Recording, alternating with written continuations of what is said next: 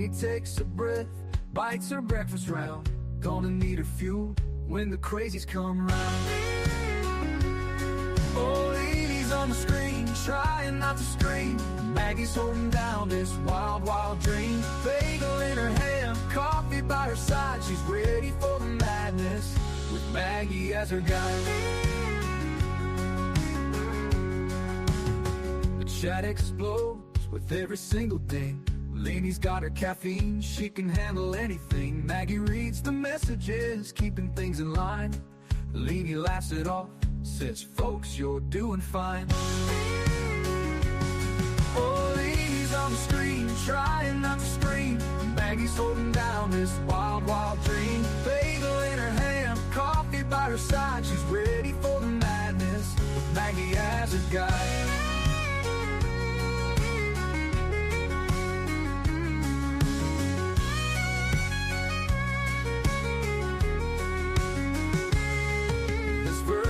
Town, every morning's a game. Lainey plays the host while Maggie calls her names. From the backwards of her room to the front lines of the screen, life is but a show in this crazy online scene.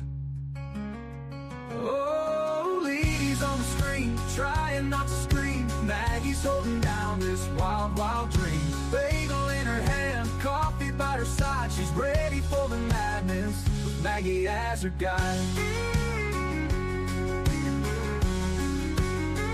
Maggie as a guide.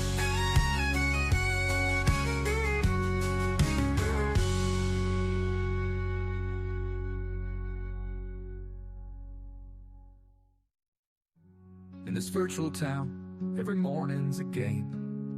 Lainey plays a host while Maggie calls their names. From the backwoods of a room to the front lines of a screen, life is but a show in this crazy online scene. Oh, Lainey's on the screen, trying not to scream. Maggie's holding down this wild, wild dream.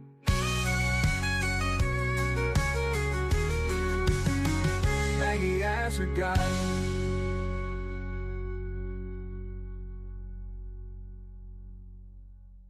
According to Lainey, coffee's king. Cigs in hand, she does her thing. Maggie's got the jokes we know. Together we are ready for the show. Chat's on fire, the crowd goes wild. Maggie's quips just drive me wild. Lainey's love for Java steams. We're living out our crazy dreams. On a chorus, Lainey, life's no lie. Sip that coffee, watch time fly.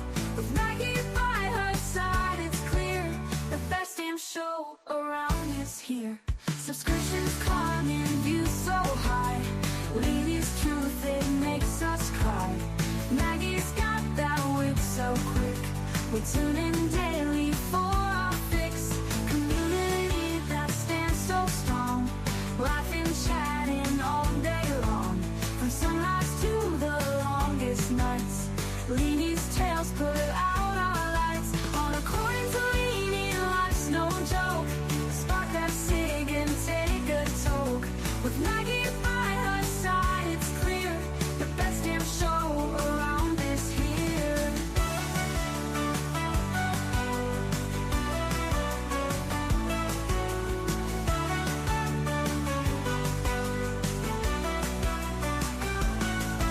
Subscriptions climbing, views so high.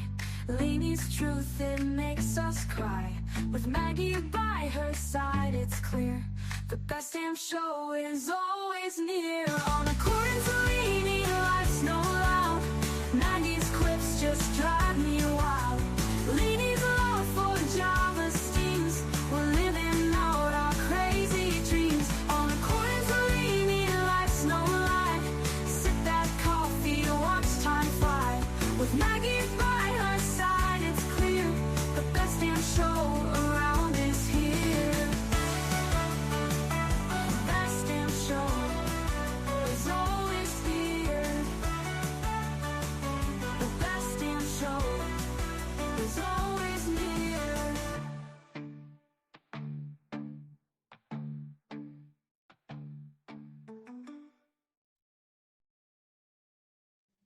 Hello, hello, hello.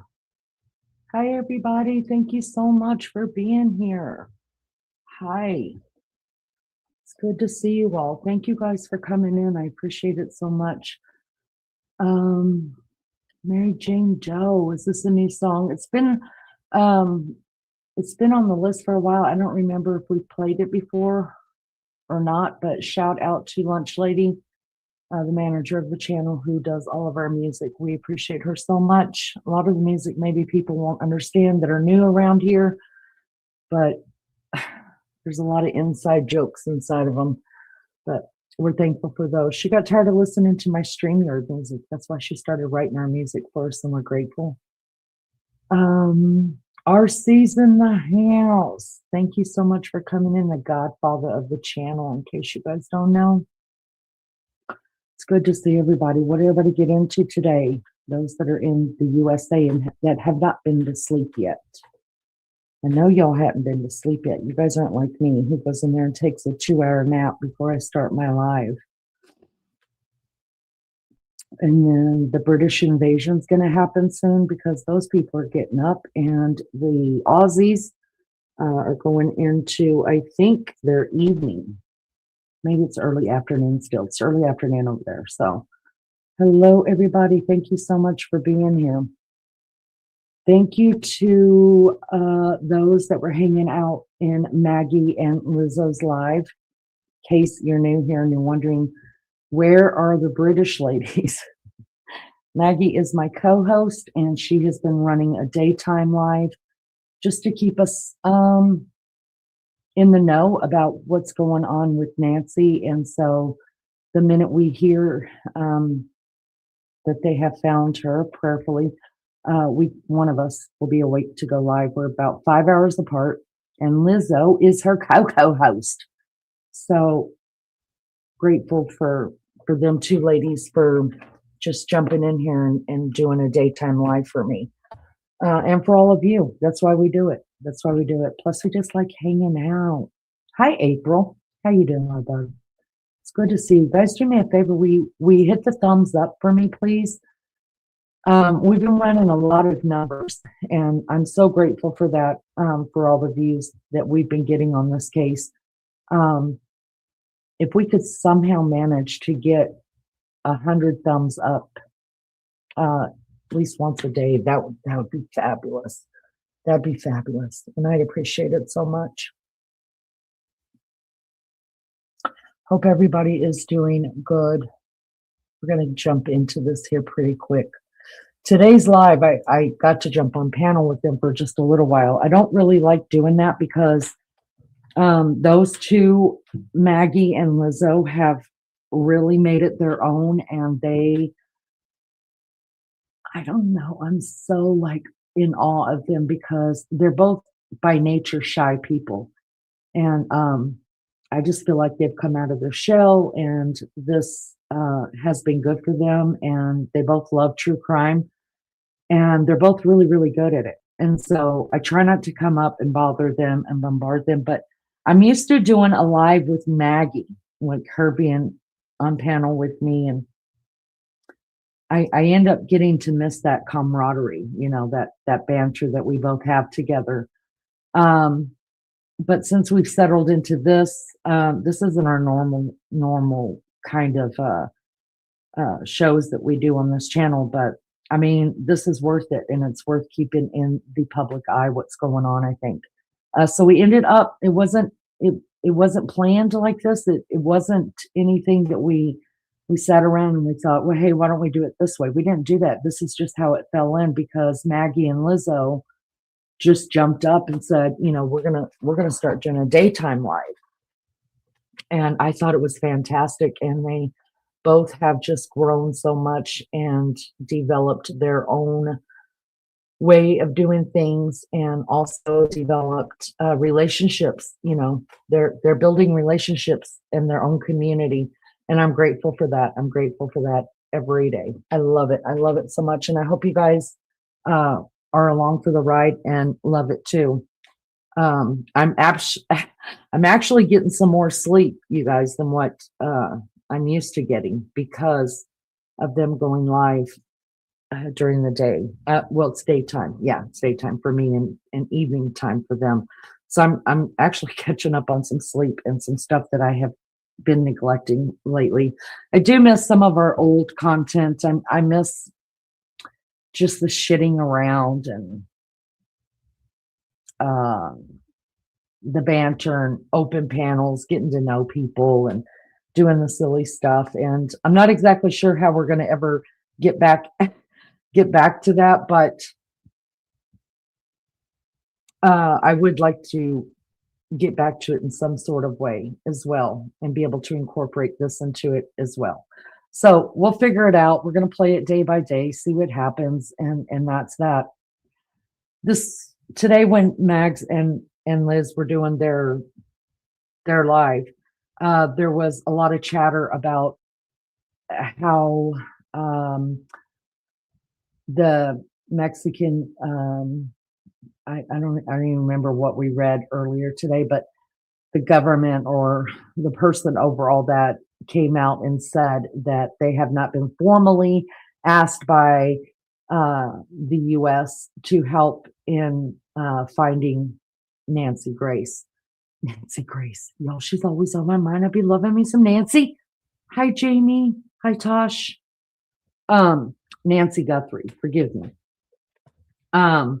And so we did a little bit of lookup and stuff like that.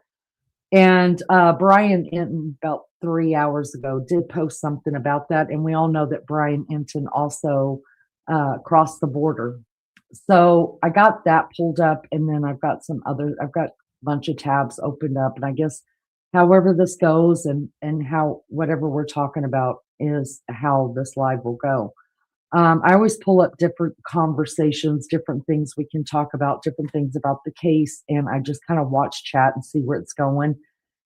And probably 7 times out of 10, a question or a thought will come up, and I've already got something pulled up on it, which is fantastic. I can't say that's on me. I'm not a psychic. I don't know what's going on, but I think we're all reading the same book. We may not be on the same page, but we're damn sure reading the book, right?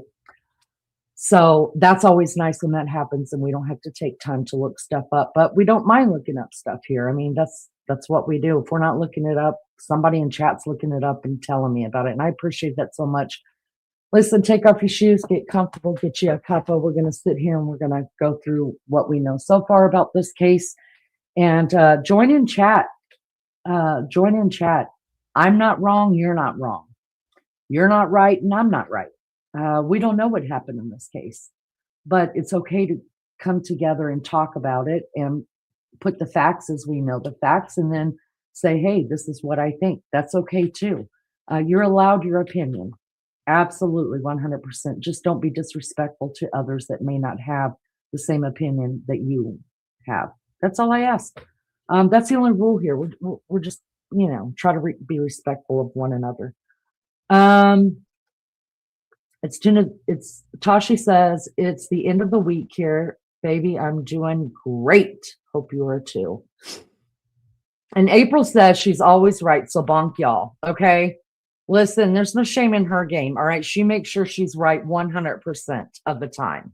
Hi, Melly Joe. Good to see you. All right. I want to pull up what Brian Inton said about, because that was a big thing in chat earlier today in Maggie's chat, about, is it true that the American government has reached out to the Mexican government? Well, let's find out. This is what Brian says. He's still down there. He was over the border today. And so I would think if anybody knows, Mr. Brian Inton would. So shout out to him. Thank you for letting us share your work that you have done. We appreciate Brian Inton and his work so much.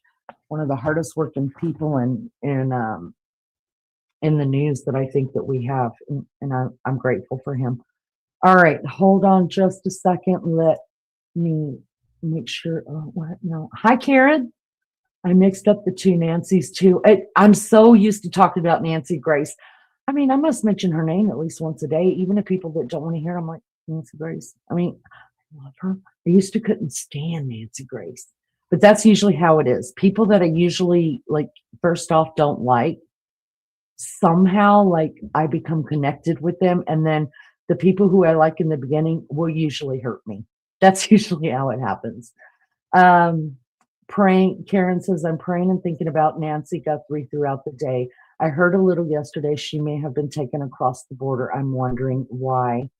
I'm just going to throw out my opinion. I will give it, I'm sure, many times during this live, but my opinions, since you asked, you may not have asked, but here it is. I believe, and I hope I'm wrong. Understand that. I hope I am wrong. I believe that she was killed in her home, and then she was taken across the border to dispose of her body so it would never be found. And I believe someone in the family or close to the family is the mastermind behind it, and it's all about money. I don't think that the ransom notes, letters, emails, whatever they're calling them nowadays, I think those are just people trying to jump on the bandwagon. And the beginning ones, I think they were just to buy more time. But that's just what I think. You're welcome to think differently. I don't believe that Hispanic people came over the border to kidnap her and take her back. I don't believe that. I just believe she was taken across the border and dumped in the desert. That's my opinion. All right, let's listen to Brian here. Let me pull him up closer so we can see him. Mr. Pretty Eyes. Let's hear what he has to say. This was posted, like I said, just a few hours ago, and it's Thursday night Nancy Grace update. Here we go. Y'all watch your ears because I can't control your volume, okay? So I don't want you to be like, I get all jumpy when people put things on their screens like this. House. I was in Mexico today, so I just put that full episode out if you guys want to check it out.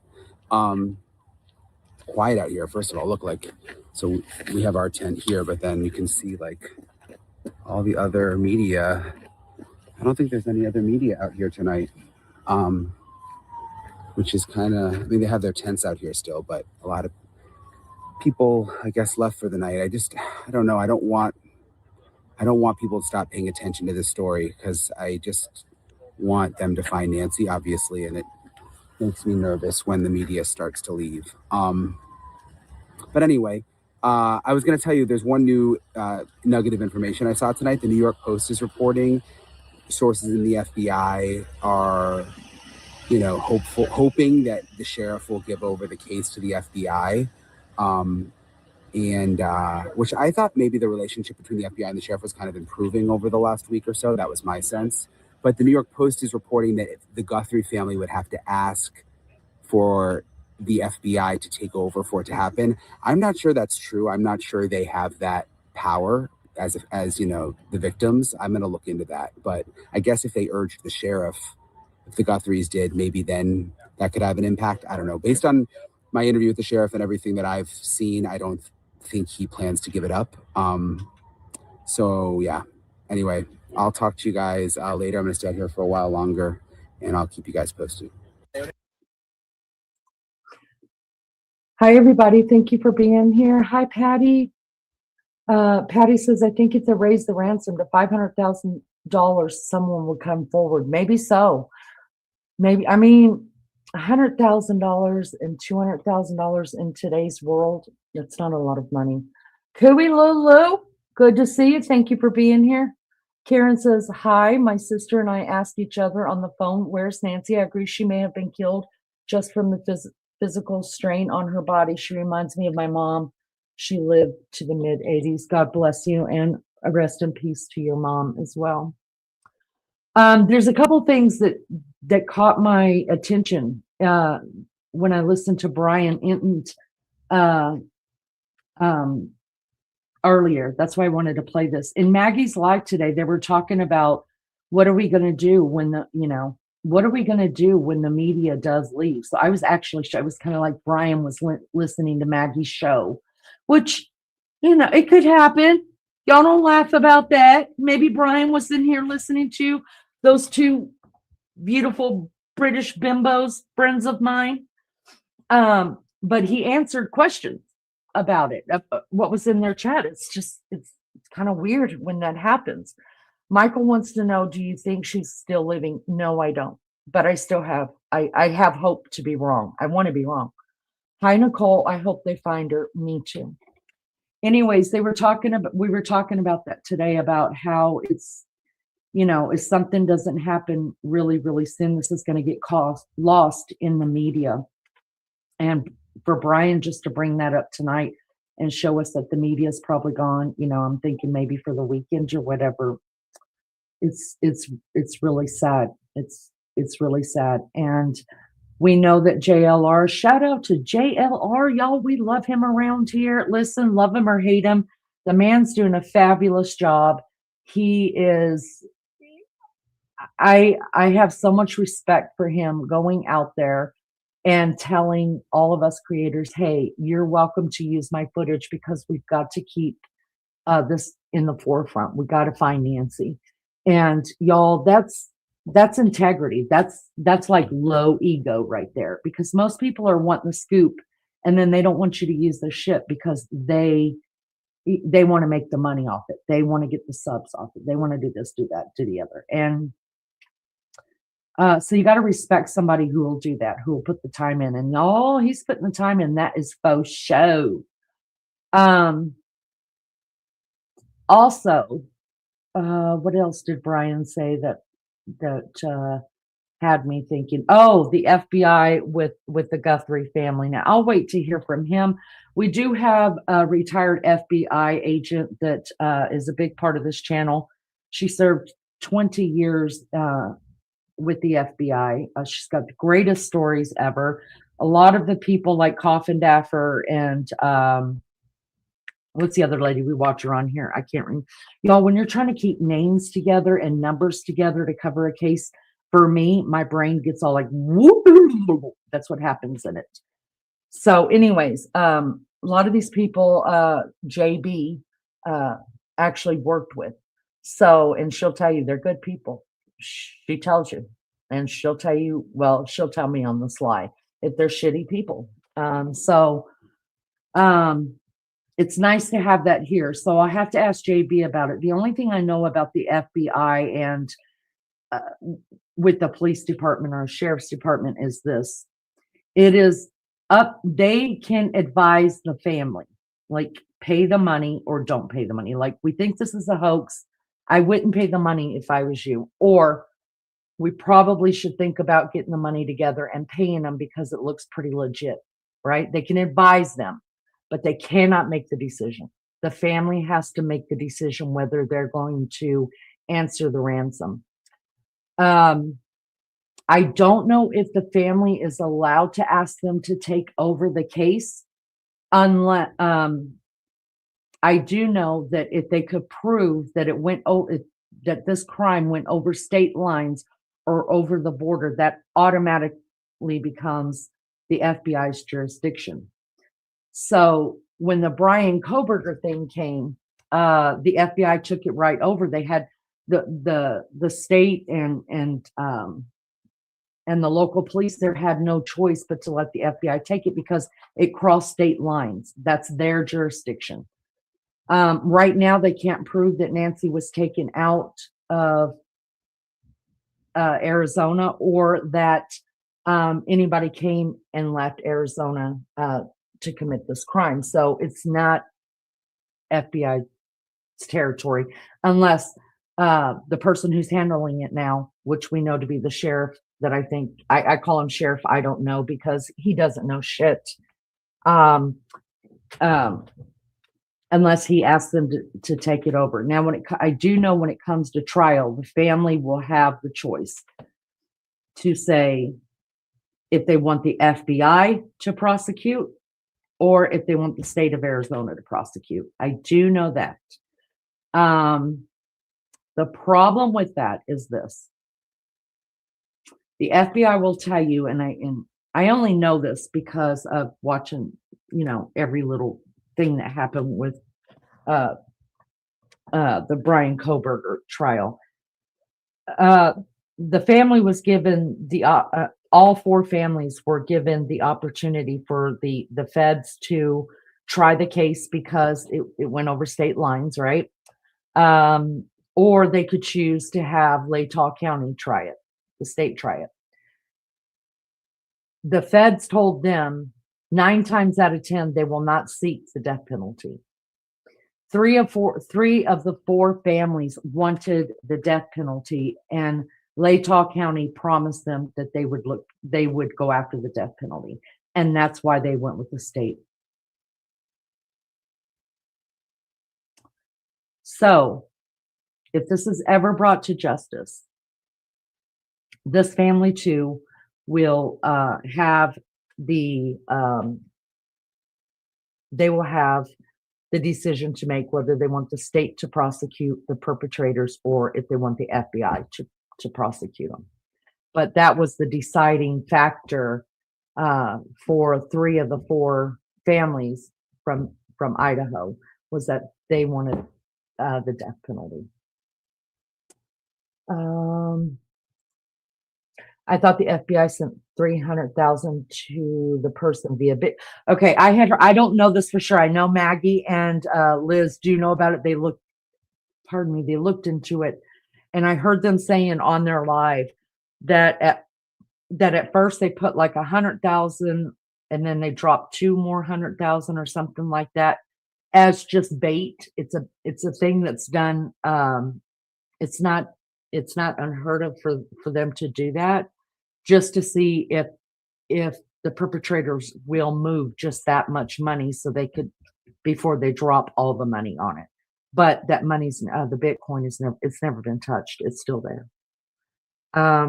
We also know that the latest that came from TMZ, which I just think is somebody jumping on the bandwagon to see what they could get out of this as well. It came with they want a different currency altogether, and it came from a different IP address. So, I just don't believe in that shit. Pamela, hi.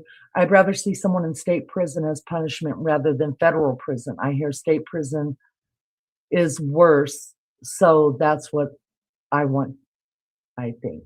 I don't even know, but that'd be interesting to look into. That's a great comment.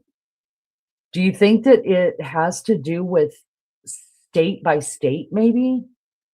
I mean, because I feel like that Florida sheriff down there, y'all, that's always on the TV, like putting the faces out of pedophiles and stuff like that, don't matter what walk of life they're from. I mean, he's putting their faces out there. I'm like, go, dude. I feel like he would run a strict prison, but maybe it just has to do with who the warden is. I don't know. I would think that the federal prisons, though, would definitely have more inspections and things like that. So you're probably right. You're probably right about that. Man, that's a great thought. I never thought about that. That's awesome. Karen says, can't the FBI take the case if they're doing wire transfers? It depends where the money goes to. If anything in the case crosses over state lines or international lines, then yes, automatically, I mean, the FBI takes that. I mean, there's no choice. The family doesn't have a choice. The state doesn't have a choice. That's what the FBI does. So they handle all international and all over state line things. So I would think because that it would have to do with the case, that yes, they would have to take it over. But if even that $300,000 hasn't been moved out of that account that they supposedly put money in, there hasn't been a crime committed yet, right? And then you have to wonder how much is a felony is even $1 ransom a felony? Don't know. That'd be great to look into too, Karen. I'll ask. I call her the FBI here, that JB who comes in here. April said, I've heard the same. Federal prison is easier. Wow, that's kind of sad. I just believe prison should be prison. I believe if you're in prison, you should grow your own food. Here's you a pig, make it work. If you don't keep the pig alive and make it have babies, you don't eat. I mean, I'm just old school. I think giving prisoners laptops or iPads or phones or anything, I think it's bullshit. I think it's bullshit. I don't think I should have to feed people who choose to make decisions to live in prison. I don't think I should have to work and that my tax dollars are going towards that. I don't like it. If they're going to eat, make them work for it. Give them seeds. Let them grow a garden. Let them be too damn tired at the end of the day from working to earn a living like if they were living out in the real world, they would have to do. Make them too damn tired to cause any problems in these prisons. You know, if they were out here, they'd have to work for their own food. Well, unless, and I'm not going to get into that. That Florida sheriff is, yes, that's his name. Thank you so much for reminding me. Sheriff Grady Judd. Man, he's a badass. I want to be his friend. Y'all, if you know him, tell him according to Leanie loves him. Karen says, I thought several days ago there was activity in the Bitcoin account, only that they were putting stuff, they were dropping little baits into it, but nobody had pulled any. And the latest word that came out was that they are totally switching. They don't want Bitcoin anymore. They want something else. So I don't know. I don't believe it's true. I'm not saying that those letters really didn't come from an individual. I'm not saying that somebody's not looking to get money. I'm just saying the only thing it has to do with the Nancy Guthrie case, to me, in my opinion, is that people are trying to get money out of the situation. That's what I think. Just like the guy who was arrested in California, that fucking idiot. Oh my gosh, y'all. Whew. All right, let me take this off the screen. Let's how about we jump in and find out what exactly happened over the border today when Brian Enton went in there. Now, I want to say that I did hear part of it just from Maggie and Lizzo today. They were talking about how, you know, and I said it at the beginning, how the Mexican government came out and said they had not had any kind of formal paperwork from the U.S. or formal communication with the U.S. to help find her. And then they were talking about how Brian Enton, you will see, is actually interviewing people over the border and asking them, have they heard this case? And they hadn't. Well, y'all, I don't put too much stock in that. That don't make shit sense to me. Just because they haven't heard of it doesn't mean that our authorities aren't working with their authorities in some approximation. And the reason why I say that is because last weekend I was over at my kids' house and we were just hanging out. Y'all, they never even heard of this case. I was like, where are you guys living? Like, what do you do with your time if you've never heard the name Nancy Guthrie? And they said, well, we've heard it like if we're in the car listening to the radio, like it'll come over the news. But then I had to remember, you know, they've got 5 kids. Those kids always have the TVs or the devices. You know, they've got 2 17-year-olds, a 7 and 8-year-old, and a newborn. They don't have time. So it doesn't surprise me that people that Brian Enton's talking to has never heard about this. There were people that never heard about the Kohberger case. There's many cases that, you could tell me about that I've never heard about, right? So I'm not surprised by that. Plus, Americans, we have a TV almost in every freaking room, y'all. A lot of people in different countries don't live like that. So, I know people are making a big deal because Brian Enton went over there and people were telling him, we've never even heard of this. That doesn't mean anything to me. It means nothing because it means nothing to me that the case isn't being worked because my kids didn't know about it, right? So, let's see. April says, yeah, I think the ransoms are separate from the actual kidnapping. Yes. Good morning, John. I knew the British were coming. Hello, love bug. Hope you're well. Hope you slept good. I live in Michigan, but have crime radar app. I'm surprised at the amount of crime in Tucson. Karen, thank you for saying that. Our matriarch of our channel, y'all, I'm tripping over my tongue. The matriarch of our channel is Miss Barbara Smith. She's in the bushes, I'm sure of it. She's from Tucson. She lives about 10, 15, 20 minutes tops away from Nancy Guthrie. She used to drive past her neighborhood to go to work. And she's told us a couple things about their crime is up. I have my own theory on that, and I'm just going to leave it because I don't want to cause any problems, and I don't want to be accused of something I'm not. Some people aren't intrigued with crime, but we are. Right. Exactly. I don't know why. But my mom, when my mama was alive, I don't know if you guys ever heard of Joe Kenda, Kenda, I think his name was. Is that his name? He was a retired, I think he was forensics or FBI or something like that. My mom loved him, y'all. Every time I went over to her house, she was watching. She's like, sit down, watch this with me, Blondie. I'm like, Mom, I can't stand him. And she's like, why? And I was just like, because he shows no emotion. I got to have emotion from somebody. You know what I mean? Like, are you happy? Are you sad? Are you scared? Are you not scared? Are you cool? I mean, he's unreadable. And she's like, that's because he's trained to be that way. I was like, well, you just let me know. All right, let me pull this up really quick. Let's check out what Brian did over the border. Let me make sure to make this big. Thank you guys so much for being here. I appreciate it so much. Shout out to Brian Inton. Thank you so much for letting us use this. Let me float a banner that claims fair use using his commentating. This Copyright Act of 1976 gives allowance for this content to be used for purposes of criticism, comment, news reporting, teaching, scholarship, and research. Do not come at us, YouTube, because we're floating it on the bottom of the screen.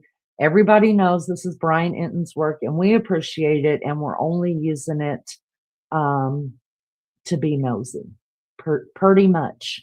All right, let's take a listen to this, y'all. Show. I really, really appreciate it. Please click to subscribe. I appreciate all the support.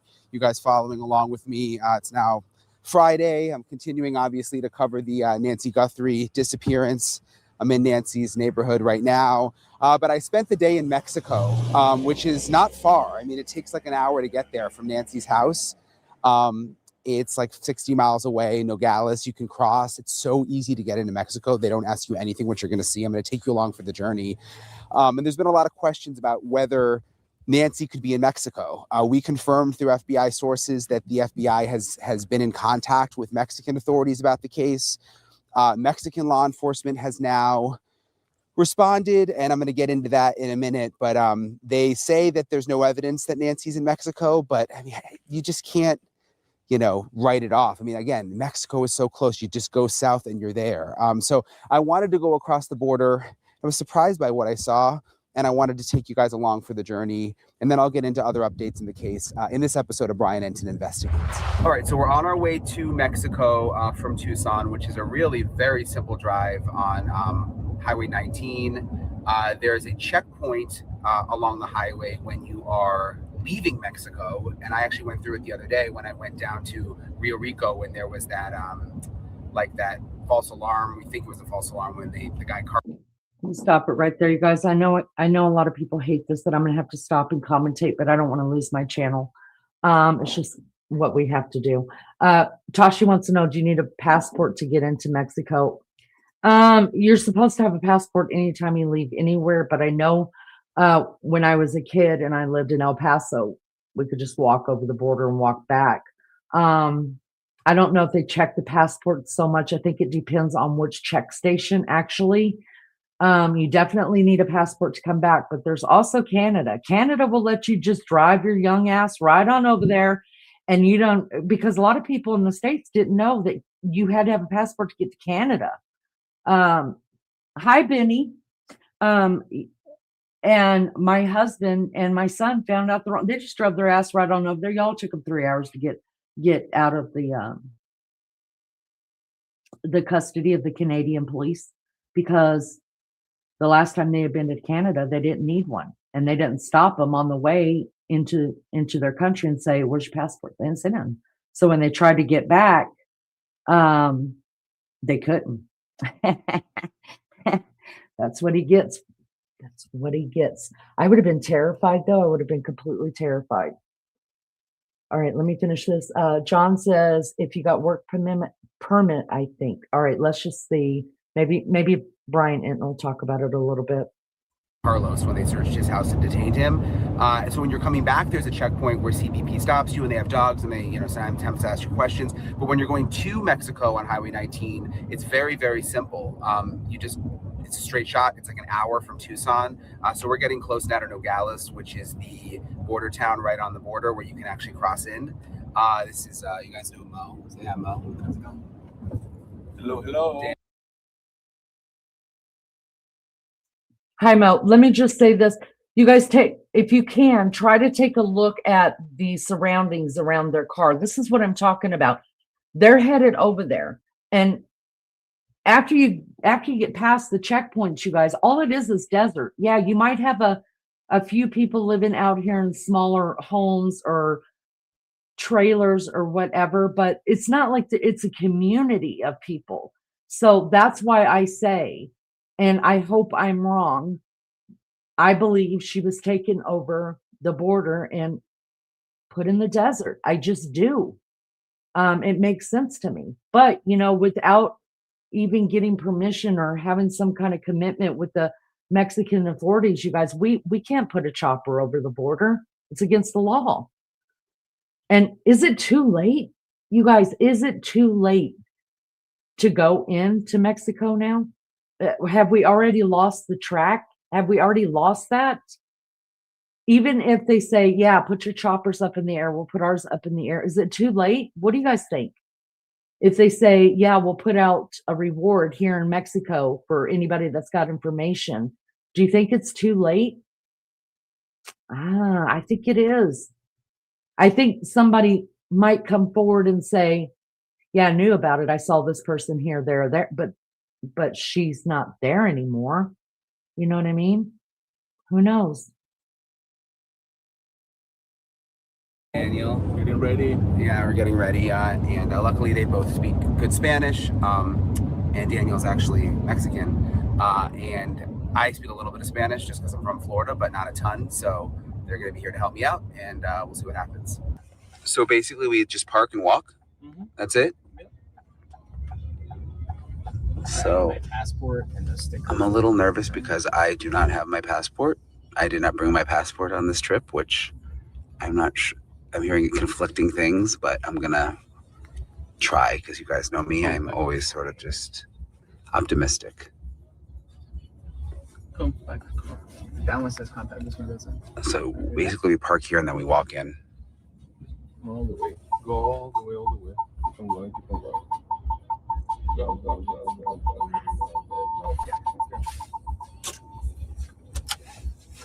Alright, déjame sacar.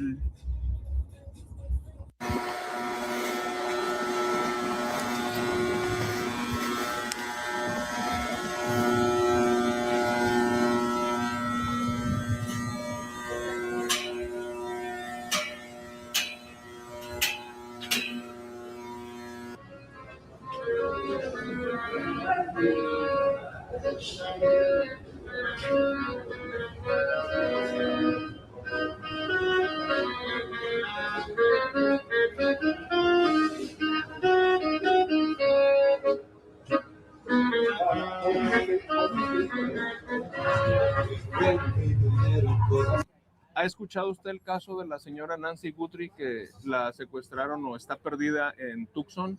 No. This is the picture here. Ella es la señora, ella es la conductora y es su mamá. ¿No ha escuchado nada? No. Has he ever heard of it? No. Never heard of it? Nunca ha escuchado nada. No. Las autoridades americanas están hablando con las autoridades mexicanas. I'm asking is about the case specifically, if they know something about Nancy's disappearance. But also the way that I'm involving them is like asking what they think about the U.S. government asking help to the Mexican And what did government. he say? He said that he's not aware of the case of Nancy's.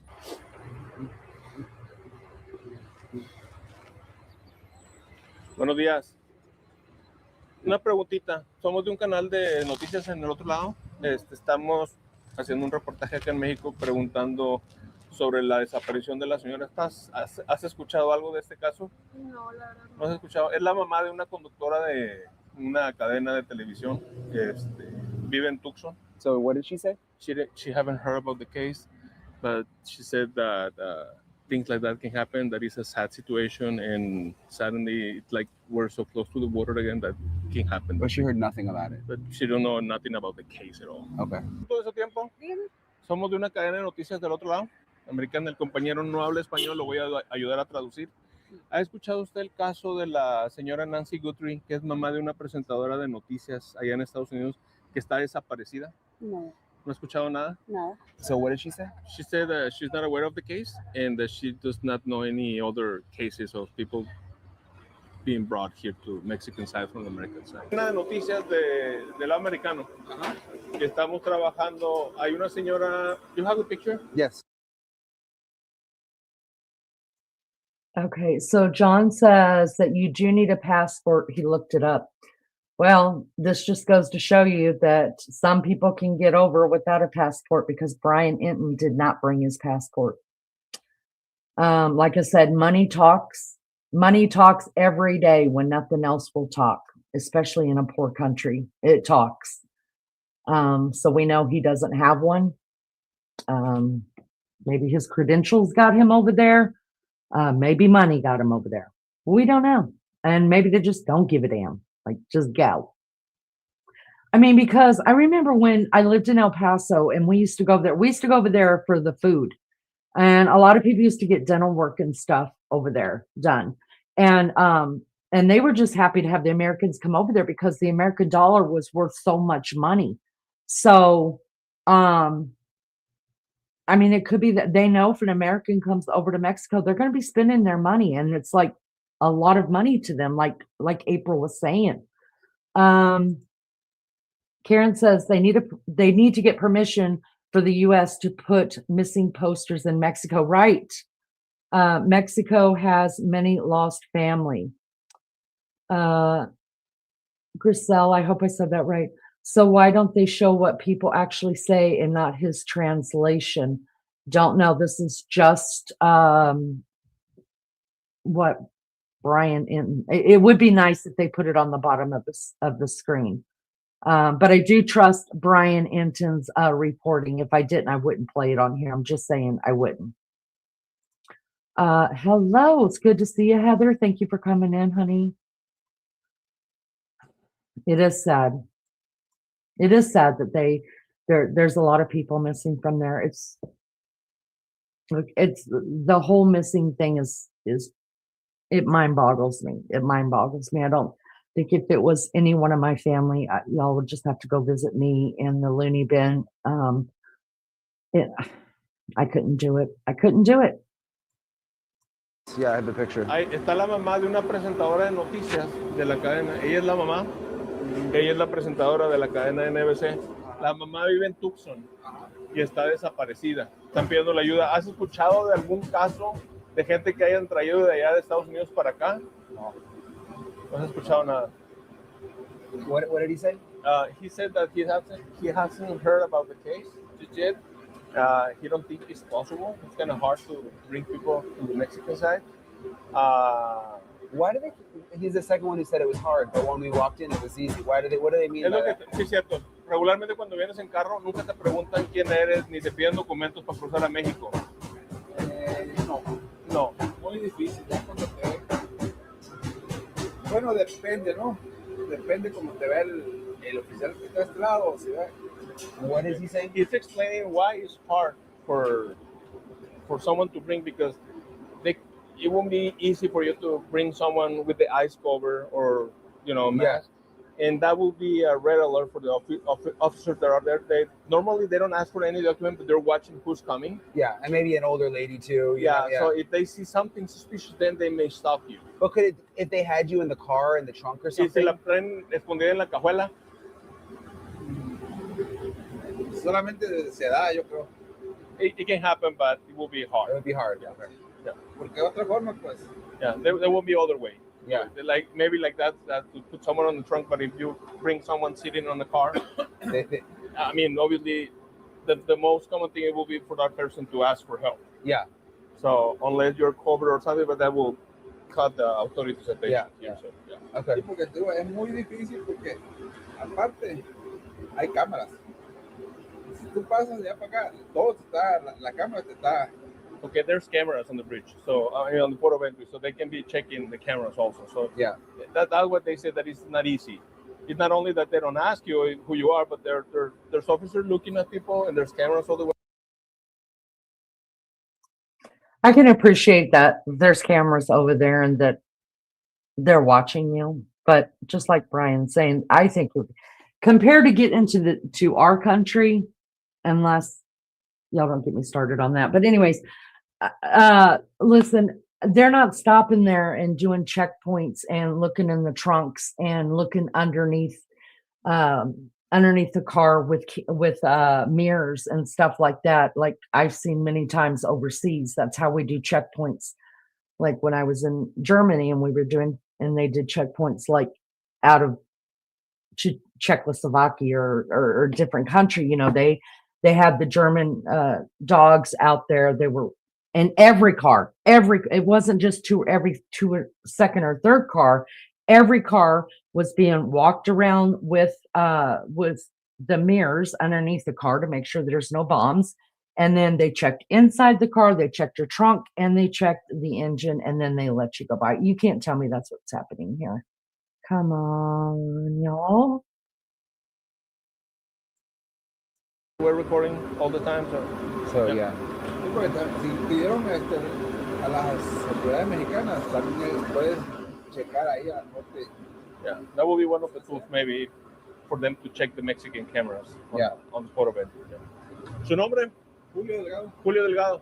Yeah. Muchas gracias. So we've seen a ton of pharmacies since we came in. There's a big one here. Yeah. So you can get pretty much anything. I mean, they still have controlled medicine or drugs, but like antibiotics or some other stuff that you can get without prescription in the States, you can get it here. Okay. It's easier. Because the concern has been that Nancy Guthrie doesn't have her medicine, but if she was here, I think it's like heart medicine, she could probably get it. Probably. They could probably get it. Okay, let's go check it out. Yep.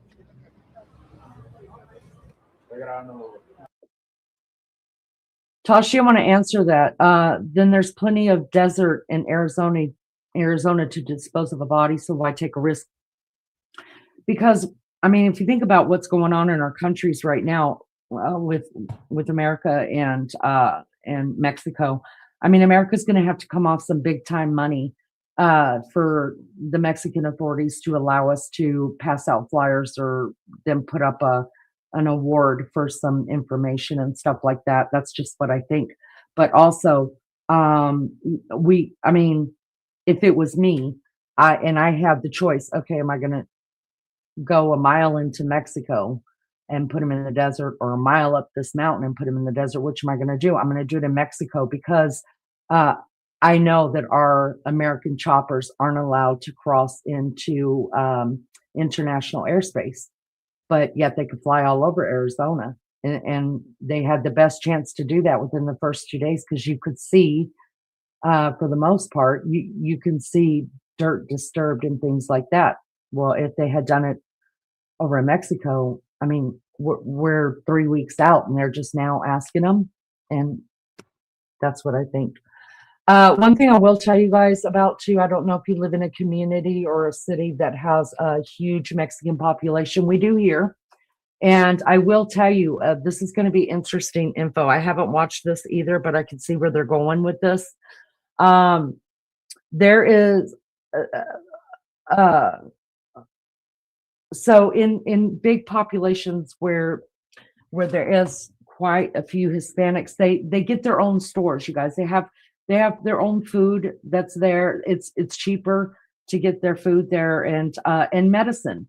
So they get medicine sent over from Mexico into their little stores, and people will just go in there and pick up antibiotics, or I mean, I'm sure they can't get like heart rhythm medicine or anything like that, but like the things that we're paying serious money to get, and it takes a doctor's note to get it to us, they aren't having to do it there. That's why a lot of Americans are buying. If you live near a community like that, they go and they buy. You can even get a shot of penicillin in those places. Yeah. I know of 2 stores down in Indy that are actually selling insulin that's cheaper So how they're able to regulate it, I don't know. I don't think that I haven't seen the insulin. I just have some Hispanic friends that have said, "Oh, you need that? I can get it for you for just this much." And I'm like, "No, I'm cool. I can get it. I have insurance." So that's the only reason why I know about it. So I don't know why they haven't been busted or if it's even worth busting. I don't know. But Brian Inton did do in the first couple of days, he walked, if you guys watched the program, he walked the wash, WASH, wash. It's what they call it in the desert where the water comes through. And there was a ex-border patrol. He wasn't ex, he's retired border patrol. And he walked him through and showed him what the desert was like and things like that around Nancy's house. And he told him, he said, even if they took her over the border, that doesn't mean that she's not getting medication. Most of your medications we don't need a doctor. We can get it. And he said, so I wouldn't think it would be too hard. The only thing that it would be that she would really need a doctor for is like the heart medication and stuff like that. So, I mean, who knows? Who knows? Prayerfully, you guys, that if she is alive, that's what's happening. Prayerfully, that somebody's gotten the medication from somewhere. It seems like an unnecessary risk to take her over. I don't know. I think I'd do it. Makes sense to me. She was probably shocked by the discount on drugs Trump got us. Oh, the 600. Okay. I'll leave that right there because I don't want to get into a political battle with anybody during this. We'll do a political battle later. I just don't want to do it on this one. Benny says, I'm sure they're checking the desert around her location and further. Well, took them the second week just to walk across the street and do it, but that's just me. I don't think she's over there. I think, sorry to say, she has passed in the desert. It's quite possible. You can get Manjaro too. I may or may not know someone who may or may not be doing it that way. That's right. You just got to keep it on the DL. Lori Vallow, bro, just got back from a medicine run to Mexico when he died. I have heard getting meds in Mexico is very easy, very, very easy. And a lot of people do go over there for dental work and plastic surgery. I mean, right now, the big thing is plastic surgery. The mommy makeovers, the tummy tucks, the boob lifts, the BBLs. I mean, they're all going to Mexico for that, you guys. It is a fraction of the cost. I'm just saying. We have about 200 Mexicans in Perth. Majority of them are senior citizens. Gotcha. All right, let's go into the pharmacy and see what this looks like, you guys, with Brian Inton.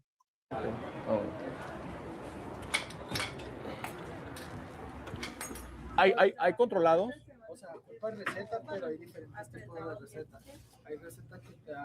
What did he say? He said that you can find some medicines here without prescription, that you require prescription there. Talking specifically about the heart medicine, it all depends what substance is. It may be controlled here, it may not. So maybe you get good chances of getting whatever medicine you need here. With no prescription. With no prescription. But also it depends on the substance. There are some substances that, yes, you need prescription, but also you can get a prescription from a local doctor, and then you come and you get it. So there's always a way around for it. Has he heard of the case? No, he has not heard of it. He hadn't recognized the photo. Okay. No.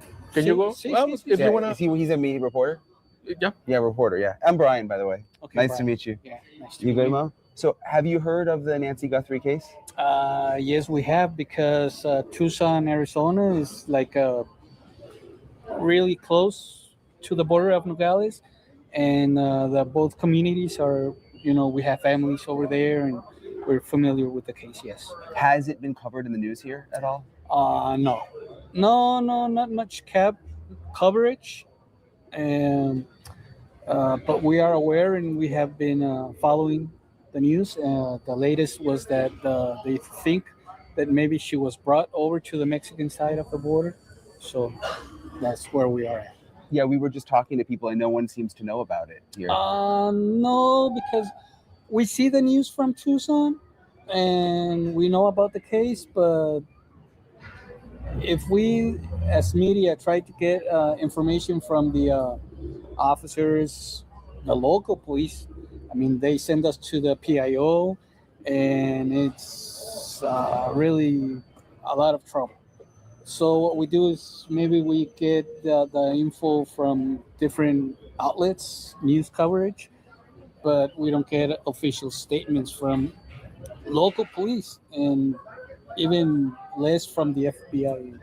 How easy would it be to bring someone in, like if you had kidnapped someone? It's very simple. I mean, I don't know anything about kidnapping people in the United States and bringing them over, but if the local authorities aren't on alert searching for somebody, I mean, thousands of people come across the border walking and even on vehicles. It's not until they have the alert of somebody missing, they start looking at the camera footage and they can see if the person came across on foot or on a vehicle. They can see it, but they don't look for it until they know of a They case. request help, yeah. Yes. I wonder if they've started looking for this. I wonder too. Yeah. You know, but they won't tell anybody. I'm kind of surprised it's not on the news more here. I know, right? No, I don't know. Maybe it's because I told you that it's really hard for us to get official information from authorities. Yeah. Well, thank you so much for talking to us. Appreciate it. What's Tu your nombre? name? Omar? Omar.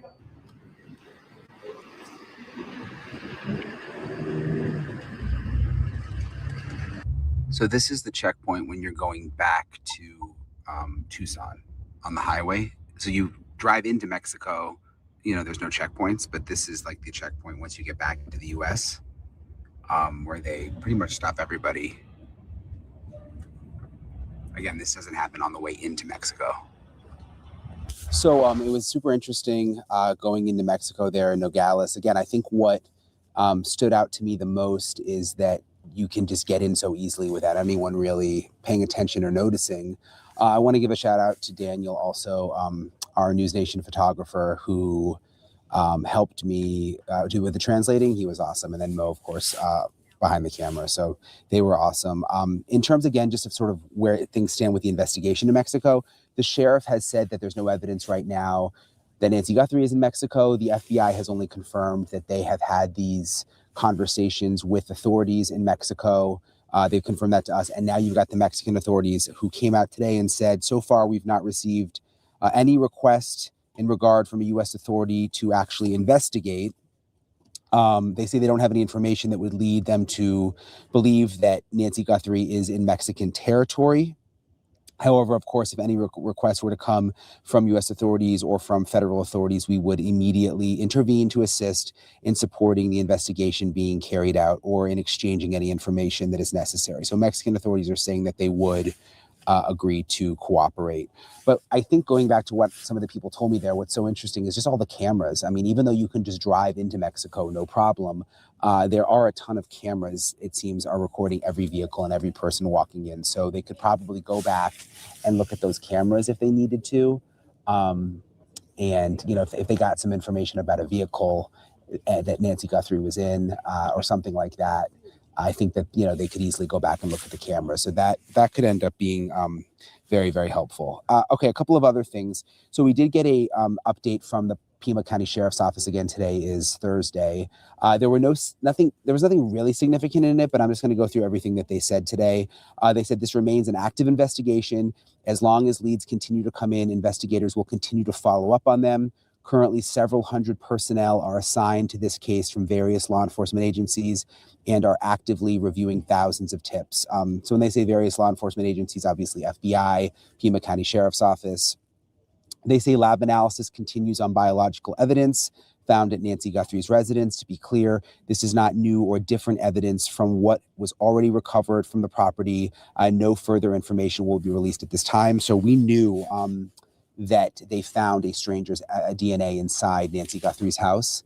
Remember, they tested it. It did not come back to Nancy Guthrie. It did not come back to any of Nancy Guthrie's friends or family. So to me, and I've been saying this all along, that to me is one of the most important pieces of evidence here. The glove to me just never seemed like it was going to be that critical. I mean, it's found 2 miles away. There's black gloves all over the place. But this DNA in the house could be really important. And that's where the IgG, the investigative genetic genealogy, comes in. They can test that DNA to put it into databases, genealogy databases, and try to find family members of the suspect. But that could take time. It could take, and if you look back at one of my older episodes, I get into that in a lot of detail, but I'll link it below. But that could take time. It could take weeks. It could take months. But it's a new technology relatively in the law enforcement world, but it's been successful in cases like the Brian Koberger case in Idaho. So we know that that's ongoing. In terms of calls tips, they say the 911 communication center call numbers, including a previous year, they're giving us a comparison of all the tips that come in. So for February, they've received 31,608 calls in Pima County and 20 to the 911 center and 23,130 administrative calls. When you compare that to last year, it's way higher. I mean, they got 20,000 calls versus 31,000. So they're basically just saying, they're getting a lot of tips. FBI has received more than 20,000 tips to date. And of course, if you know anything, by the way, call 1-800-CALL-FBI. The clothing, the only item that has been positively identified is the Ozark backpack. Investigators are working to determine where the other items may have been purchased. So we know that the Ozark backpack was purchased from Walmart. We know that the clothing the suspect was wearing is available at Walmart, the sheriff has said, but you can also get it at other retailers. So we know that behind the scenes, the FBI continues to work with Walmart to try to track who bought the backpack. And then they just said that there will be no press briefings today. There'll be no press briefings tomorrow unless something happens, and through the weekend. So it does feel like things have slowed down a little bit today, at least publicly, but that doesn't mean that behind the scenes, there's not a lot going on. I also today interviewed Border Patrol, the BORTAC unit. They helped with the initial search for Nancy Guthrie. They do a lot of searches here for missing people, and I just thought they would be interesting because they understand the terrain so well. So I wanted you to hear from the two gentlemen who I interviewed there. He searches? Yeah. Yeah. Is he also do like biting and stuff? Nope. Nope. So he's just a search dog? Yep. Yeah. So he's friendly then? Yes, Yeah, very. Okay. He's like a lab trapped in a Okay, I shepherd's didn't know. body. Sometimes you don't know. No, it's always good to ask. That's always good practice. Hey, buddy. What a cute dog. Wow. He's so well behaved. So he looks right at you. Like he's just waiting for your command. He's a softie. Yeah. All right, cool. All right, come on. How long have you had him? I've had him for 3 years. Okay. Hey, buddy. Hey, bud. Hey, buddy. Sits. All right, cool. How does it work when you're called out with the dog? Sort of what's the protocol there? Obviously, every situation's a little unique, a little different. Many times what we like, especially if it's in an urban environment, right? You've got people all over, there's scents all over the place. So our first goal is to search any open ground that maybe hasn't been walked on by other people or searched yet. And if somebody is down or concealed or incapacitated, unable to call out, the dog's fantastic for finding them. The other technique we use is we'll gain a scent article. It could be a pillowcase, it could be a shirt, something that the missing person has worn or slept on, and then we'll present that to the dog. The dog will sniff it, and then we'll give them a search command where they are, trying to find that unique scent. So when you give him the command, he knows to look for the scent from that article of clothing? That's correct. Wow. And how long will he remember it for? I don't know. It's a hard thing to say for sure. But oftentimes, like I'll carry a baggie and I'll put the scent article in my pocket. Okay. Or, so if I feel I need to represent the scent article, I will, and kind of refresh. So if you're in a desert area, do you keep him on a leash, or how does it sort of work? Is it a grid you do, or how do you go from there? So we have two main disciplines. The search and rescue aspect. So let's say we have a large search area, like a square mile. And we believe through whatever the evidence is that the person might be concealed or down somewhere within that mile. It's not efficient to work them on a leash. So the dog is trained off leash.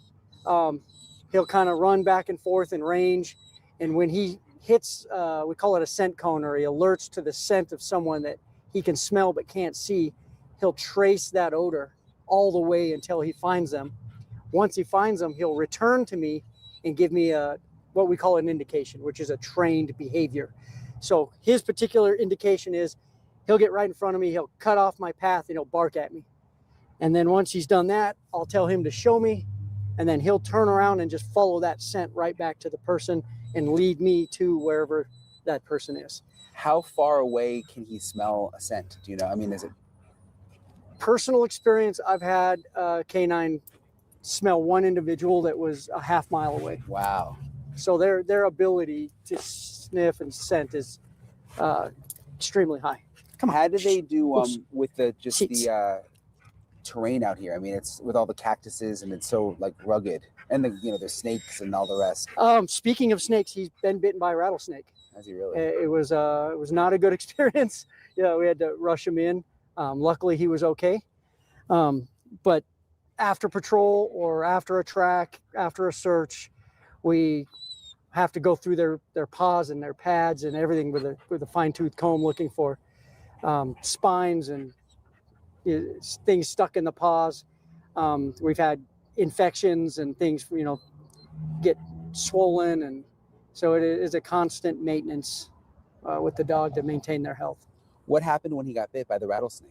We were searching for a group of individuals, and it was dark, and we entered what we call an odor pool. They'd stopped and rested, and their odor was kind of residual odor hanging in the air. And he's searching around, and I turned around, and he was limping. And I inspected him and saw the wound, and took him back to the truck and made my way to the emergency room. Do they have to do like anti-venom, or is They it that kind of thing? they did not. Dogs are way more resistant to the venom than people are. So it's case by case. So they just monitored him overnight, and luckily he didn't need any antivenom. After a week of rest and the swelling went down, he was able to go back to work. I think a lot of people just assume you guys are looking for people trying to, get in the country illegally. But how often are you helping with searches like Nancy Guthrie? I would say county requests us, Pima County, on average twice a month. Oh, wow. And then we have different departments like the BLM. There's other counties around the state that'll request our services. But we do regular patrol work as well, where we go out and locate people that don't want to be found. But the important thing about that is that's what makes us sharp for when it is people that need to be found that are in distress. We're on our A game. It's like good practice for him, I guess. Yeah. Absolutely. Yeah. Anything else you think is important? The way he does his thing, or? Hey, buddy. I mean, it's all important, but it's important that they enjoy the process. Yeah. They're working because they enjoy it. It's not like getting a paycheck. Their paycheck is the reward at the end. But these dogs are special because they do it for the love of the game. They like to find the people, and they're doing what they were genetically engineered to do. Do they get excited when they find someone? Oh, absolutely. Tail wags and barking, and they get very excited. And they also know they're going to get a reward in a play session. Yeah. Is it a treat, or what is the reward? It's funny. We use different things, but rubber hose, thick rubber hose. They like to They just want to play with the hose, or with a jute toy, or different things that they like. Does something else I thought of, just because it has rained a little bit in the last week. The first 2 weeks we were here, it never rained, and then it started raining. Does that impact them at all with tracing a scent? It does. If it's fresh, like it is right now, the ground is hydrated. There's more moisture in the ground. There's more moisture in the plants. That creates a better environment for scent production factors. So the dog will be more successful in following odors when the grounds have been wet or recently wet. So it's actually better that it's rained. Absolutely. Yeah, interesting. And then, but it can be the opposite if it's you're tracking and then a heavy rain comes through.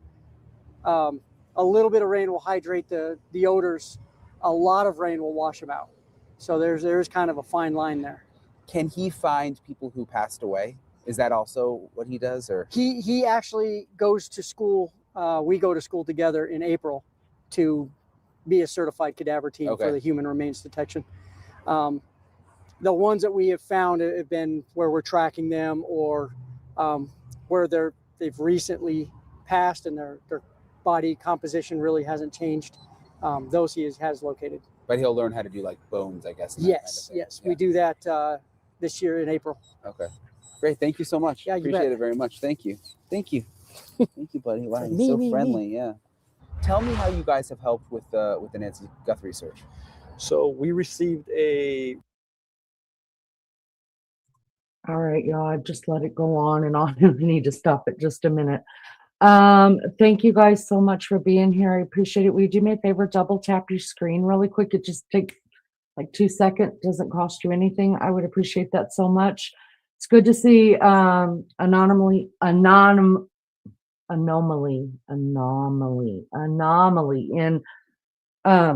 chat. Good to see you. Thank you for coming in.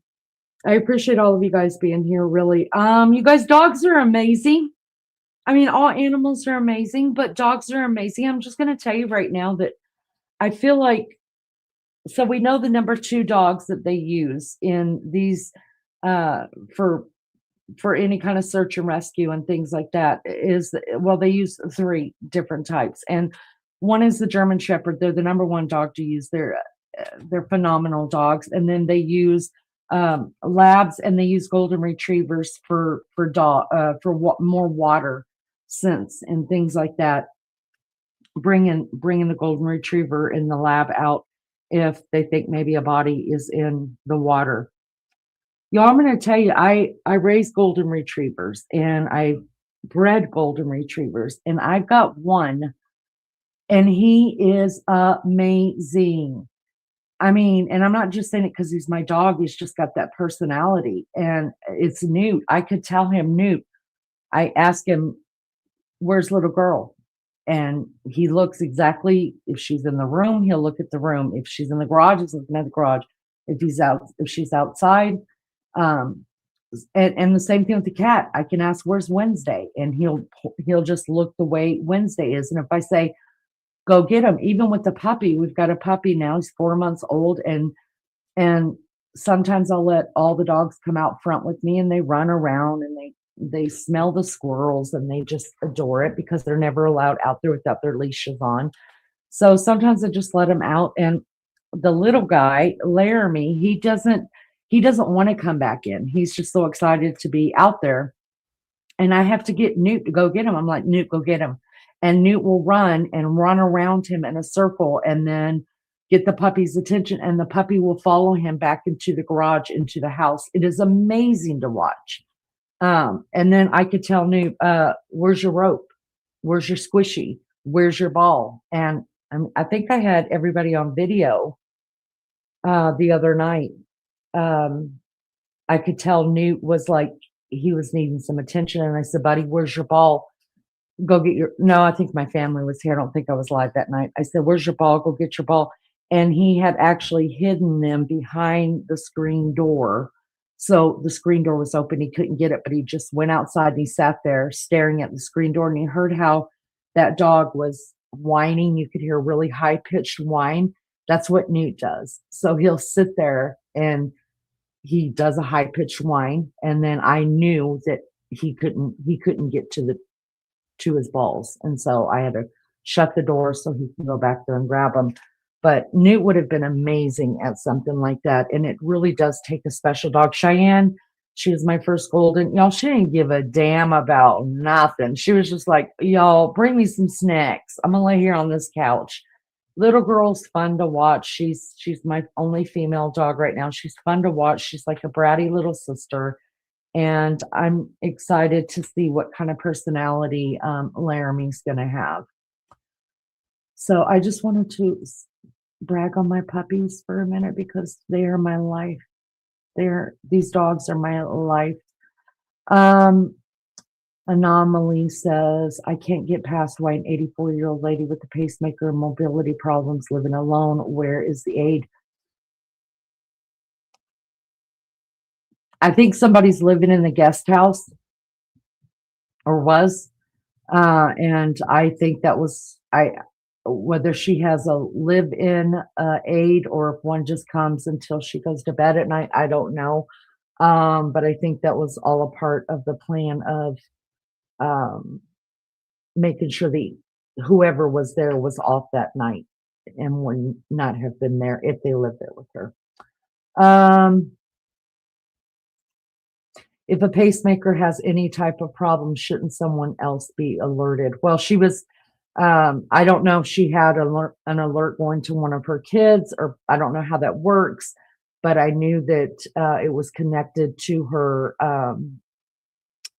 Apple devices. And so it was connecting to that for the doctor's office. So I don't know if there was a problem, if it's like a life alert that would automatically call an ambulance out. I'm not sure how that works. Maximum respect to him and his dog. Yes. Hi, Francine. Good to see you. Thank you for coming in. His dog was beautiful. Yes. Let's see. Benny's got to go to work. Have a great day. Good to see you. Thank you for coming in. Daisy ran out without her leash and didn't want to come back inside. She's got husky. Oh my God. I'm going to tell you what I could tell you. Remind me one day to tell you the story about my daughter's husky and how that little turd, I chased him for 3 hours in the middle of the night one night because I was supposed to be in charge of him and he got out and he wouldn't come back to me. It was terrible. She's a Dalmatian and a husky mix. So I know how difficult that is. Damage, good morning to you, Love Bug. Good to see you. Thank you for coming in. This is what I said. It's a lot of unknown answers. You're right. You're right. This case is just mind-boggling. And it makes me so sad to see that a lot of the media is not out there tonight. And, it's like we were talking about today when Maggie was live. It's just the truth. If something doesn't happen, I mean, even to give everybody hope, the media is going to move on to the next biggest thing because it's what they do. And it makes me so sad. And that's why it's important for us just to keep her name out there. That's all we can do. That's all we can do. I mean, unless a bunch of you guys want to get in the car together and go out to the desert. Oh, God, it'd be terrible. You have to push me around on a scooter. Y'all wouldn't want me to come. But, lots of prayers to the family, lots of prayers for Nancy. Wherever she is, that God will bring her home somehow, some way.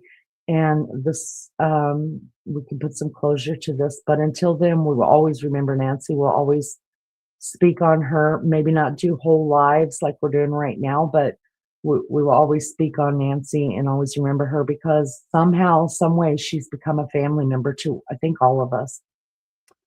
I'm just thinking if this was my mother, girl, you guys would have to come and visit me in a hospital.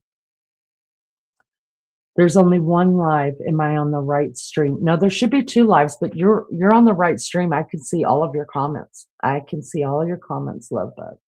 All right, let's finish this up with, we've only got a few more minutes left, exactly 2 minutes left. So let's finish this up. This guy's a colonel, y'all. Check out that. He's a colonel and he's aviation. All right, maybe this guy flies. All right, let's find out. Request from the Pima County Sheriff's Department for the initial call. I believe it was on February 1st for a search. Specifically, they requested a couple of our canine teams, which we provided, and a small hasty search team as well. How do you guys go about searching? And I saw the dog, but there's other ways too, I'm guessing. Yeah, so typically what we like to use is utilize our resources and our best assets, which are our canines. So we typically have, one or two canine teams come out and help out. We look for foot sign. If we don't have canines available, then we're just relying on our own senses. So we're looking for foot sign or any kind of disturbance that stands out to us. And when you say foot sign, footprints? Footprints, yeah. correct. Okay. Tracks, footprints. Yeah. How difficult is the terrain around here? It's challenging depending on where we're working. It ranges from just thick brush desert to mountainous, rugged terrain. So our guys are the Borstar guys are highly trained. They're trained to work in this type of environment, so it's nothing new to them. How often do you search for missing people? Pretty often, as far as response typical or similar to what we provided for the Nancy Guthrie case. It's pretty frequent. We have really good working relationships with our other agency partners, local, state, federal. I believe just this year alone, we've had about 8 requests to provide our search efforts. Wow. Do you do helicopters too ever? We do. Yeah, absolutely. We do.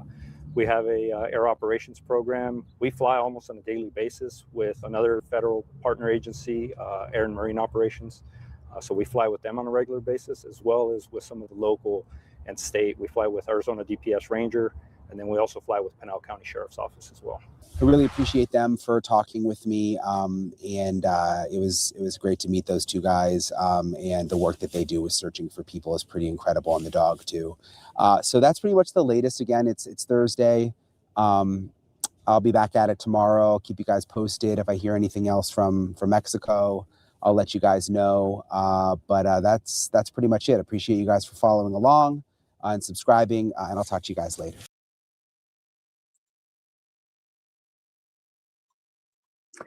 There we go. I mean, it's scary to me that here we are, week 3, almost, yeah. And it just, I feel like nothing's happened since the SWAT that happened last Friday night. It's kind of like all the air has been sucked out of this and nothing's happening. Hi, Raymond. Good to see you, honey. Thank you for coming in. Hi, Popeye, Nova Scotia in the house. Well, welcome, love bug. Good to see you. Please pray for Nancy. Amen. Very scary. Y'all, I'm just, oh, please, God, do not let this go cold.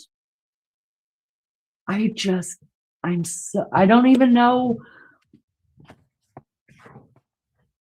I don't even know where we went wrong. Did we go wrong with the sheriff's office? Is that where all this just got totally screwed up? Where did we screw it up?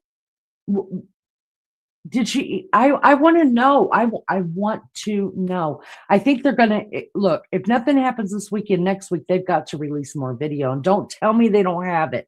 I don't want to hear that. I know better. They're going to have to release more video and show us that, yes, Nancy actually went home that night and was in that house, and she didn't disappear on Saturday. Because now I'm wondering, right, all this, all that. I really like your name. The first 48. I mean, did these people already have a 24-hour head start before the police already even knew about it? We need to know for sure. I think the public needs to know for sure that Nancy actually went home that night.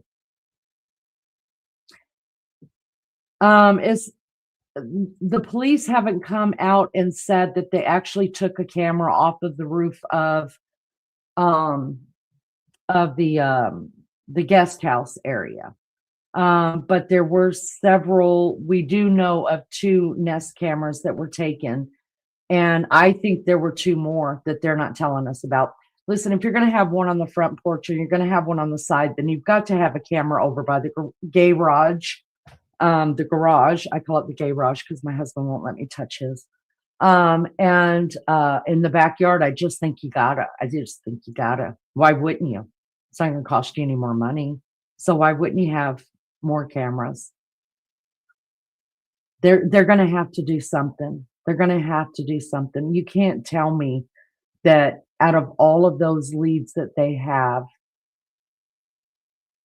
supposedly that have been called in, that the only thing that got us all like, okay, this is it, guys, this is it, we're going to get them, was two different times that they detained somebody. I'm sorry.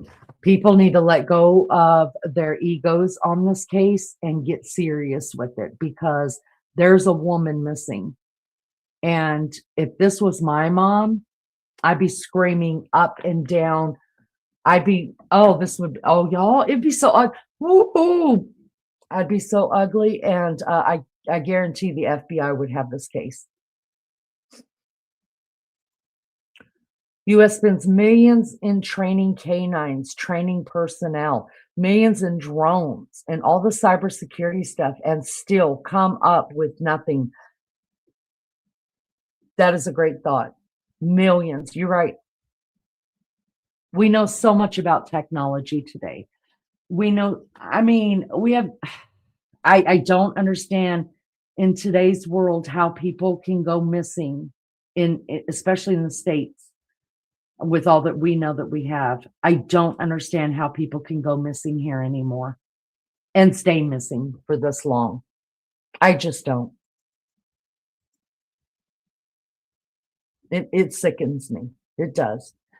Damage says, if I was a criminal, I would feel confident that I could get away with whatever because the head doesn't know what the ass is doing. That's right.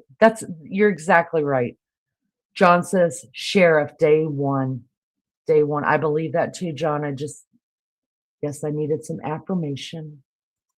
Francine says, son-in-law. Francine, I am right there with you, love bug. I believe that is the mastermind. And I'm going to sit on that fence until I get pulled off and proven I'm wrong. And if I am wrong, I will gladly apologize to the family and gladly let everybody know I had that all kind of fucked up. Sorry. We don't even know if someone lived with her. Shame. And where's the family? Do you guys find it odd? I just now, when I was scrolling through, found out that Savannah Guthrie's husband flew in 2 days ago to Tucson. Now, I'm not saying he hasn't been there before. I don't know. But TMZ actually was doing their job, which is the paparazzi, and they caught him coming in and they asked him, did he have any, word about this? And he said, not now, not today. And then he just got in the car or in the van that picked him up from the airport. Now, surely, I mean, that's his mother-in-law. Surely he would have shown up before and we just didn't catch it. But where's the family? Where's the family? When have you ever heard of somebody gone missing and the family hasn't been in front of the press? And now I understand that Savannah Guthrie is doing her supposed own. We know that there's someone helping her with the situation and writing whatever it is that she's going to put out on her Instagram. But y'all, there are people like me that is only on Instagram because my kids put me on there. You know what I mean? I wouldn't have it if it wasn't for my children. I don't have all the other stuff, TikTok, stuff like that, right? There's a whole generation of us that don't give a damn about that kind of stuff. So why aren't they in front of the news somewhere begging? I don't get it. I just don't get it. Where's the son-in-law who dropped her off, supposedly? Where's the other daughter? Where is everybody? This is just being done so weird. All that, I agree. I want to know how the family checked the next day. Right. Open back door, garage door, no timeline of opening AM, bloody front door. This all that matters. All that matters is they're covering something. That's right. That's right. And then, we were told in the beginning that the back door was wide open. And then we played something last night that said that wasn't even in the timeline. The timeline is that the front door was left unlocked. The back door being open that they told us in the beginning of all of this in the first phase wasn't even listed in the timeline. It almost felt political with the sheriff. It absolutely does. I haven't really shown too much on the sheriff other than Brian Inton talking to one of the guys that works for SWAT who's really pissed off with the sheriff. And he went ahead and just spilled his guts about what all's going on with that sheriff. And how they do not have he doesn't have a good relationship with anybody that works underneath him pretty much. And he doesn't have a good working relationship with the FBI. I'm sorry, you've got to work hand in hand with everybody. I cannot believe this guy was actually voted in as the sheriff. That's the thing about being a sheriff, having sheriff, they're not appointed. They're voted in by the public. And I can't believe that. I mean, he he must just be a good old boy, a town boy, a townie, that grew up there and has a lot of influence, which sheriffs normally do. They're way different than the police department. You know what I mean? And apparently, by all account, by that guy who works with SWAT, there's not many people that respect him, even that work for him. And it's you got to get that out of there. You got to get it out of there. He's the weakest link. It seems like it would take longer than 2 minutes for a garage to open, help Nancy out of the car to the door and get back to the car, then close. Y'all, they act like we're dumb. They act like we don't know anything. That's what it just pisses me off, because I'm not dumb. I mean, I may be ignorant to a lot of things, which means unlearned, but I'm not dumb. I use my brain in this shit. If she had trouble walking more than 50 feet, even if she didn't, even if she hopped, skipped, and jumped out of that car, was dancing around, some 80-year-olds are like that. Look at Betty White. My God, that woman could get around me. Your mom supposedly lives alone, or at least no family lives with her. Why would you just drop mom? Here you go, mom. There's the door. I'll sit here and wait on it. No, wouldn't most of us walk our mom in, make sure she's good? Like, you good, mom? You need anything? You need anything before I go? You need me to get down a pillow for you? Or what do you need? I don't know. What's this about just dropping mom off? And if she had trouble walking, exactly how, and it's actually less than 2 minutes, how the hell did the garage open and close with a slow walker in 2 minutes? So many questions. It's a pure slap to the people. That's right. They think we're idiots, you guys. They think like we don't. I mean, it only takes someone with brains. You know what I mean? That's it, to figure this, that we know we're being lied to. You could look at that video not once, at least look at the video once. You could see at least there was one splice to the video. I've watched the video more times than I can count, and probably the first 5 times I could pick out 3 places where the video that they put out to us is cut. 3. And that's just with my untrained brain for this shit. You can't tell me this one person has outsmarted 400 plus people working this case. Listen, that's why I'm wondering. I want to know. I want to see some footage that Nancy walked in the house, because it kind of only makes sense to me 2 ways. 1, that Nancy never went home.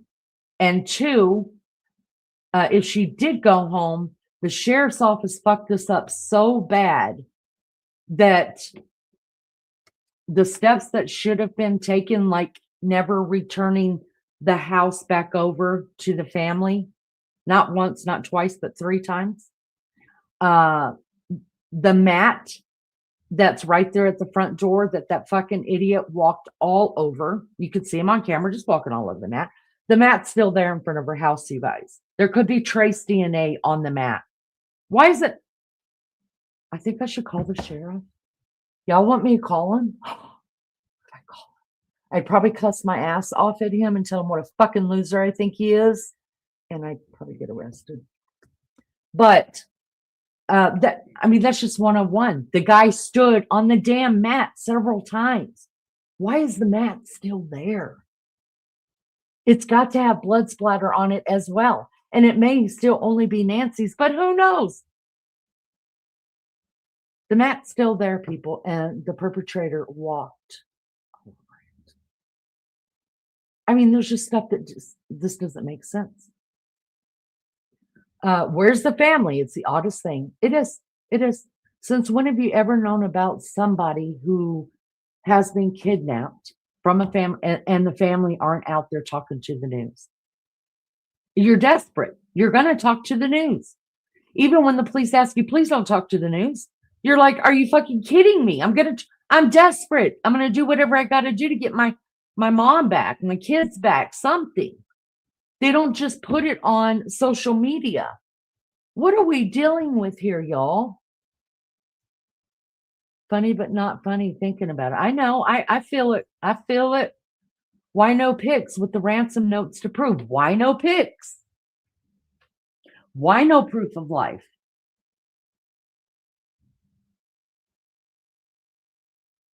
Why didn't they just pay the money? I would have paid the money. Even without proof of life, I would have paid that money, because the minute the money was transferred to somewhere, you got another lead, and it'd be a good lead. And even if it did not produce Nancy, it's still a lead. And I would rather have paid the money than not paid the money and never know if that could have brought their mother home. Now they'll never know. They never know. Because now the little shit that they're receiving now, it's all bullshit, y'all. It's all bullshit. It has nothing to do with Nancy. So confusing. Why a tabloid to release ransom notes with TMZ, which I believe is a separate issue. Exactly. And you know what? TMZ's not even, they're not the news. I mean, they're paparazzi. No, but listen, the only believable ransom thing to me is what was sent to the news station. And even then, why wouldn't they have sent it to Savannah Guthrie's news station? But now that it's all said and done, y'all, I just believe it was a red herring thrown in to take the eyes off of what I believe to be the mastermind, which I believe to be the family, not the whole family. One person in that family, and buy them more time. That's what I believe, to get rid of a body. And now all the other shit that's just, that they're sending to TMZ is bullshit. It's just somebody trying to make a quick buck. Son-in-law drops her off. No one else is with him. And where's everyone else? Right.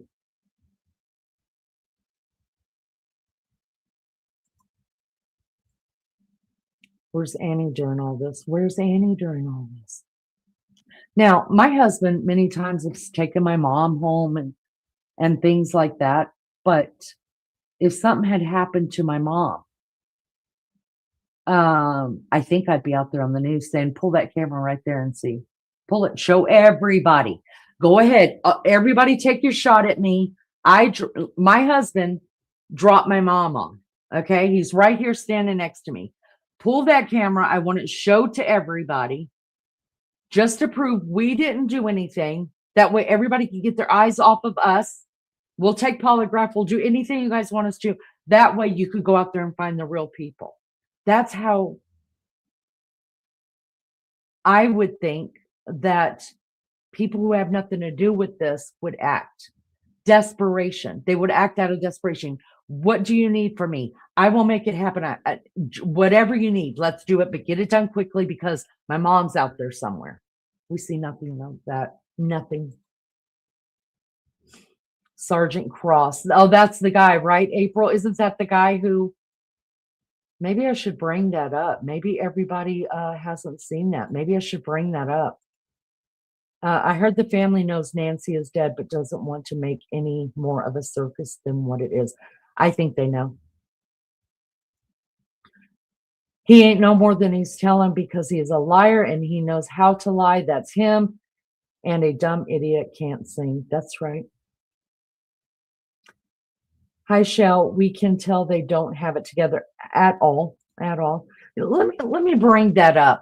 Let me do that because if you guys haven't heard Brian Inton interview, there was a lot of shit that came out about the sheriff. Little people saying this, little people saying that. Well, this guy that works with the SWAT team, you guys, he just came out and laid it all on the table and told you everything you needed to know about the sheriff's department, whom the SWAT team works for. So his boss is actually the sheriff. Now, I haven't checked to see if he actually has a job anymore after all of this, but it's good stuff. Let me do this. Give me a second, guys. Hold on. Let's take a little pause for the cause while I pull this up for you guys. It'll take me a second to find it. Double tap your screen, please, if you're here. Thank you, everybody, for being here. It means the world to me. And let me give me a second just to get this, you guys. Okay. Double tap your screen for me, please, please, please. That's the only thing I ask. Nothing else. You don't have to sub. You don't have to. You don't have to. I don't need no one's money. I don't need anything. I'm just asking you to double tap your screen. Let the algorithm know that you interacted with this channel. All right, give me just a second, guys. Hold on. Let me try to find this.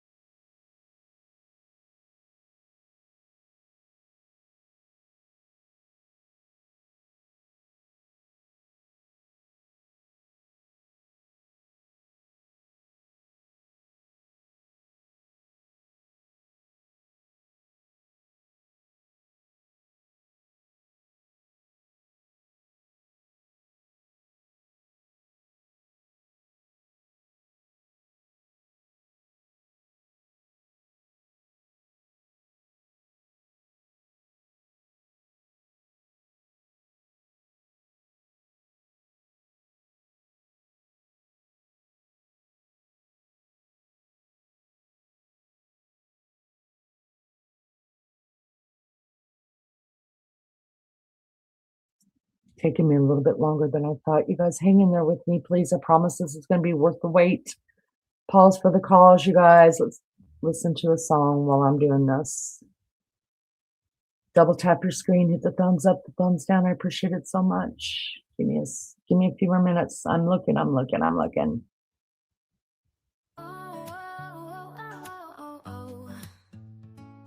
It started with a chat, just a few of us there, talking about life and the stuff we all share, from kids to chaos and the mess we make. We bonded over laughs and every mistake, from bad hair days to a joke or two. No topic was off limits, nothing taboo. We laughed till we cried, had each other's backs. A sisterhood formed in the middle of tracks. Sisterhood of the chat, we're strong and we're loud. From West Virginia, Liverpool, we're proud. From Texas to Australia, we've got the best. Lifting each other up, we pass every test. From the East Coast to the West, we cheer. From Indiana to New York, we're always here. From late night texts to early morning calls, we've been through it all, big and small.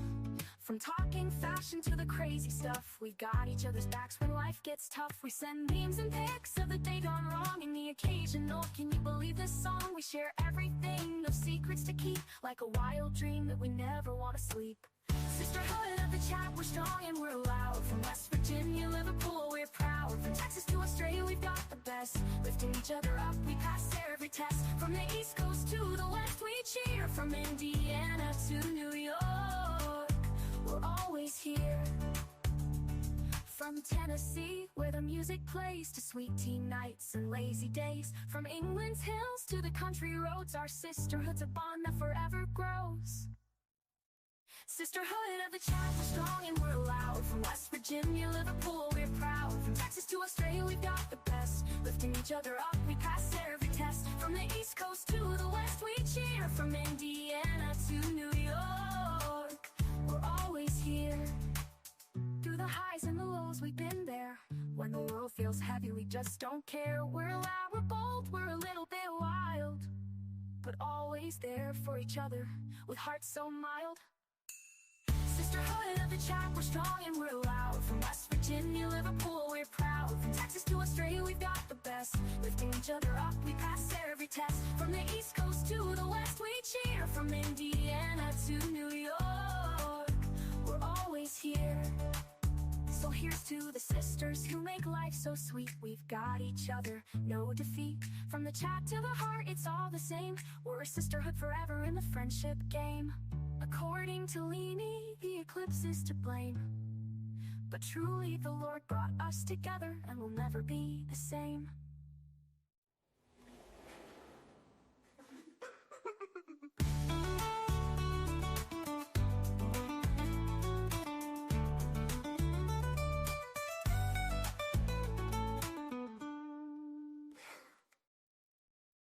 So here's to the sisters who make life so sweet. We've got each other, no defeat. From the chat to the heart, it's all the same. We're a sisterhood forever in the friendship game. According to Leanie, the eclipse is to blame, but truly the Lord brought us together, and we'll never be the same. From the highs and the lows, we've been there. When the world feels heavy, we just don't care. We're loud, we're bold, we're a little bit wild, but we're always there for each other, with hearts so mild.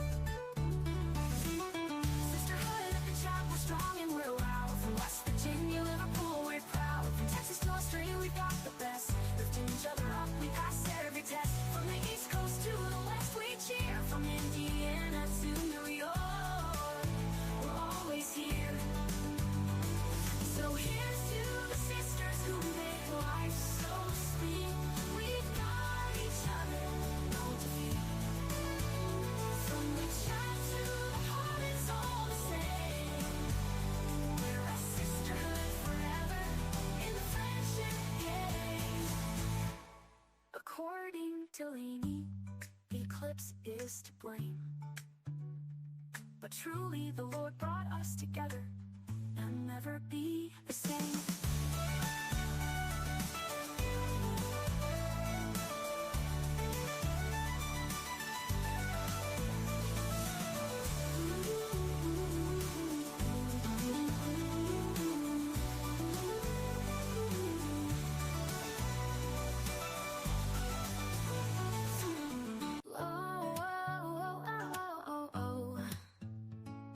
It started with a chat, just a few of us there, talking about life and the stuff we all share. From kids to chaos and the mess we make, we bonded over laughs and every mistake. From bad hair days to a joke or two, no topic was off limits, nothing taboo. We laughed till we cried, had each other's backs. A sisterhood formed in the middle of tracks. Sisterhood of the chat, we're strong and we're loud. From West Virginia, Liverpool, we're proud. From Texas to Australia, we've got the best. Lifting each other up, we pass every test. From the East Coast to the West, we cheer. From Indiana to New York, we're always here. From late night texts to early morning calls, we've been through it all, big and small. From talking fashion to the crazy stuff, we got each other's backs when life gets tough. We send memes and pics of the day gone wrong and the occasional "can you believe this song?" We share everything, no secrets to keep, like a wild dream that we never want to sleep. Sisterhood of the chat. I don't know why I'm having so much trouble finding it, you guys. But it was so good. I will try to keep looking for it. How far does Annie live from her mother's, and who has control of Nancy's affair? Good question. Hi, Lizzo. Bye, Lizzo.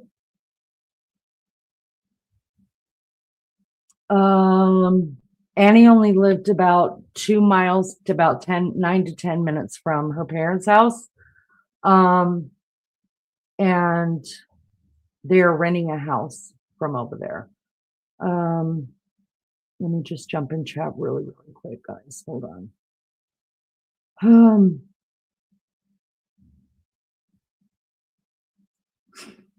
There's no I in team. That is correct. They seem like they don't want the public involved. Well, of course, except for when they say we need the public's help. How many times have we heard that just in this investigation alone? Idiots. Jamie says, yeah, they showed YouTube reporters saying they wanted them to leave. Dolly and JLR was on it, and 2 others inside edition, I think. You know what? I say more power to the YouTubers, and not because I'm a creator, but because they will be out there long after the media's gone. And I'm telling you, I haven't seen anybody work harder than JLR at this case, and I'm don't like if people don't like that. That's just the truth. Don't know if anybody else seen it, but I did not see any reports on them. I should call them. That's right. I think saliva from the bite light. Oh, all this, all that. So I've been thinking, like, what could possibly have been the DNA that was found there, because they didn't tell. All they said was, no, there was not a glove in Nancy's house. So I was like, okay, it's got to be saliva, it's got to be semen, it's got to be blood, it's got to, fingerprint, something. That's something. But oh my God, what happens if he did drop the bite light there and that's the saliva, that's the DNA they have? Oh, that would be brilliant. I didn't even think about that. Good thinking, good thinking. It's odd the family is not there. Yes. How long has Savannah Guthrie been on TV? You can't tell me she's got all the connections, honey. Look, I'm not saying Savannah had anything to do with this. I'm not. I know a lot of people do think that she had something to do with it, with her reporting, or maybe the Olympics or the Epstein files or something like that. Listen, we're all right and we're all wrong. That's the way I say it, because right now, none of us know anything other than what they've got and what we're using our brain for, which is no different than what everybody else is doing, including the sheriff's department at this point. So I say nothing is out of the spectrum of possibility. Lori, hello. How can the sheriff get it so wrong so often? Sounds like Trump. Wow, many work in this case and no one can come up with something. I agree. Hi, Rosalind. I don't understand why the mother was living alone in the first place, surrounded by cactus. I think a lot of us are struggling with the fact that mom was alone too. Now, they haven't come out and said that maybe an aide or something did not live with her, or that someone was living over in the guest house and they had nanny cams over there. Who knows? And we do understand, just because you're 84 years old doesn't mean that you don't have the right to live by yourself or the right to make your own decisions. But if it was, because my mother was very strong-willed. And when she told me she was done even going to the doctors, you guys, I had to fight my siblings over that, because my mother was in her right mind and she had the right to make that decision for herself, even though my mom couldn't walk anymore. She had arthritis, rheumatoid, really, really bad. And so it just screwed up her hands and her knees and her hips and everything else. But there was nothing wrong with my mom's mouth nor her brain. And they were all pissed off at me that I sided with my mom. And I told them, don't tell her what she's doing. She's not an invalid. We don't have to speak for her yet. We don't have to she has the right to make those choices. So if mom wanted to live alone, which she didn't, she was thankful to have all of us. But if she wanted to, I would have fought for the right for my mother to live alone. But my mom and I had such a good relationship because when the other kids were just like, no, mommy needed it this way, you need, I was the one saying, no, we're not telling our mother what to do when she doesn't need us to. But if mom wanted to live alone, I would beg her, Mom, I'm gonna put some nanny cams in here because I want to know if you fall. I don't want to just trust a button that you may or may not be able to push. Or, I want to do that. And then do you mind if I have a housekeeper come in every day to make sure that you've got 3 meals, and stuff. And my mom wouldn't have fussed with me. She wouldn't have, she would have understood. Um, so hopefully they just haven't told us that that's what really went on there. But obviously, if they did kidnap or murder her, which is what I believe, and took her out of the house, there was no one there with her that night that we know of. Dammer says, to the doormat question, I'm sure all the clothes they wore were brand new and put on prior to the event. If they were smart, at least. Well, yeah, but are we just going to ask police officers in charge of this case say, well, we're just going to believe they were smart enough to stand out there in the woods and put on all these clothes? No, it's evidence. He stood all over it. You have to collect that. Just like you have to go out there and collect the 60 million thousand pairs of gloves, I guess. But even more so, I would have been happier to collect the mat than a glove that was 2 miles away when I can see the man obviously trampling all over it. Just think there's more likely to find a hair or a piece of skin or something transferred onto it. I would have got Musk, Zuckerberg, Trump, and all the military to find my mother, and I am right there with you, girlfriend. I'd have been beg, borrowing, and stealing. That's the truth. All y'all would have been helping me too, because I'd have been begging you. I'd have offered you the world to come and help me find my mom. I wonder if the family had a camera to prove their whereabouts that day. I wonder too. I think if nothing, y'all, I just really do believe this, that if this is still like this, if we're still hearing crickets by Monday, they have to release more information. They have to. Raising the money right now is not doing a damn thing. $200,000 when you know that that Savannah Guthrie alone makes $8 million a year, and you're going to offer $200,000 for your mom. Come on, y'all. And that's not even including her, what her husband brings in. That's nothing. $200,000 is not even going to get you to pay your mortgage, your food, and all of your electricity for a year. Really? You got car payments and insurance and all that to pay for. I mean, it's mind-boggling to me. And then they start out at $50,000. Like, that's $50,000. That's laughable. I still was giggling at 100,000, and now I'm just starting to get pissed off at the 200,000. Can we just put it up to $1 million? You've got it in the bank. Just fucking do it. This is all about notoriety. Who else would anyone send the ransom note? Who else would anyone send the ransom note to TMZ? Come on, real kidnappers just don't. That's right. Money, but how? I don't think the family's involved, but I'm really perplexed about the whole thing. You know what? That's what I love about this. That's what I love about having conversations, because you guys bring so much in here and make me think, and sometimes answer my own questions to it. And I hope that I do the same for you, or at least give you something to chew on for the night, to make sense of it. It's just good to have conversations, I think. Hi, Mikey Mike. Good to see you. It's you I'm looking for. Oh, thank God, I've been looking forever. Agree with Anomaly. 84 lives alone and a pacemaker. What a creepy, selfish family. AI music is gross. Well, thank God ours is not AI. So thanks. I think Lizzo probably already handled that.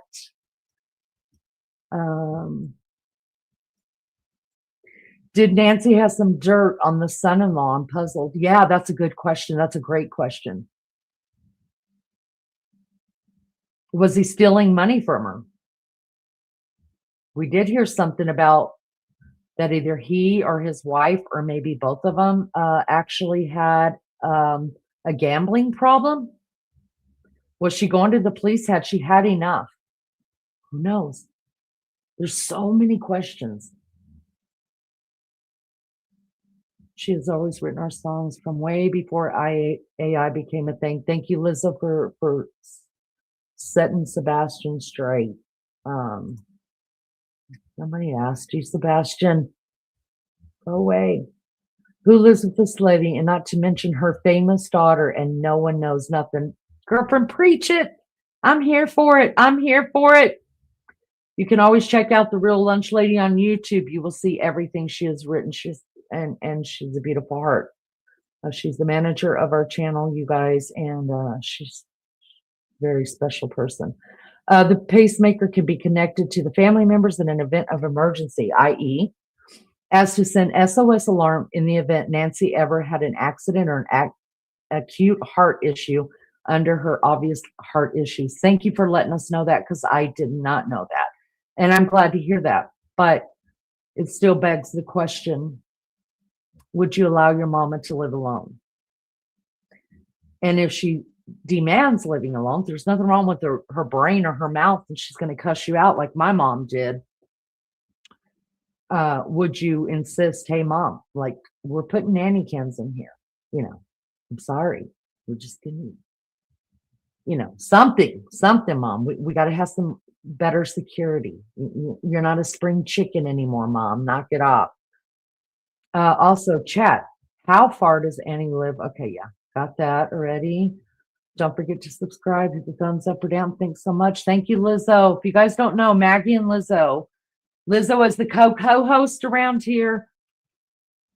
Lizzo's the co-host around here. Maggie is my co-host, and they have been running daytime lives. Eastern Standard Time here in the U.S., they go live anywhere between 2 and 3. In the afternoon, they run a couple-hour live, as they are both over in the U.K. It's very fascinating what they talk about as well. They're also very invested in this case. No, we don't run the same kind. We kind of run the same. We kind of run the same way. Like we do it kind of the same way, but we do our own research for our own programs. And so hopefully you don't hear things twice. Every now and then you might hear something echoed, but they're not bouncing off mine and I'm not bouncing off theirs. What I do try to do is, like, where they leave off and there are still questions about it, then I'll go and try to see if there was an answer to it and then start from there and then, do that. Miss B says she lives about 4 miles from her mother, and they said that Nancy was just getting ready to change her will. Dominguez, no one knows right now. I wonder why Savannah lives so far away, because that's where she worked over there. She in the Today Show over there. Yeah, it is. It's in New York City. And, that's the house, you guys, that she grew up in. Her mom lived in that house. That's the house that they grew up in. Remember, we pulled up the house, and they bought the house in 1972 or 74. It was built in 1969. I think they bought it for $58,000. Today it is worth over $1 million. So, when you've lived somewhere for so long, when your kids move away, not always do they go with them, they stay in their home. That's been her home for all these years. So, maybe she just didn't want to pack it in and go, sell out the house. But right now, obviously the house is an investment. So that's pretty damn quick. 10 minutes away, and she doesn't get an alert for anything dealing with her mother. Well, we don't know. But obviously she didn't. That's a good point. Or she didn't care, because if she's getting an alert, Why wouldn't she have known right away when her mother's device disconnected from any of the Apple devices? Why wouldn't it have said, hey, your mom's not online anymore? Or maybe once it quit connecting to her Apple devices, maybe that's when it quit connecting to any of the kids' devices. And they would have been like, hold up, y'all, something's up. Mom's not connecting. Let's go check it out. Who knows? I fell asleep and woke up to music playing. Sorry, I thought it was over. It's all right, Liz. It's okay. Girlfriend, you need to get some sleep. I agree with you. So the grandson was arrested for drug trafficking this past year with the cartel, I'm assuming. What if she didn't want to finance his defense, or was what's the result of the snitching on the cartel? I don't know. I didn't even know her grandson had been arrested. Had no clue. Inside Edition tried to interview JLR. He said, I'm working. Inside Edition clipped him talking to chat and ran with it. That's bullshit. That's who you know what? Inside Edition isn't paying him. His chat is what's paying him to be out there and running that beat. And that's who he owes his loyalty to. So Inside Edition, you can suck it. You hear me? You can suck it. He's doing right by the people who care about him and appreciate him. You aren't offering him anything. So we're going to need you to suck it and leave JLR alone, because we respect him over here and we appreciate him doing all the stuff that he has done and allowing us to use his content to see things that maybe we wouldn't see for a couple hours before the local news gets it on the air. So suck it, yo bitches, leave them alone. All right, let's go back. Sure.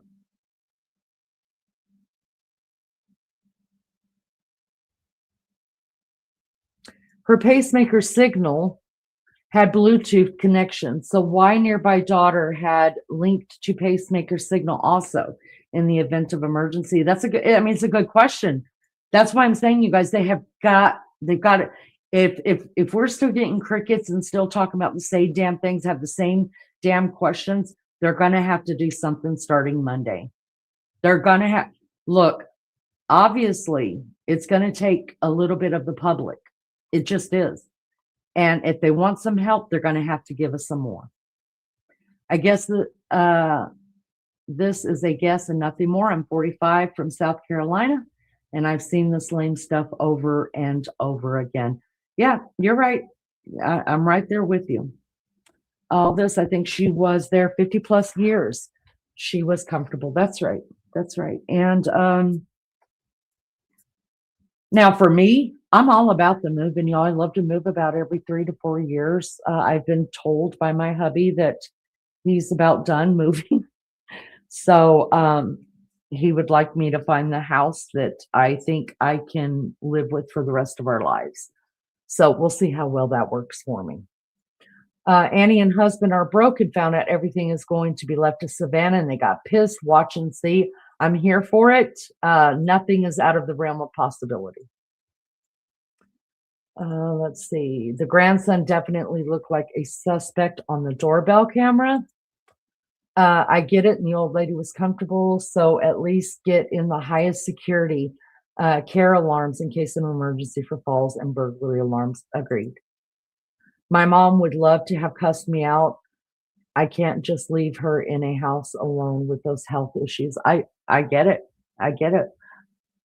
And so my mom would have made it hell for me, but my mom and I had a different type of relationship than, not saying that her relationship with my siblings wasn't wonderful. It was. We just had a different type of relationship. Like, the older sister is just the older sister. She's the caretaker. She's the epitome of the oldest sister. She's still taking, I'm the little sister. She's still taking care of us as best she can, as far as like checking in and all this. But for my mom, my sister became her caretaker. And my mom always jumped between my house and my sister's house. And at the time of her death, she was living with my sister, and my sister was just that normal older sister caretaker. And she just demanded mom was going to all these doctor's appointments she made for her and stuff. And I'm the one that took my mom to all of them. And then one day my sister called me, and I had called her to let her know I was going to pick my mom up, what time I was going to pick her up for her next appointment. And she said, well, you need to get over here and talk to your mother, because she told me don't make her any more appointments because she's just not going, and she's going. So in my mind, I thought, no, I'm going to go over and tell mom she's going to go to the doctor. She has to see the doctor to get her prescriptions, things like that, And so I had it all in my mind. I was on that train with my sister. But then when I sat on mom's bed and I was like, Mom, what do you think you're doing? Like, you got to go to the doctor, And she's like, Leanie, I'm not going to the doctor no more. She's like, I'm done with the doctor. I'm tired of being poked and prodded and nothing happens. It doesn't change my situation. I'm still going to be crippled from this arthritis. I'm still going to be in pain every day. I don't want to do it anymore. And y'all, I got big old tears in my eyes. I looked at my mom and I just saw her as my mom, like not this frail old woman. I saw her as a human for the first time, not my mom or this old lady. I saw her as this person who had the right, because there was nothing wrong with her brain. So we didn't have the right to make decisions like that. And so I was like, you don't want to go to the doctor no more. Not like nothing. What are we going to do about your medicine? And she's like, I'll just take my medicine for as long as they keep giving it to me, but I ain't going in and seeing them. All right, Mom. So I went out there and had a huge fight with my sister. And I was like, we're not doing it anymore. Like, who do we think we are? She's our mom. She birthed us. She's not. I could understand if mom had dementia and she couldn't make the right decisions for herself. My mom was only 72 years old, you guys. She knew what the hell she was doing. And she was tired of every time she went to the doctor. I mean, it was terrible because she was in so much pain. And it was terrible. And I was like, I'm done. Like, if you want to fight with mom and put her in your car and fight her all the way to the hospital or to the doctor's office, you go ahead and do it. But I'm not doing that to her anymore. She has the right. I was like, if somebody told me right now that I had to go to the doctor's, going to this doctor, I would tell y'all to fuck off. Nobody's telling me what to do. Mom can still tell us to fuck off, and there's nothing we can do about it. This case has to do with the Epstein file. Sammy, listen, anything, I'm going to say it until we know something different. Anything is in the realm of possibility. I bet you just can't walk up to Savannah Guthrie's house like that. Oh, call it like it is. Call it like it is. I know security cameras would be everywhere.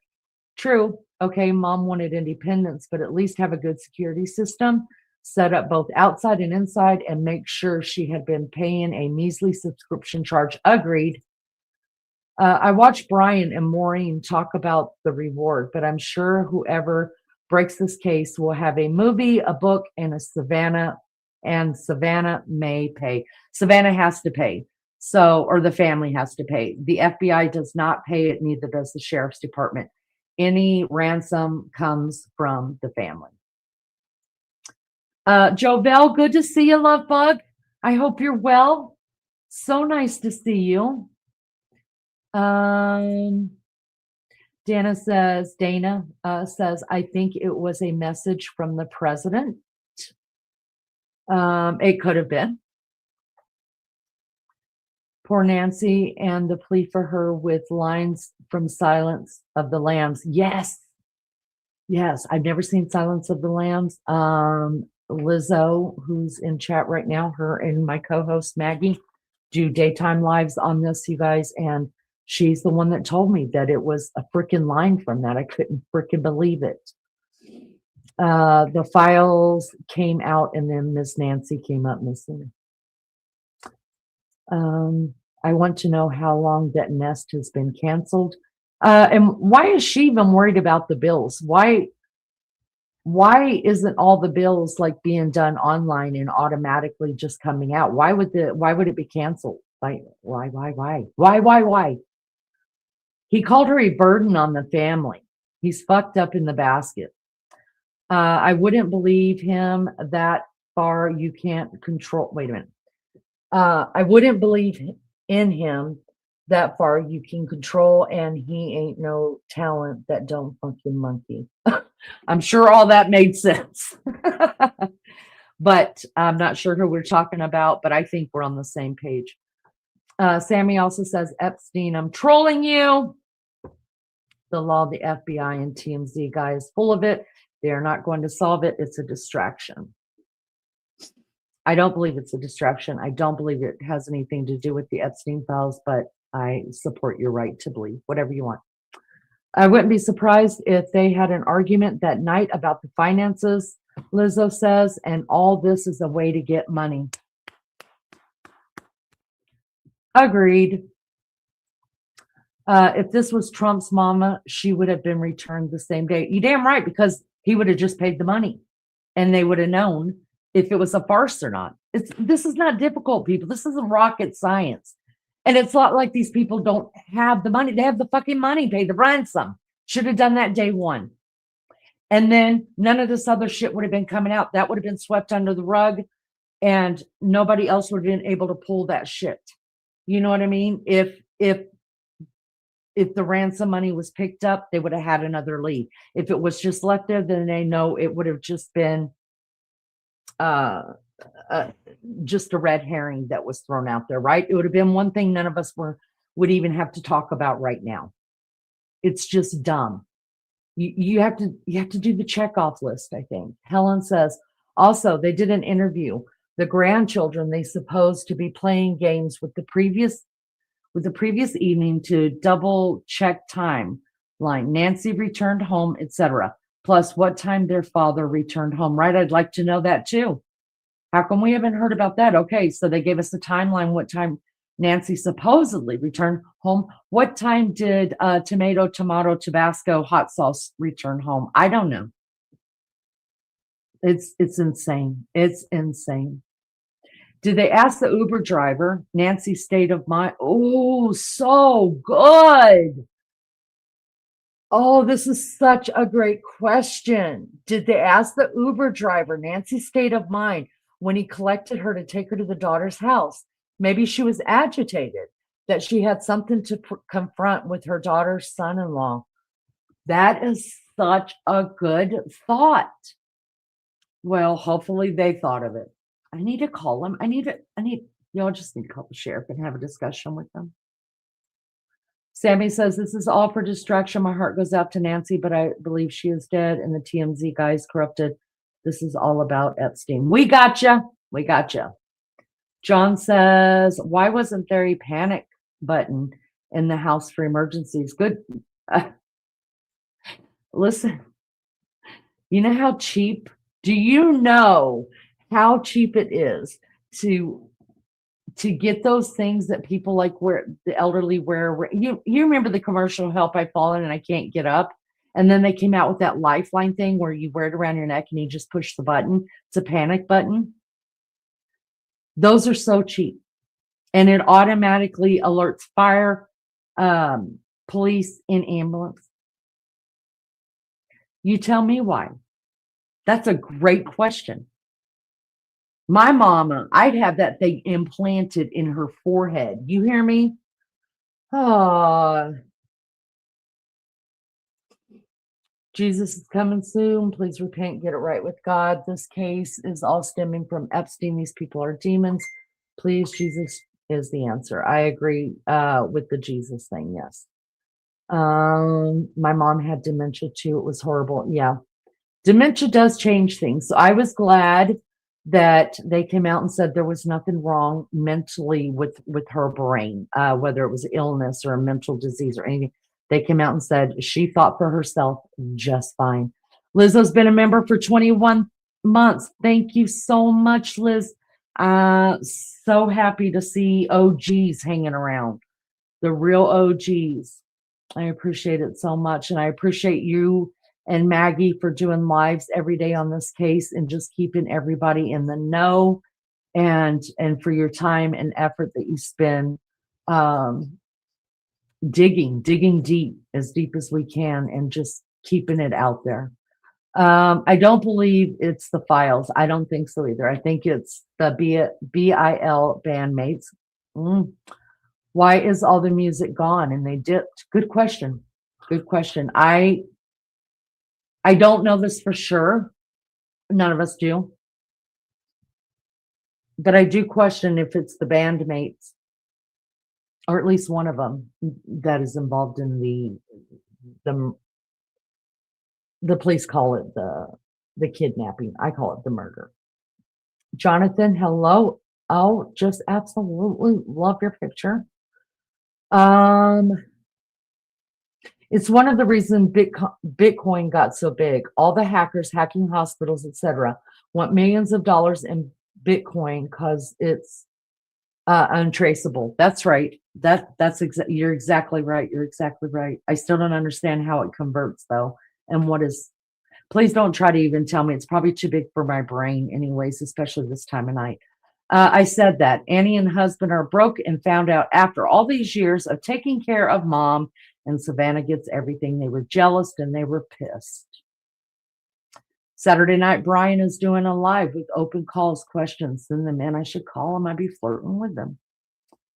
Pussyfoot Productions, great name. This is pure comedy. Listening to you people. Well, welcome in. Do you want to come up on panel and let's have a discussion? Let me see how funny you are. I mean, you got a great name, cute dog in your picture. Come on up on panel. I'd like to put you forward and see what you got to say. It's easy to type shit in a chat. I mean, but come up here. Let's hear your voice. Let's hear your thoughts. Anything. Give me something. Give me something other than, trying to piss me off, because that's not working. Some can even detect a fall. That's right. That's correct. A rabbit hole that leads to no more. Well, come on up here. We're curious about what you think about it. Many older adults will not use a life alert. Maybe she needed a 24/7 aid, right? And obviously, if she had one, which they haven't told us one way or the other, they haven't told us, but obviously the aid wasn't there that night, right? If she did, who knows? You think all the lefties that support these TV channels would be doing something more? That's right. They're just on, to the next thing. They're on to the next thing. And Brian Hinton kind of touched on that a little bit. He was a little bit concerned that when he showed us around the street, that most of the networks had left, and wasn't sure if it was for the night, for the weekend, or whatever. But he said, I'm a little concerned, and it kind of makes me sad. And I know Lizzo and Mags, that's what they were talking about yesterday in their live, about what happens when the media gets tired of nothing happening, and they're on to the next best thing, to keep a paycheck, to keep their ratings up. It's really, really sad. It's really, really sad. All right.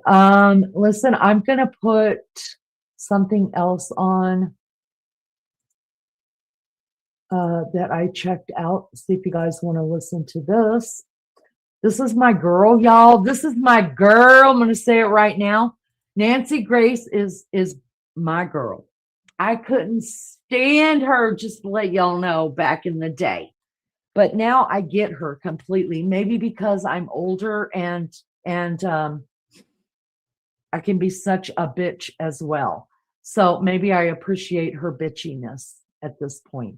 So I want to play it. If you're not about Nancy Grace, listen, I totally get it. It may not be your jam. So if you're gonna exit stage right, then I appreciate you guys being here. Will you double tap the screen for me, because we are gonna listen to some Nancy Grace. Check in with her, see what she says, see what experts she's got on, what they say, and if you're willing to stick around, I appreciate that too. Will you double tap your screen for me? That's all I ask. That's all I'll ever ask of you. You don't have to sub up if you don't want to, and I damn sure don't need your money. I'm just asking you to double tap your screen. Hoping to get 100 likes in every one of our lives that we do, and we've been working hard on these lives. So appreciate you guys being here. Thank you so much for everything, and let's see what my buddy Nancy. We don't even have Nancy's job, y'all. Nancy.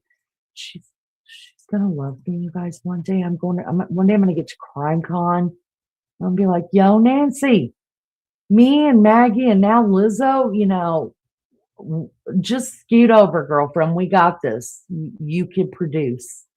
I love me some Nancy, really do. I'm gonna put her on big screen right here, and then let's have a discussion here. And once again, thank you so much. Fair use is a use permitted by copyright statutes that might otherwise be infringing. Nonprofit, educational, or personal use tips the balance in favor of fair use. This is our disclaimer. Copyright Act of 1976 gives allowance for this content to be used for purposes of criticism, comment, news reporting, teaching, scholarship, and or research. I will have to stop it every now and then and commentate just so I don't get my channel taken down. Thank you guys for being here. Y'all are the best of the best. If anybody says any different, you send them over here and I'll beat the hell out of them. All right? Hang on. Day 19. How has that fumbling intruder on the front porch managed to elude local law enforcement and the feds? This as tonight, Nanos drops a bomb, another one. He thinks an accomplice may exist, plus new DNA. What? Did they not get it all the first time? There's new DNA as the search now extends to Mexico. Good evening. I'm Nancy Grace. This is Crime Stories. I want to thank you for being with us.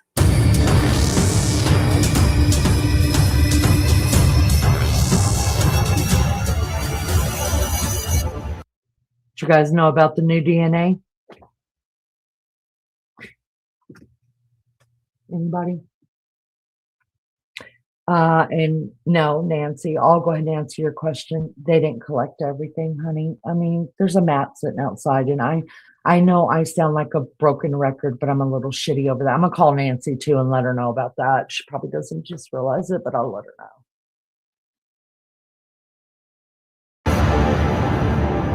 Welcome, everyone. Again, this is Crime Stories. I'm Nancy Grace, the latest in the search for Nancy Guthrie. Straight out to Dave Mack, Crime Stories investigative reporter. New DNA. I hardly know where to start. So much is happening at this hour. New DNA. What new DNA?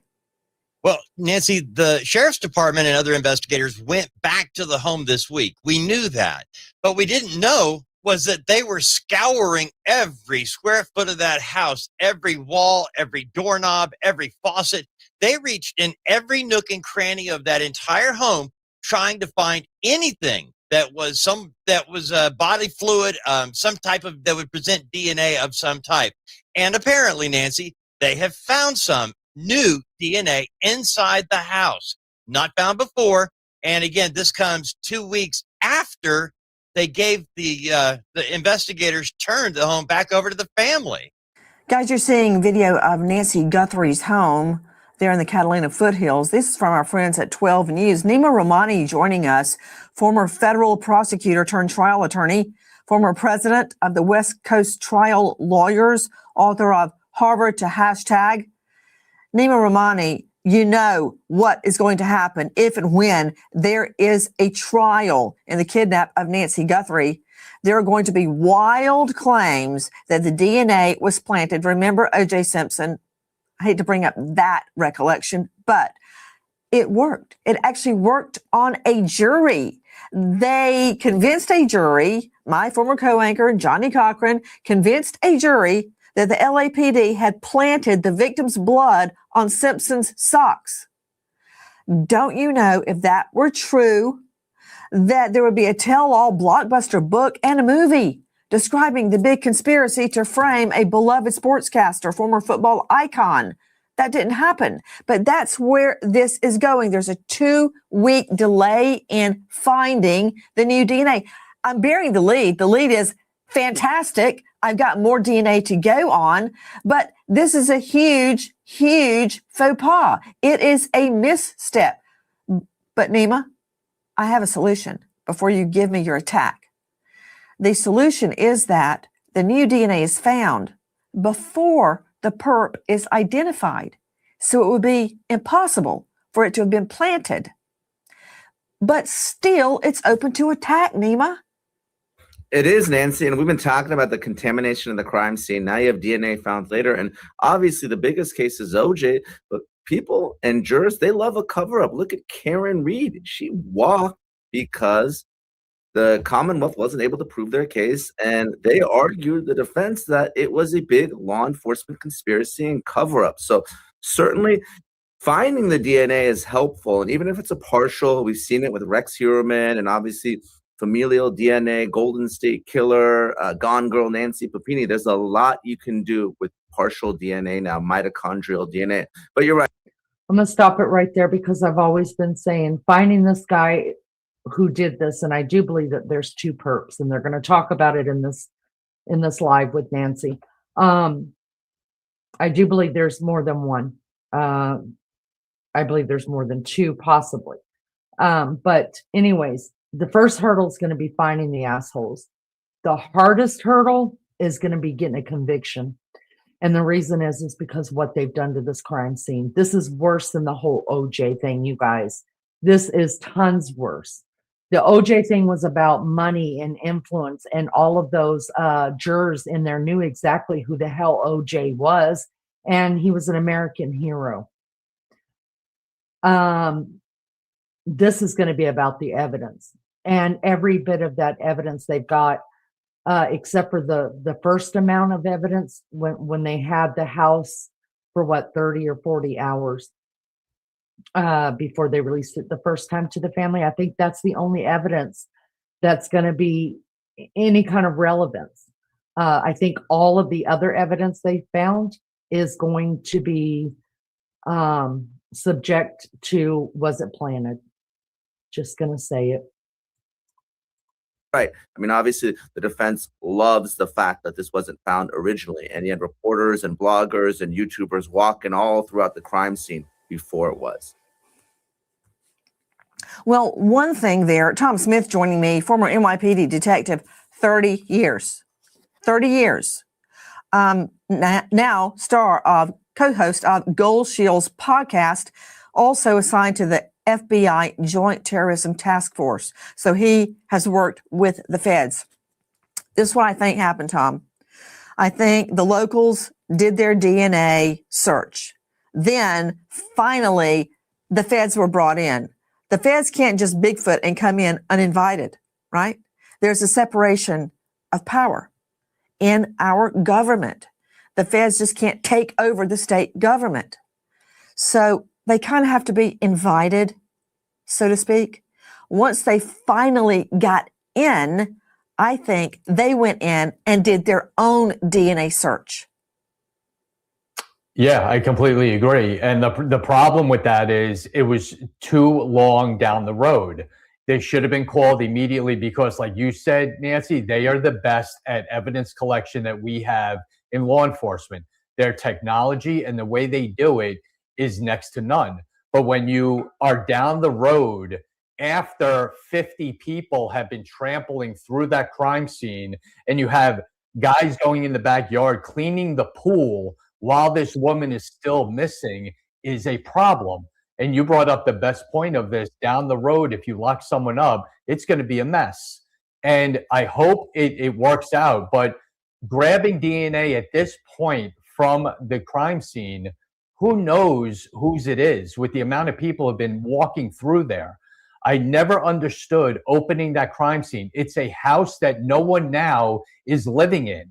What is the problem with just stopping everyone from going in, roping it off, putting a radio car in front of it until this case is done? And they didn't do that, and that's going to be a problem. I think, Tom Smith, from what we could tell, the interior was closed off. And I'm hoping and praying that's true to somewhat preserve the scene, at least the interior, which is the most important part anyway. Also, let me go back to Susanna Ryan. I want to follow up on what Tom Smith just said. Susanna Ryan, lab director, forensic DNA analyst at Pure Gold Forensics, DNA consultant at Ryan Forensics, 25 years in the DNA business. What pertinent DNA do you believe they have found 2 weeks after the fact? What could have been missed the first time? Pertinent DNA. because we already know the DNA is stranger DNA. We know that.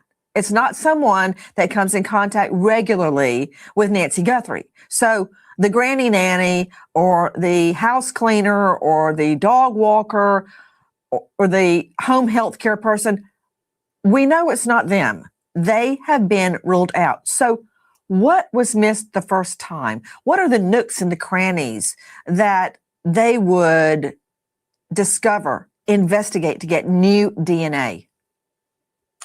I think they're probably trying to backtrack, figure out where this perpetrator must have contacted or touched as he entered the crime scene, as he moved about the home. So I'm sure it's a lot of crime reconstruction based upon anything that might have been moved or out of place in that house. And so they're trying, they're going to want to try to zero in on things they know that he came into contact with and hope that they're able to pull the perpetrator's DNA from those areas. Could it be, Susanna Ryan, something that wasn't obvious the first time, such as, let's just go with sweat, urine, saliva? What would be more difficult to spot the first time? Well, obviously something like a body fluid, if there was blood, that's easy to see. If there's an area that was cleaned, that's something that could be detected with using luminol, something like that. But otherwise, again, it's just something you have to think about where this person touched. Maybe I'm sure they spoke with the family. They had a good idea of where every object in that house should have been. Maybe someone had a recollection and said, you know what? I don't think that book, that lamp, that whatever was in that location. I think that had to have been moved. So I think that's probably something that's been happening as well. Just help from the family members trying to determine anything that's been contacted. Maybe it was, the handle of a toilet. Who knows? Just to try to make sure that they're collecting everything, because once they do release that crime scene, they can't go back to it.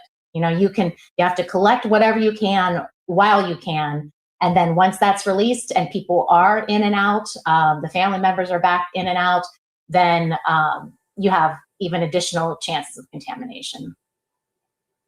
Scott Eicher joining us tonight, digital forensics expert, historical cellular analysis expert, founding member of CAST, Cellular Analysis Survey Team. Now at PCAexperts.com, Precision Cellular Analyst. Scott, thank you for being with us tonight. I want to talk to you about a novel idea. And that idea is not just GPS tracking in vehicles that were in that area. And I'm not sure how that could possibly be picked up the way cell phones are. But what about this? Just go with me on this. For instance, SiriusXM, if you have a subscription, can be tracked. Uconnect, for instance, can be tracked. That's the hookup, the Wi-Fi hookup in a car. Those lead to IDs, the subscription. How can we use it? We can use it just like we're using the cell phone data of phones in the area. We can also go to those companies and ask them, are these GPS vehicles with either OnStore or SiriusXM or any of those other services, were they in that area at that time? So the investigators can go interview them, see if they were legitimately in that area or passing through or one of the suspects. So another avenue to go down if we can get any of the vehicles that were in that area. So you're telling me that, for instance, Uconnect, which operates on cell waves, Wi-Fi, SiriusXM, you got to fight SiriusXM. They're not just going to hand it over to the feds on a silver. Let me address this real quick.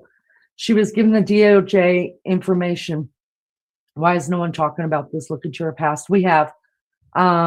In fact, Maggie and Lizzo have covered that pretty deeply on their lives. They go on this channel. They run a live for me in the daytime. And they have covered that pretty extensively.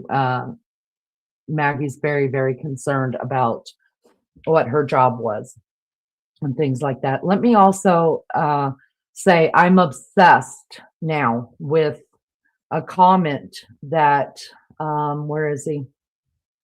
Let me find him. Hold on. I don't know if he's still here or she. All this, all that said earlier. They said something about the bite light, and I never even thought about that because I've always wondered about like what was the very first DNA that they found, and I can't get that out of my mind. By him talking about the bite light, could this new evidence be that somebody went in there to clean up and were sweeping underneath furniture and actually found the bite light? That would be completely awesome. But I also want to say this. So yeah, thank you. All this, all that. I'm gonna be thinking about that forever. So thank you for putting that into my brain, and I won't be able to sleep now. No, I'm just kidding, but that's great. That's a great thought that I never even thought of. Also, I want to say them talking about this other GPS systems and Uverse and things like that. What about an Alexa? Did she have an Alexa in her house? Listen, Beefcake keeps one. My husband keeps one out in the garage.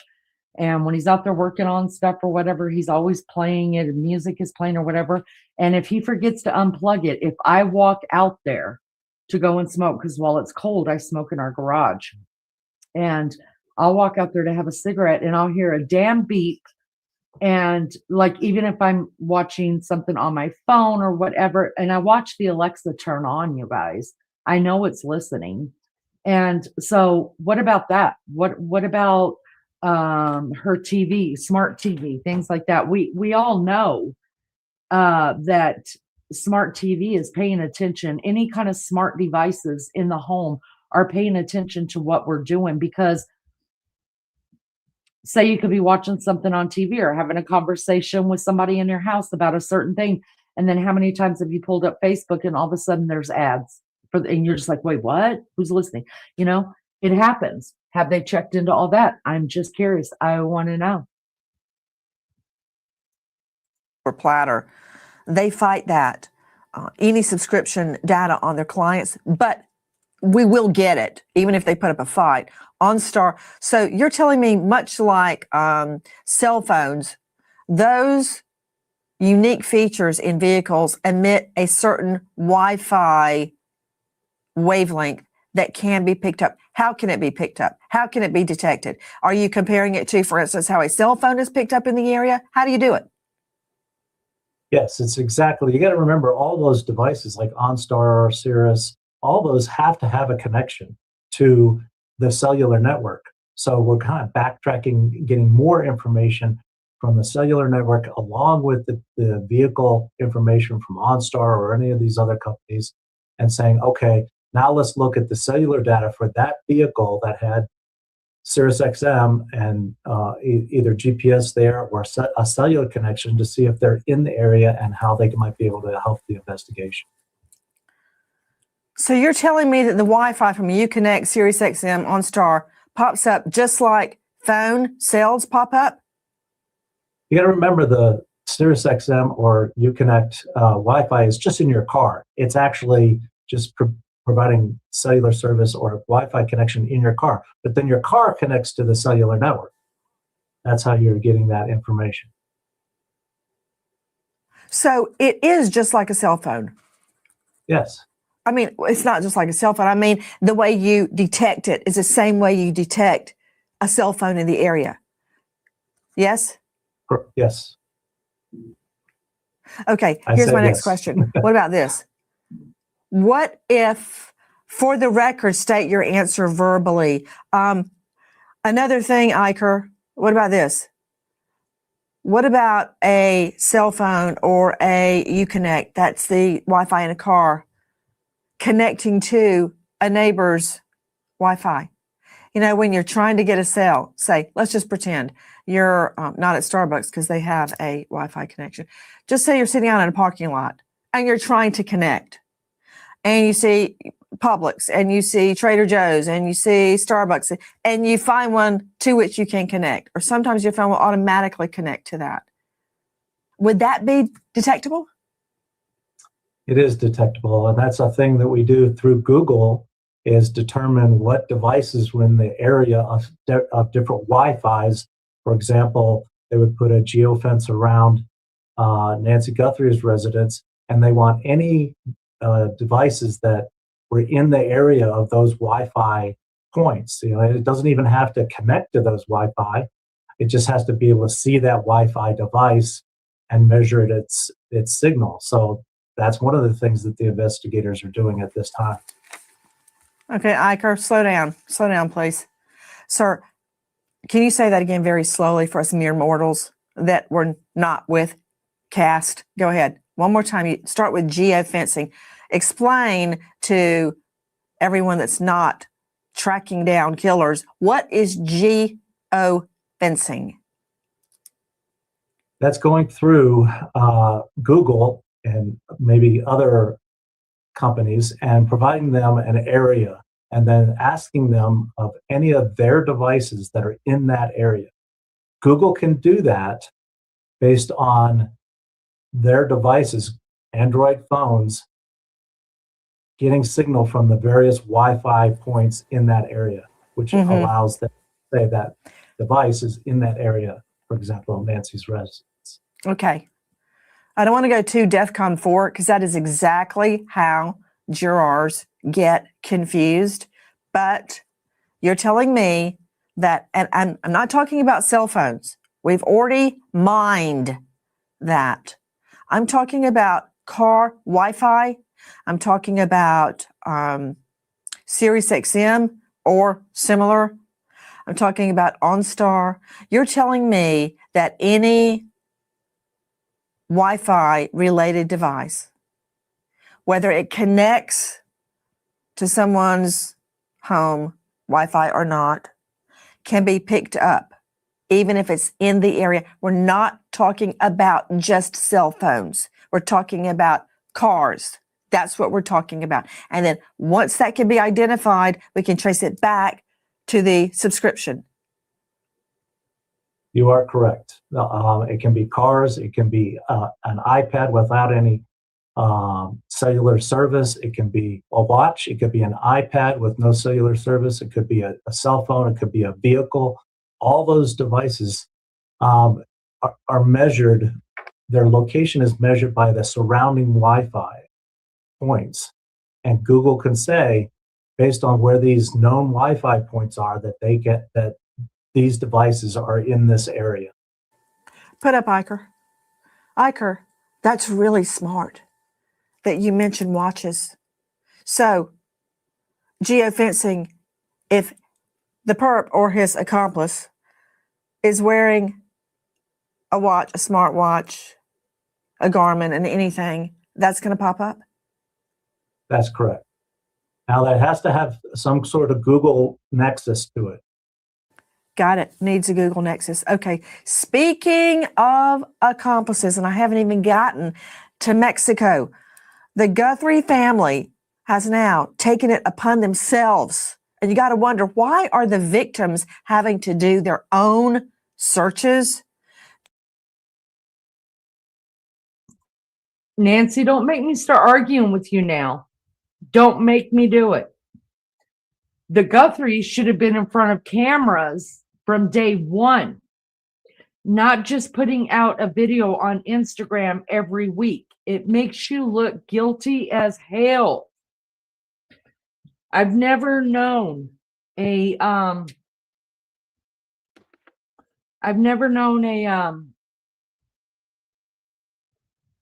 missing case person like this, where the family is not out front of these cameras begging people to help them. If you've seen anything, say something, right? So don't get me mad at you, Nancy. Don't go down that road. Don't go down that road, girlfriend. Thank you guys so much for being here. I appreciate it.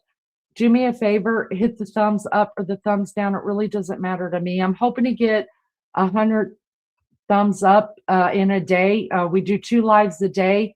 I'm Leanie. I'm the host here, and I have a co-host. Her name is Maggie from the UK, and she does a live during the day.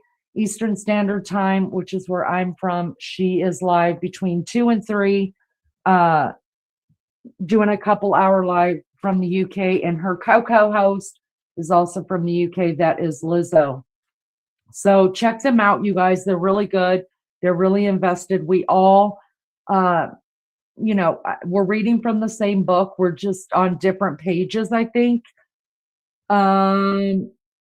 So we have similar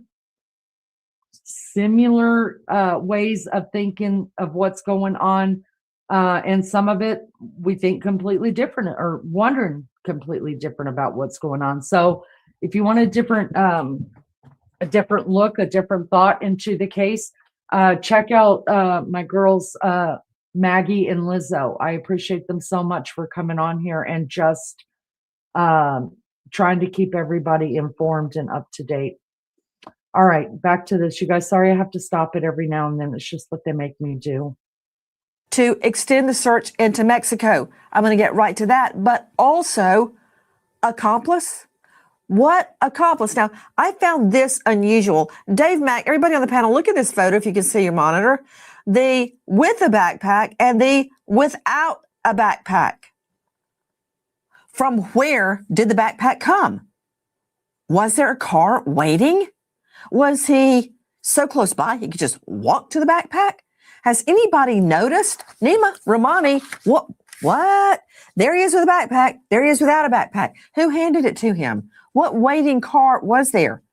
What do you think about this, Nima Romani? Now, Nanos has dropped another bomb that he thinks there was an accomplice.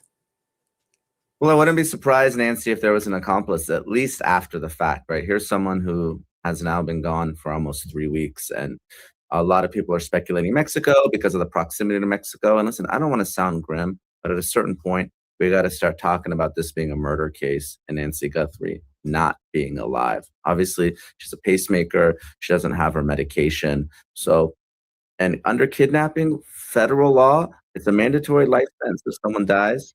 You said at some point we have to talk about Nancy Guthrie possibly not being alive. Okay, we haven't reached that point, so let's deal with the here and now. Nima Romani, accomplice. Okay, I don't know how you wandered off into Nancy Guthrie is dead. Accomplice. Well, let me tell you what, I'm thinking like a lawyer. And under federal law, if it's a kidnapping that causes death, it's a mandatory life case. The president is talking about the death penalty here, Nancy. So the perpetrator may be gone and may have some help. Obviously, the closest place to go, given the proximity to the border, is Mexico. Now, obviously, that's after the fact. Now, before or during the commission of the crime, yeah, it's certainly possible. I mean, I want to know what that other DNA is, but I haven't seen anything definitively that leads me to believe that someone helped this perpetrator with the kidnapping, because what was he or she doing? Just waiting in the car? What was their role in all this? Just to give a backpack? It's certainly possible, but I would be surprised based on the evidence we have so far that someone helped in this abduction before it happened. Hi, guys.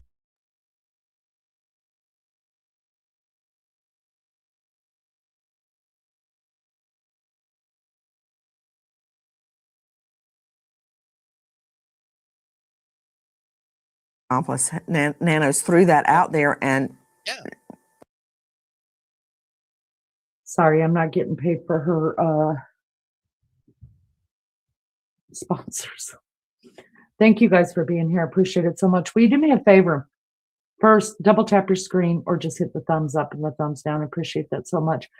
Thank you so much for the chatters that are here. I mean, this is amazing when people will come together and have a conversation. We don't have to agree. All we've got to do is just respect the other person's right to have a different opinion from us and not be hateful to them. And that's what we're about. We're about just having conversations. And I mean, I learned so much from you guys, the way you guys think and give me things to chew on that I never even thought of. And I'm so grateful for that.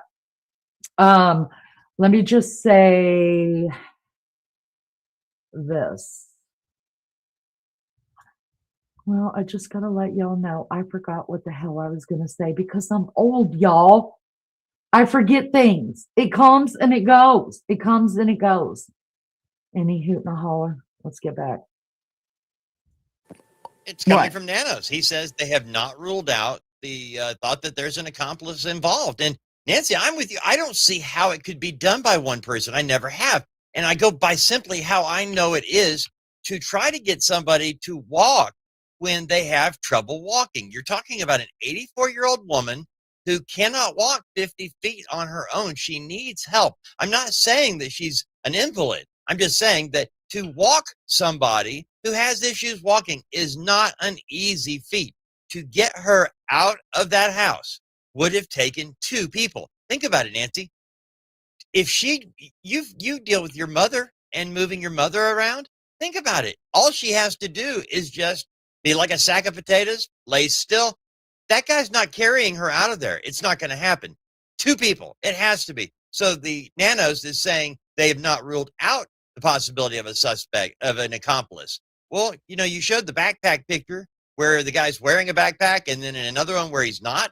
I think you got two identically dressed guys that are out there trying to pull off a major kidnapping. And What says you guys? Is it two different people that we're looking at? Put a 1 in chat, just so it's easy just to hit a 1 and send. Put a 1 in chat if you think it's two people. Two different people standing there in them pictures. I'm putting a 1 in chat because I think that.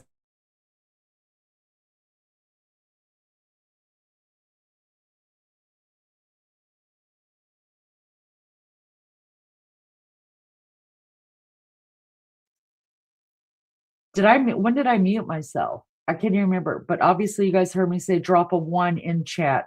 Okay. Listen, if you think it's the same perp, that's okay. A lot of people think that. I'm not. What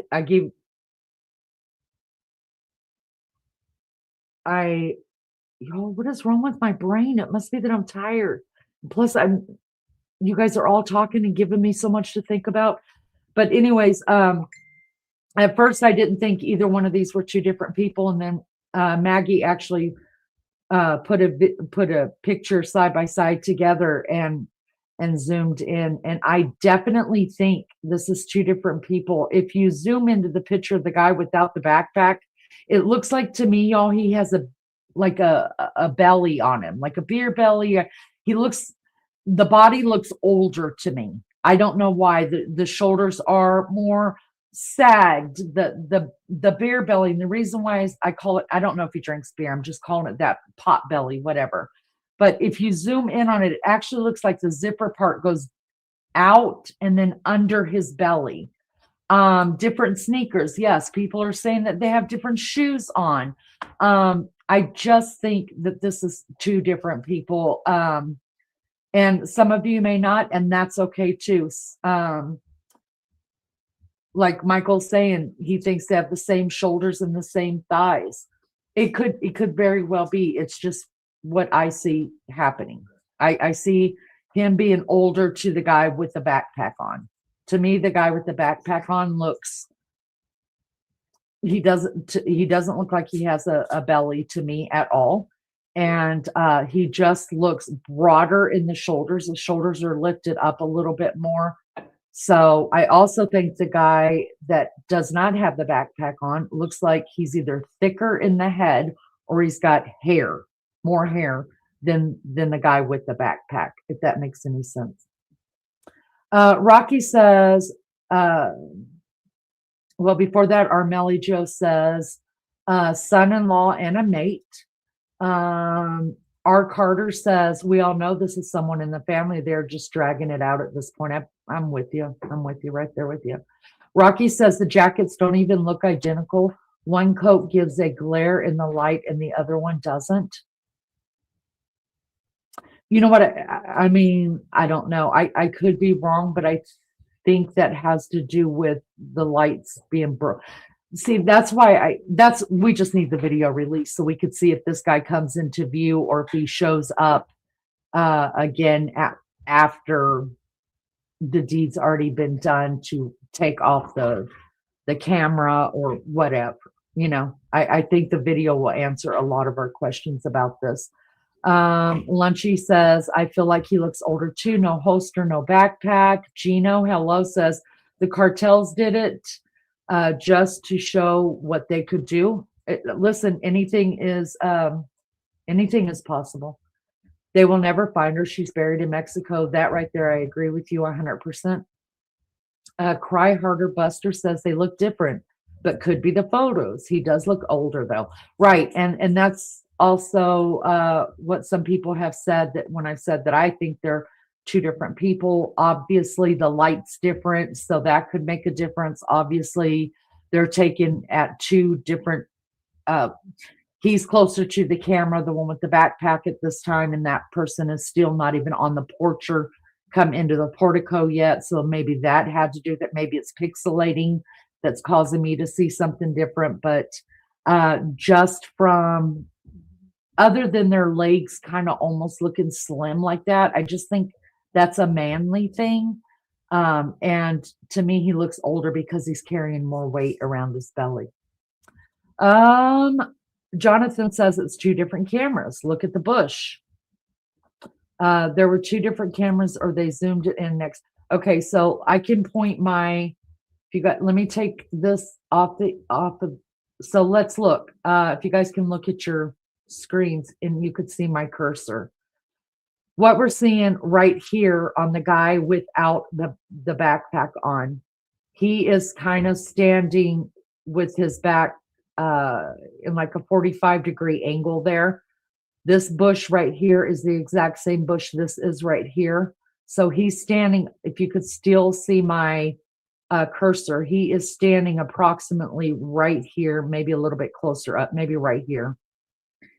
No, yeah, he's, because I can see right here on the picture with no backpack. Right here, this is the line of the bricks that start right as you're walking into the portico. So it's not that far from his foot. So he's standing somewhere right about right here. So he's a good couple feet further away from the camera than the one with the backpack. Maybe that makes a difference. It could very well be why it looks like that headpiece that he's got on doesn't have holes in it for the eyes and the nose, the mouth or whatever.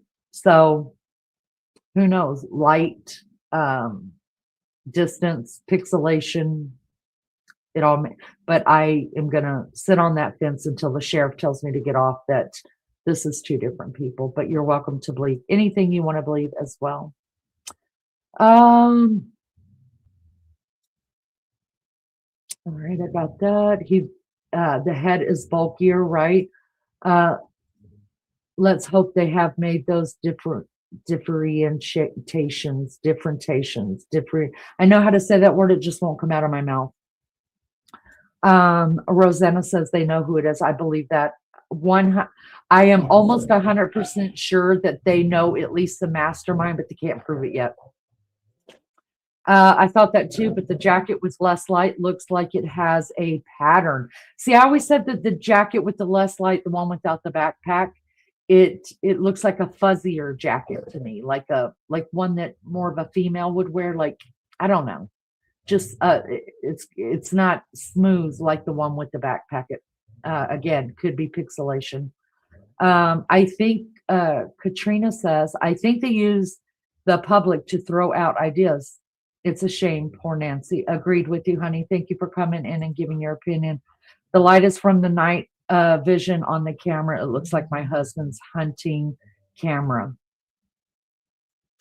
Rosanna says, Savannah gave the victims of Epstein a platform to speak. Some people didn't like it. I've heard that as well. Justin, hi, says one head is bigger than the other. One might have a beard that made his head look bigger on the face as well. I agree. And Maggie, my co-host, and her co-host, who run a live during the day here on my channel, they absolutely agree that the guy without the backpack actually has hair and the other one may not. They both have big heads to me. I agree. And those hands Oh Lord, nobody needs them delivering babies. Those hands are huge. That's all I'm going to say about that. And I realize I've always believed that there are more than one pair of gloves on that person's hands.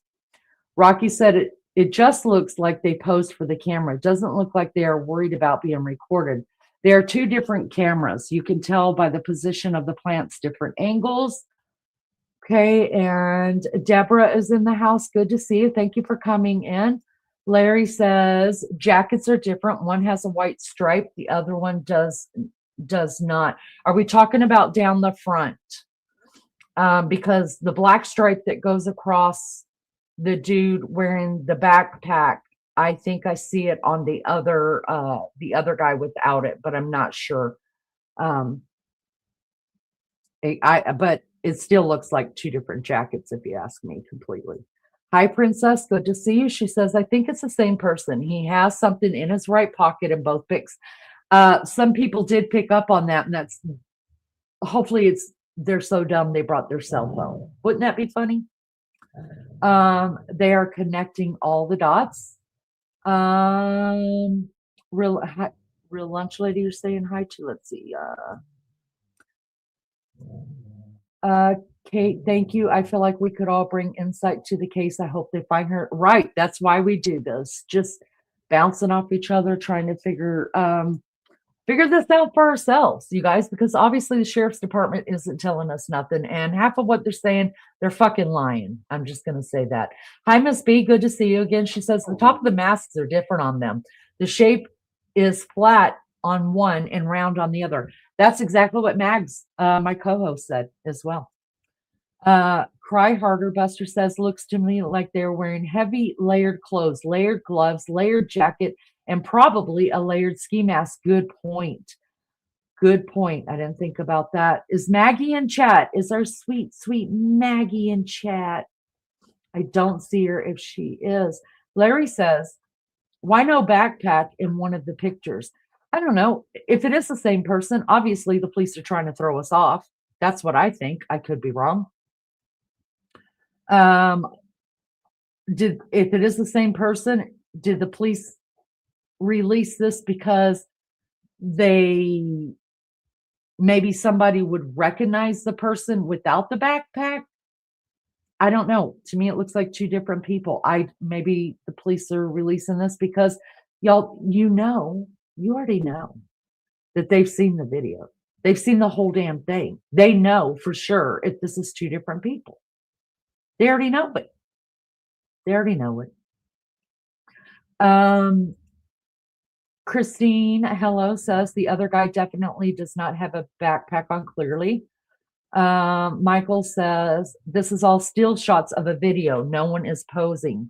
Right. That's exactly right. I was going to say that, and thank you for bringing it up. If you watch the video, it's creepy as hell. But obviously, in the video that they released to us, I can point out 3 different places where the video has been clipped. So, but I believe they already know. They've seen the whole video. They've seen it. And they've seen more than one video because I just don't believe there were only 2 cameras on that house. I'm just not going to believe that. Christina says one picture with the guy with the backpack, one picture with the guy with no backpack indicates 2 people. Well, the people who say that it's one person is saying that the guy, it's either showing a picture of a guy who showed up at her house days before the crime actually happened, or it's a guy who is kind of walking around a few minutes before he puts the backpack and the garb on, or he comes back after he's already got her put wherever he's going to put her to break out the camera and break out lights. Who knows? Yes, the FBI released the footage. It's out there. No, it's not fake. Absolutely not. Where did this happen at? Hello, Craft. It's so good to see you. Thank you for coming in. This is the Nancy Guthrie case. She went missing in Tucson, Arizona on February the 1st. She is the mother of Savannah Guthrie, who is an anchor on the Today Show, and that is why it is getting so much attention. Noid, I know I'm saying that wrong, but forgive me. He says, I don't think she's alive anymore, unfortunately. I am right there with you, brother. I agree to that. I think a lot of people agree to that. Rocky says, not striking a pose. There's no Madonna going on here. Just casually being recorded. First, they show the guy crouching around, and all of a sudden, just out being recorded. Right. Hi, Crafter. Shoot, I live there in an RV. Awesome. We need you to get over there and get us some footage. That'd be great. Well, they're not going to give you all the stuff. You're right, Michael. They're sure not. But I'm going to tell you what, if we still got crickets coming Monday, I'm telling you something else is going to be released, whether it be more images or they're just going to come out and say, guys, we're looking for 2, or we're going to get more of the video. I think so. I think next week, something else is going to happen where they're releasing more stuff to us. They're going to have to. Savannah's a professional. She knows the chances and the 48-hour window, etc. Agreed. John says she's dead, not alive no more. I agree with you. No, they hold back a lot. Amen. Even Lunch Lady said that we probably know maybe 1% of everything that they know. Taken Back Mod says they ain't finding her. I kind of believe that too, and it's very, very sad. I hope to be wrong. Real Lunch Lady says, I can't imagine living that long and being taken out in such a horrifying matter. So scary. Yes, it is. It's terrible. Less attention. Seems like the news has moved on. Well, that's what Brian Enton was showing tonight, that a lot of the news had left the area. He wasn't sure if they were just leaving for the night because it's pretty much been crickets. Or if they were leaving for the weekend, but even he said it worries him a little bit because nothing's really happening. We're just spinning now. Katrina says, I agree, they hold back a lot. I know they do. I know that Savannah is experienced reporter that knows the chances of her mother being returned grew slimmer each day that passed. That's right. I think the case is going cold, sadly. I believe it too. Diversion from the Epstein files. A lot of people believe that. Absolutely. Rocky says if Nancy was alive, there would be proof of life. Something can't be a kidnapping if there's no follow-up on the ransom. No proof of life. Prayers for Savannah. Amen. Justin says, looks like he has something in his arm. I'm sorry you guys are hearing that in the background. My dogs are playing. They're not arguing. They're not fighting. They're playing. Okay, looks like he has something in his arm, kind of, because his arms look stiff, like something in his arm sleeve. Oh, I'm going to have to go back and look at that. In the video, he is like bending his arm. When he turned around, I noticed. Oh, I'm going to have to go back and look at that. That's a good thinking. Good thinking. Jennifer, I'm so sorry to know in my heart she's not alive anymore. It's okay, Jennifer. It's terrible, and I know that we all hold out a little bit of hope that we are the ones of us that do believe that she is deceased, want to be wrong. Jennifer said DNA on a glove could not be found in Codex, right? Michael says son-in-law helped the cartel get into the house. I 100% believe that the son-in-law is behind us. Absolutely agree. Did not notice that earlier. Lunchy says, thank you for being here. If you like the channel, that's very diverse and convo. Has a great silly time. Good combos that keep moving. Please consider subbing up. We appreciate you here. Thank you, Lunch Lady. I appreciate it. Thank you so much, Katrina. We appreciate you.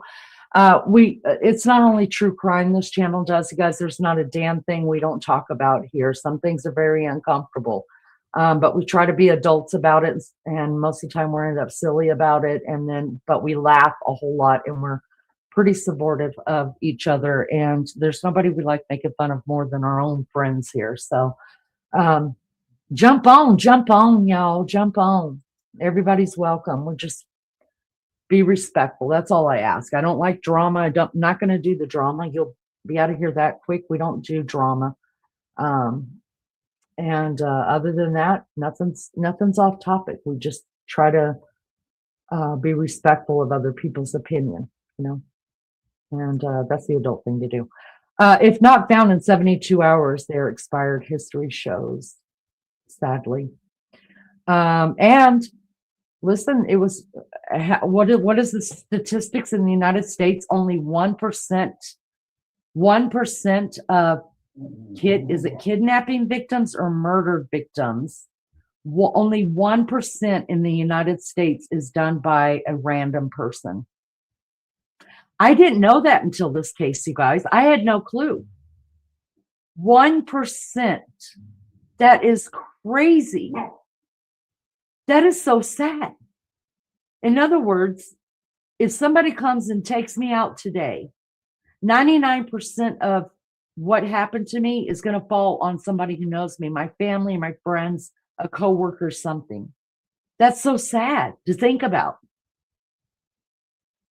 When he pulled out the plant, one of his knees doesn't bend at all. Oh, did he take a play out of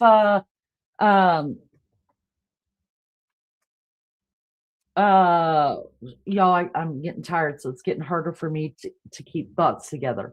Did he take a play out of the guy who killed what's his name, that put the gun down his leg? Y'all forgive me, I'm not trying to minimize his death at all. I just am getting tired, and it's hard to keep a thought going. Have they ever checked the hospitals? I would think so, yeah. Well, I would also, who knows, but I would hope so.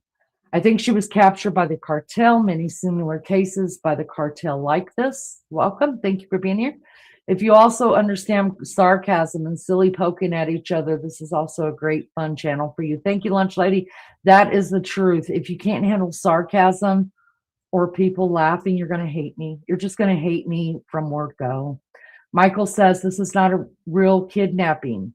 Taken for what she knows. Nice. I'm trying to catch up, guys.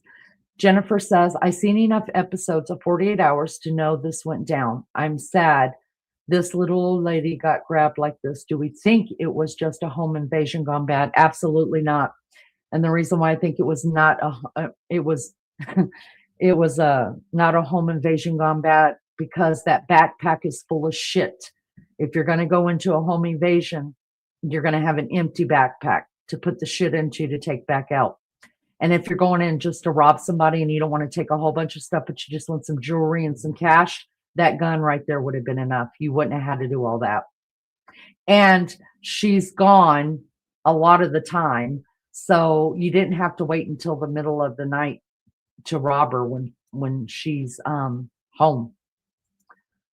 With friends and family like that, you don't need enemies. Girlfriend, that is the truth. Did they return Annie's car? Not that we know of, Lovebug. Not that we know of. Thank you for being here. They were hired. I believe they were hired as well. And I believe that they were hired from the family. Good night over there. RB on much later. Okay, John, have a good day, honey. Have a good day. Yep, Maggie and Lizzo will be back on and bring you guys some content later today about this case. Any updates, they're going to bring it to you guys. I appreciate you coming on. I appreciate you being here. Appreciate you so much being Charlie Kirk. Thank you. I'm not trying to be insensitive, you guys. When you get sleepy and you do this talking all the time and you're old and you're used up and washed up like I am, trying to keep a thought together is all over the freaking place. You can easily get meds in any drugstore in Mexico. That's right, Rosanna. We watched, shout out to Brian Enton. We watched his, if you guys haven't seen it yet, his latest video, when he went over the border to Mexico yesterday now. He went over the border and y'all, he got in without a passport. Imagine that. And he did some interviews over there it was good. And they also went into a drugstore. So it was good. I think the guy bent strangely because he had a gun in front. Possibly. And listen, they said they know for sure it's a semi-automatic. I mean, I'm scared for him. He's going to shoot his dick off, which could have been funny to watch. It's Charlie Kirk. Thank you guys. Thank you so much. Hey, old cranky 23, we must be twins. I like your name. I like your name too. So much so that I went into your channel and I subbed up. You ain't used her. Oh, girlfriend, if you only knew. Listen, I got 10 grandchildren. They're trying to kill me, y'all. That 7 and 8-year-old are straight up thugs. I'm not kidding you. The two 17-year-olds are brilliant and I love them. I love all of the 10, but the 2 older grandkids, they're just precious as could be. And then I've got ones that are older and teenagers all the way down to newborn. And that 7 and 8-year-old, they want to kill me. They really want to kill me. I'm not kidding you. Ask anybody who comes in here all the time. The stories I tell you about them thugs, I'm not kidding you. They want to kill me. Listen, out of that 99%, you can guarantee 98% look at the 7 and 8-year-old. They are straight up badass thugs. I'm not kidding you. Let's see. I've seen a creator go to Mexico and get drugs at the drugstore and bring them right back over from the border. Yeah, it happens all the time. Congrats on your legacy. I have one of those. I've got 5 kids, 4 of which are married, 10 grandkids. My baby boy, I call my baby child, he is graduating college in 2 months. I'm a complete total wreck in life. But here I am. I look great. Well, that picture is a little doctored. I can show you what I look like now. I don't mind doing it. I mean, it's no big secret. But thank you so much. Listen, if I'm lying, I'm frying, y'all. If I'm lying, I'm frying those. My life is a roller coaster. Smilin says, sheriff said family are cleared. If that's so, then why haven't they released their car? Ooh, that's some good. Y'all, if they're cleared, why haven't they done that? That is so good. I haven't thought about that. Nice. Mrs. Guthrie must be in Mexico. If they haven't found her in the U.S., that's probably where they took them to. Marty Mack, I'm going to have to agree with you, love bug.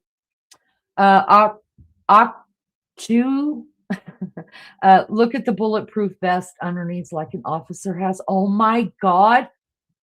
See, I'm going to have to pull this back up. It's so true.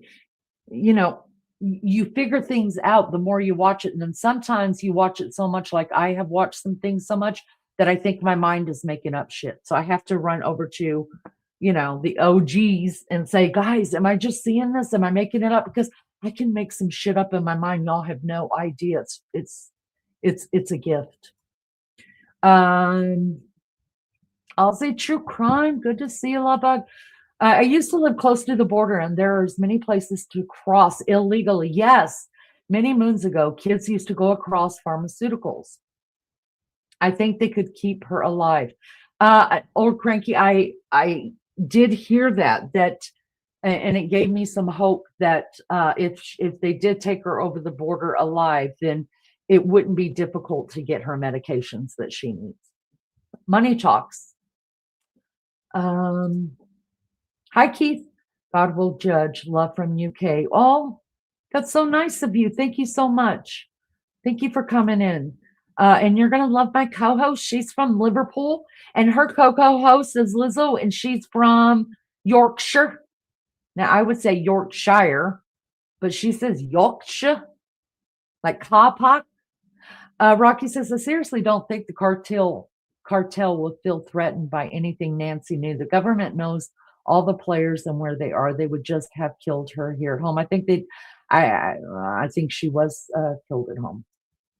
I feel you on those thoughts. Girlfriend, I'm telling you what, they're trying to kill me. I'm not kidding.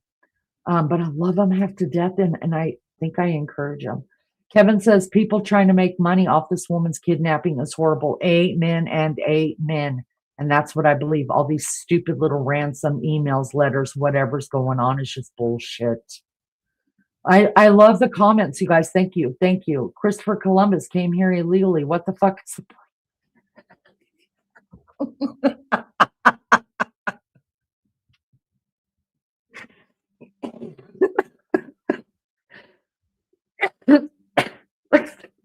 That shit right there is funny. I'm just gonna say. I couldn't help it, y'all. That was funny. Oh my goodness. Princess says, I'm sorry, but I highly doubt she is still alive. I'm with you. I still think the family's involved. Me too. Lizzo, I fell over last night. Izzy is sick. I waited until time for my daughter to get off work to tell her I didn't want her worrying. She's staying home today. Temp 101. Oh, I'm so sorry. Prayer, she's just teething and everything's going to be just fine. Look at there. Look right there, you guys. Focus is in the house. All the way from Australia. That's exactly what happens. The more you watch something, you start to convince yourself there's something, but there really isn't. Right? I have to have my girls check me. I'm not going to lie, because it is an art. It's a real art to make up the shit that I do. Seriously. Keith says, I'm from Barry Island, South Wales, UK. I don't know where that is, but I will ask the girls. You're going to love them. Keith, you're going to love them.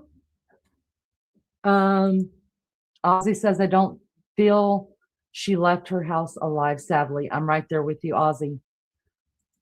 Hi, Patty. I think the son-in-law had something to do with this. I think he's the mastermind. Amen. Thank you for this platform. You're welcome. Thank you for being here. I love the chat. You guys got to come back and see my Mags, my Maggie, and my Lizzo from the UK. You guys, they put on a great show. Christopher Columbus had the time of his life here too. That's right. I have to tell my husband what he said. He said, so we're talking about the Nancy Guthrie case, and somebody said in chat, Christopher Columbus came over here illegally. What the fuck's the problem?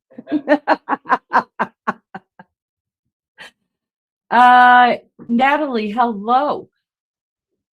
Look up who her husband was, and then it all makes sense. This is a distraction. A lot of people are saying so. Can we talk about what poop? Can we talk about why everybody thinks it's the son-in-law?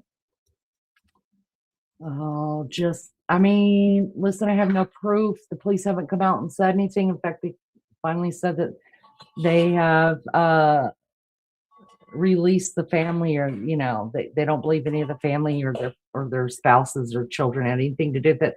But police can lie unless they're signing on the dotted line or in a court of law. So, and just because they have so-called cleared some people, it doesn't mean those very same people the next day haven't been arrested. I believe that he had something to do with it. And if I'm wrong, then I'll be happy to say I'm wrong and make a public apology. But his lifestyle, the things that we know from just researching socials and things like that, what he was into, and he was the last person to supposedly have seen her. I don't know, guilty by association. Lunchy, are you okay? Did you hurt yourself?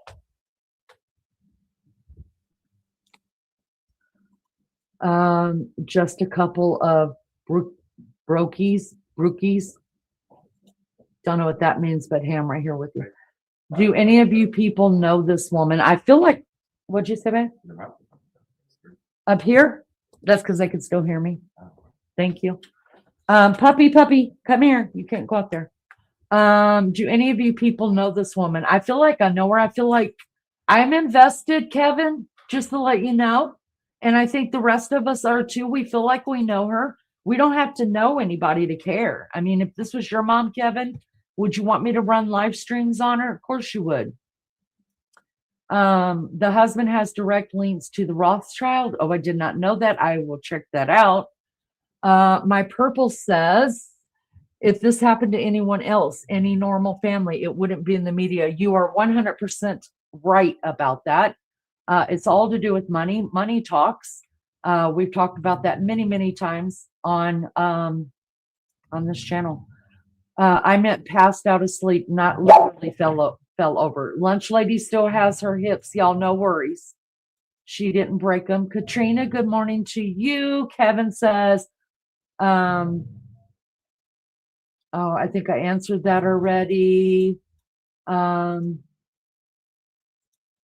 Katrina says, we don't have to know her to know that she's a human being, someone's mother and grandmother. Amen to that. April says, I just don't get why take her if it was family. Why not just leave her there unless you're looking for her prolongs who's behind it? I think the latter is probably the best answer to that. Good answer. Why take her if the family wants to kill her for some money or whatever? I think it's all a part of the plan to discard her body. Let's face it, without a body, it's harder to prove things. Second of all, the whole ransom thing, to get that going, to get eyes off of the family, to get eyes off of the people who did this so that they can dispose of the body. That's what I believe. Willing to be wrong on that one and hope I am. The guy in the black looks like shoulders up, a little like there's something on his chest, like a vest. Somebody said that. Somebody said, anybody noticing the bulletproof vest he's wearing? I'm gonna have to look that again. Noticeable, stiff looking in front, but he can't bend. See, I'm gonna have to look at it again.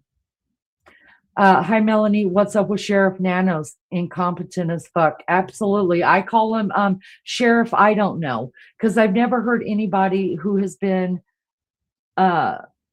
in charge of something so important not know as much as this man says he doesn't know. I think if it was me, I would have just said, I'm not answering that instead of saying, I don't know, because you look like a fucking idiot and you've proven yourself to be one. So congratulations. This guy is muscular, like he works out. That's what I said. That's why I think he's younger. I think he's kind of in shape. I think there's two different people. I think the one without the backpack, I think he's an older guy. He's got that tummy on him, that bulge on the front, and the zipper on his jacket it curves under. So I don't know. Maybe he could be wearing more clothes, a bulletproof vest, more. I think his neck is definitely thicker. Who knows? It could all be if it's the same person, he's disguised himself differently in that one. And I'd like to know when that photo was taken. Lizzo says, Kevin, because we have a heart and we care, you should try it. Yeah, try it, Kevin. All right. They lie to throw them off. Right. Christ, how old is she? I'm sure she lived a good. Kevin, you're going to get an ass whooping. Quit being sick then and have some compassion. Seriously, or you're going to have to see your way to the door and the mods are going to help you. Listen. Behave yourself and have some compassion. Funny's funny. I understand funny. But eventually you got to have some compassion. If this was your mama, it wouldn't be a laughing matter. Life says she's not in freaking Mexico, bitches. Son-in-law is very guilty. Well, where is she, Life? Can you tell us where she is? Then we'll quit looking at Mexico and I'll quit saying it. Normal, thank God for that. What was he into? Who knows? The son-in-law, he supposedly had a gambling habit, which could possibly cause some problems for her family, especially if grandmama, mother-in-law was supporting that habit and paying their bills. The son-in-law and her daughter, Annie, did not know the house. Did not own the house that they were living in, y'all. They were renting it. Why would you be renting a house? If you got money, you're gonna buy a house or some good credit, you're gonna buy a house and not pay the rental price, especially on $1 million homes. Those are both. We pulled them up. Both of the houses, Nancy's house and the house that tomato Tabasco hot sauce lives in, are both $1 million homes now. They were both built in the late 60s and they're worth over $1 million now. So no, ma'am, no flower. They have not found her, sadly. Guy looks pudgy to me, not muscular at all. Well, the guy without the backpack definitely looks pudgy, but to me, the guy with the backpack, I mean, if you've seen the video and seen him move around, he definitely looks younger and like he just has a younger physique to me. Well, people, I'm off to work. See you all later. You should try it. Fuck off.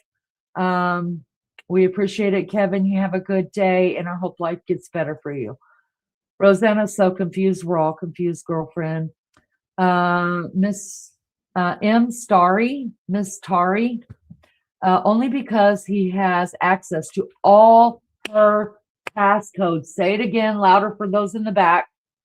And when she was going to tell him she wants to change her will, then she disappears. That's true. That's completely true.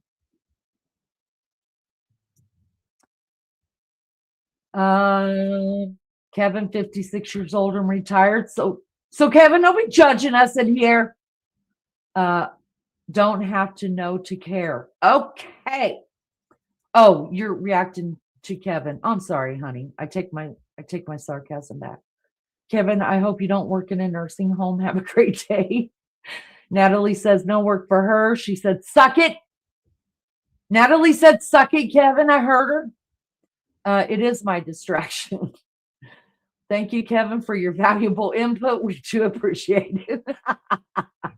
Gotta go night. Natalie, so good to see you. Thank you for coming in. Thank you for your chat. We appreciate you.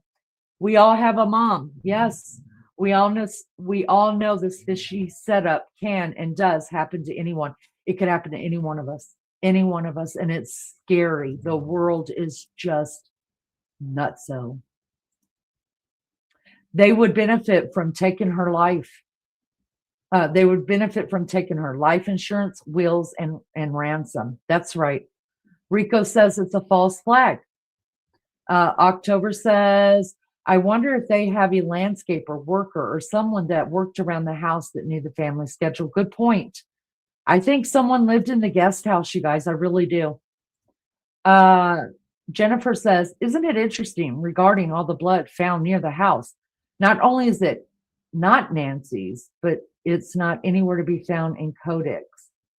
A common criminal here. Okay, so wait a minute. The blood that was found in the portico on the porch is Nancy's, but the gloves and shit, yeah, that's not Nancy's. But the blood on the porch is hers. Not a common criminal. I say that too. I think these are just two people that knew the son-in-law, and I think he's told him he's either already paid them, or he's told him, since we get life insurance, like, I'll make you rich. And I think they're just homeboys of him. That's just my opinion. This guy's an amateur. I believe that 100%. That's phony too. Sheriff overtalk and still doesn't say anything. Says nothing. The guy's a fucking idiot. Seriously, never seen anything like it. Yeah, also notice one leg looks a bit stiff. Coincidence, but tomato, Tabasco to hot sauce. Had a knee replacement 4 weeks ago. There are 2 different Nancy Guthries, one in Arizona, the second in Ohio, both 84, both kidnapped about the same week. Sunflower, can I have a source on that, please? I would gladly look that up. Not here, but I write it down in my book, and I will look that up. I haven't heard that yet. Rocky says, over talks, LOL. I haven't slept yet. It's 5:45 a.m. in New York. It is also 5:51 here in Indiana. Good night to you, Rocky. Thank you for being a part of this conversation.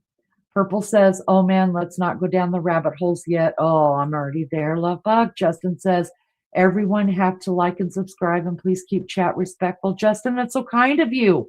Thank you so much. Hi, James. James says something is really up with this case. Agreed 100%. Something's way wrong, way wrong. Welcome back, Benny. Thank you for being here, y'all. Double tap your screen, please. See what happens. It's magic. The sheriff sucks and wants to play big man on this job, worried about himself more than those that he's supposed to protect. Amen to that. Melly says, agree, Lizzo. In the video, you could see he doesn't bend his right leg. When bending over, I didn't even notice that. Son of a biscuit eater. Lizzo, y'all are going to have to cover that for me today. I'll be in your chat. Y'all come back. Listen, just for those that don't know, I'm Lainey from According to Lainey, and I have a co-host. Her name is Maggie. She's from Liverpool in the UK. Since we have started this series on covering the Nancy Guthrie case,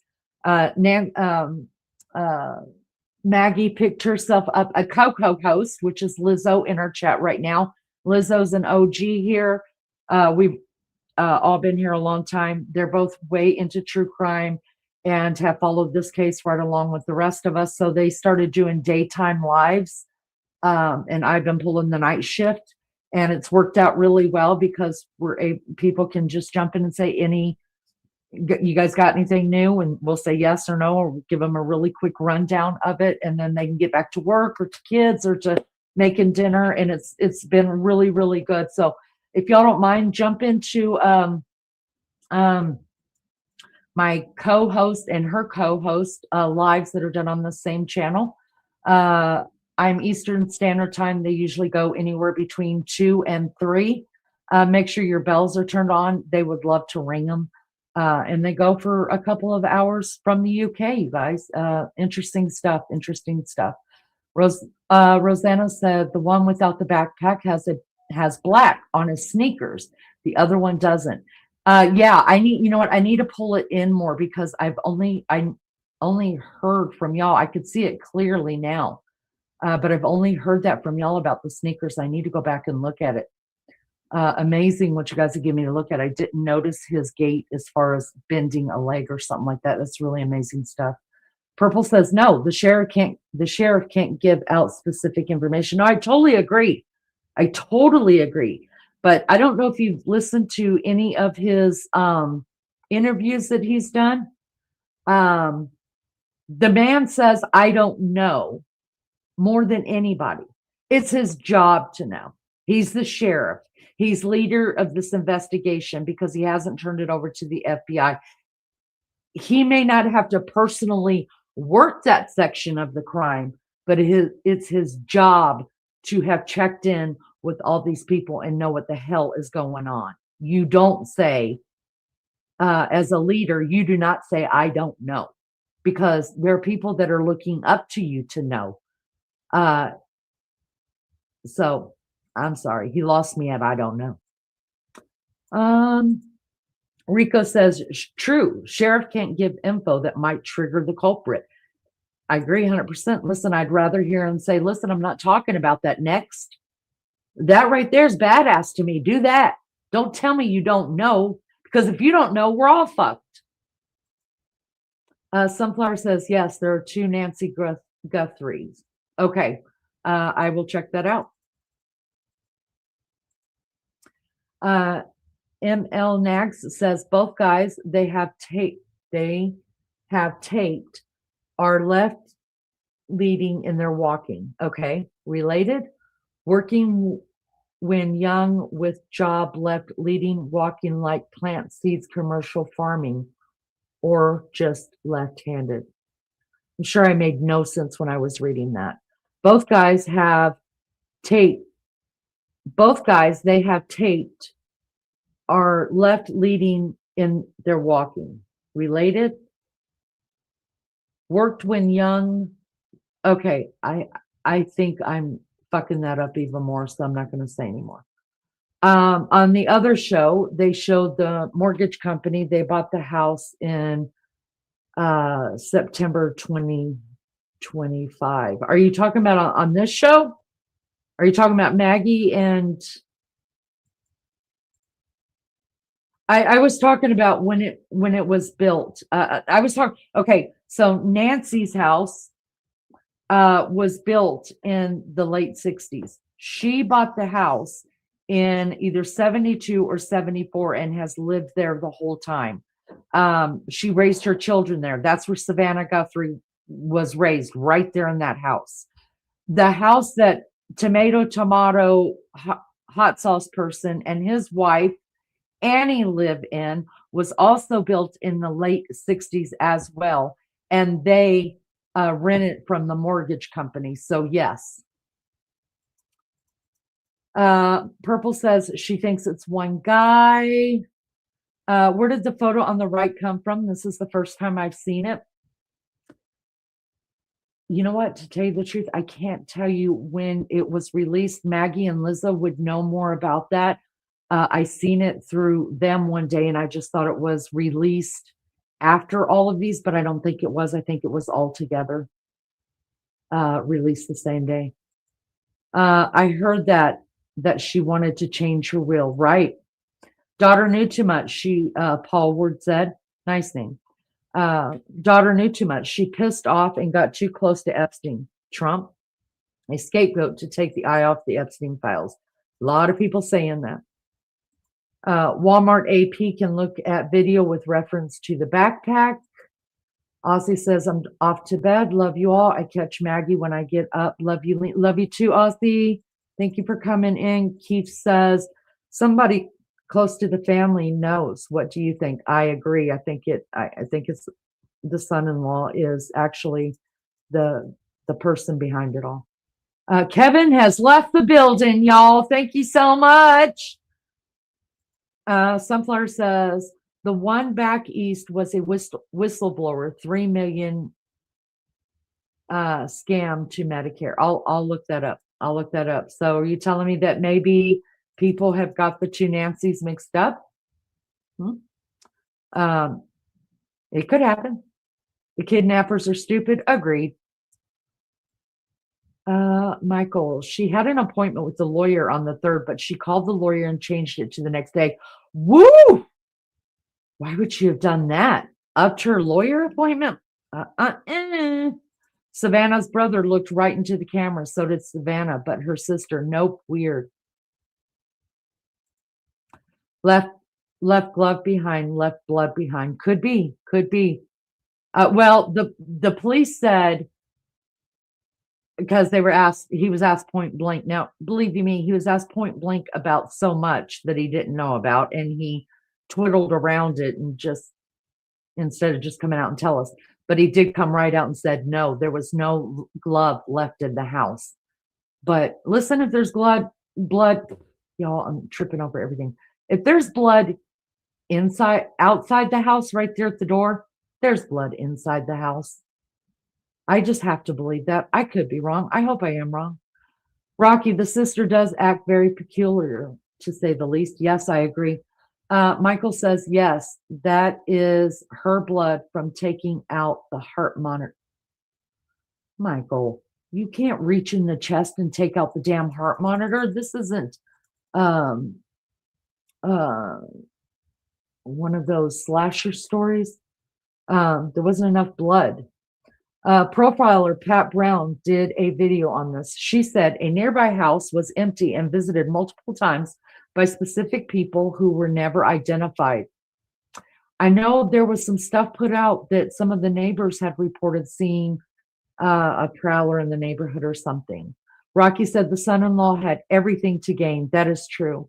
Katrina said, I heard Savannah. She said she wanted it to be known the family was cleared. I wouldn't be vouching for anybody. Check everybody and check them 4 times. You damn right. Jennifer says the police know more than we know. Cell phone towers don't lie, and somehow these killers haven't been able to recognize that they got to leave their phone at home. Right? I think that's what's in their pockets. I really do. I think it's what's in their pockets. And you know, it's not like that. They know what date and time this is. It's not like they have to go back because they don't have a time frame. They have a time frame. What time they were on this porch. It wouldn't be easier to check phones that pinged in that area, right? Becky High says, I agree with you. It's all linked back to the son-in-law. Amen. Catherine says, I think the family knows where she is or what they've done to her. This is bullshit. I agree. Michael's son-in-law was in charge of everything for her. That's what they say. Hi, Rose. Good to see you. Thank you for coming in. Sarah, I was so lost found, y'all. I know there's two different streams running, you guys, and I'm so sorry about that. We're trying to figure it out.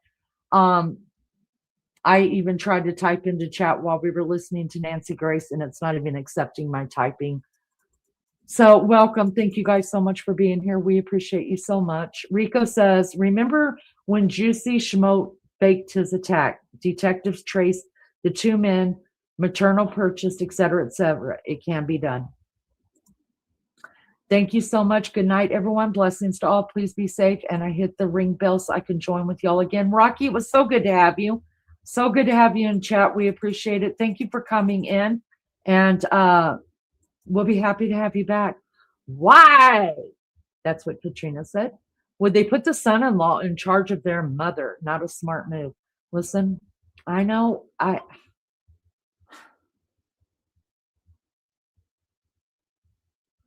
maybe because, Savannah's in her own world over there. Her and her husband have these high-profile jobs. Maybe they put too much trust in her sister, Annie, and then Annie just thought, oh, the best person to go with is my husband. He's the man of the house, all that. Who knows? Who knows? That's a great, especially if the brother-in-law's got some problems, got some history, got some past. I feel she is still alive, and why nothing has been said. Maybe they got nervous and don't know what to do, and probably still have her. Listen, from your mouth to God's ears, I really pray that I am wrong in saying that I don't believe that she's alive.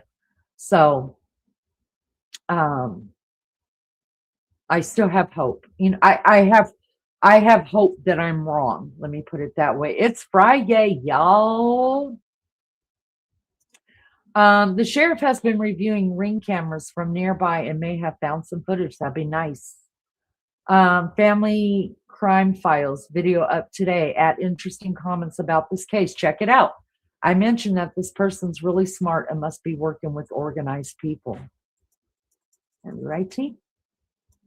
I was reading Michael's comments on the brother-in-law. Yeah, I could see that this picture shows two men. I think the brother-in-law killed him. I think so about mine. I think the brother-in-law killed him. I think so about mine. That's from Catherine. Lizzo says, yep, I love ringing random bells. Ding-a-ling-a-ling. Katrina says, I agree that Annie acts peculiar, lunch lady. Yeah, maybe she just vows to that husband of hers. He said he has to say, I don't know. He cannot answer some question. I was a cop. I know how this world works. Purple, I'm not trying to offend you, love bug, at all. I back the men in blue, men and women in blue, 100%. But I know an idiot when I see an idiot.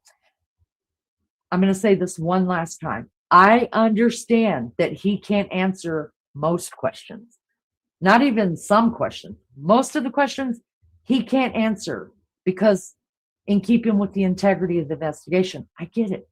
But don't ever say, I don't know, because that shows incompetence. Do you want to go to war with a man who's supposed to be your superior? And you ask him a question and they say, well, I don't know. Or how about you are going to swap this house and you're like, Sarge, do you think I should put on, some tactical gear? Well, I don't know. Listen, everybody, I have a huge military background, huge, big, not law enforcement, but military. And I've been taught my whole life, if you're in charge, if you're a number one in charge, it doesn't matter if you're in charge of your children or your home or a department store or a police department or the army, etc., etc. Never show your weakness. There's a time and a place for that, but not in the middle of combat. And this is combat for that family. Their mother is missing. The cop should never, ever, as a leader, use the words, I don't know. Because if you don't know, we're all fucked because you're leading this. he should just say, I'm not answering that. What would you rather hear him say? I know if someone's leading me, I would rather hear them say, don't ask questions, let's go. Did he hear, why don't know? Well, fuck me, then I'll be the one in charge. Sheriff working with the FBI, but they know more than what they can say. Understand that completely. I just watched a Ring video they've been reviewing. One is very young. I believe that as well. He can't bend his leg. He's bending from the front. I need to review it. Are there two guys? That's up for interpretation. Val.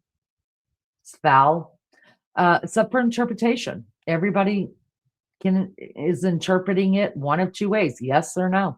I believe it's two guys. Some people say it's not. Purple says thinks early 20s. Shame on him for saying the Guthrie family members and spouses have been cleared when the investigation is complete. Yes, Rose, I agree. Big numbskulls. The guy on camera, I mean.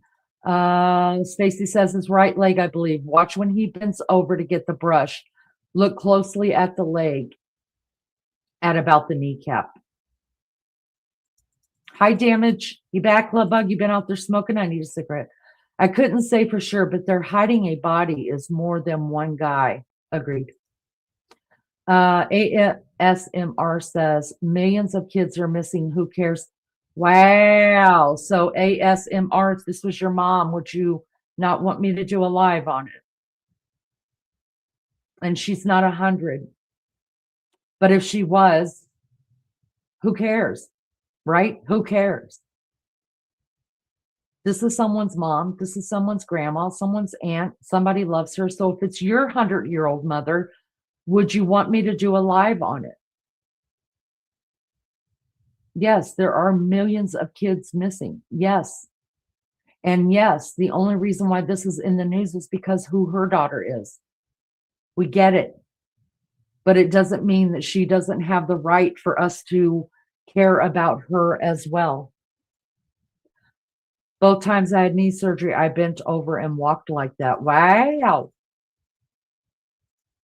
Mel says, yes, I agree. His knee doesn't bend. Stacy says, tall woman pretending to be a man. Those eyebrows, though. Listen, I'm going to say, I've said it from the beginning. If this is a woman, kudos to her for her eyes are beautiful. If this is a guy, I'm going to let him know I'm jealous because this guy has some pretty eyes. Me too, lunch lady. 2 of them. I figured there was 3, one in the back, one front door, one driver. I think there's at least 2. I think there could be more. ASMR. I'm not even gonna, no. Bye. Okay. Listen, if you don't have compassion, just don't say nothing. Don't say nothing. Go tap your fingernails on a microphone somewhere. Also walking slowly. Talk to the brother. He had to read from the paper like, I'm so devastated. Could be nothing. People deal with things differently, but don't hurt to look into it right now. Listen, nothing's out of the realm of possibility here. Gabe says, I have a titanium rod due to the non-union right femur. She walks like I do. Wow. Nice. Not nice that that happened to you, but nice that you guys noticed that and can relate.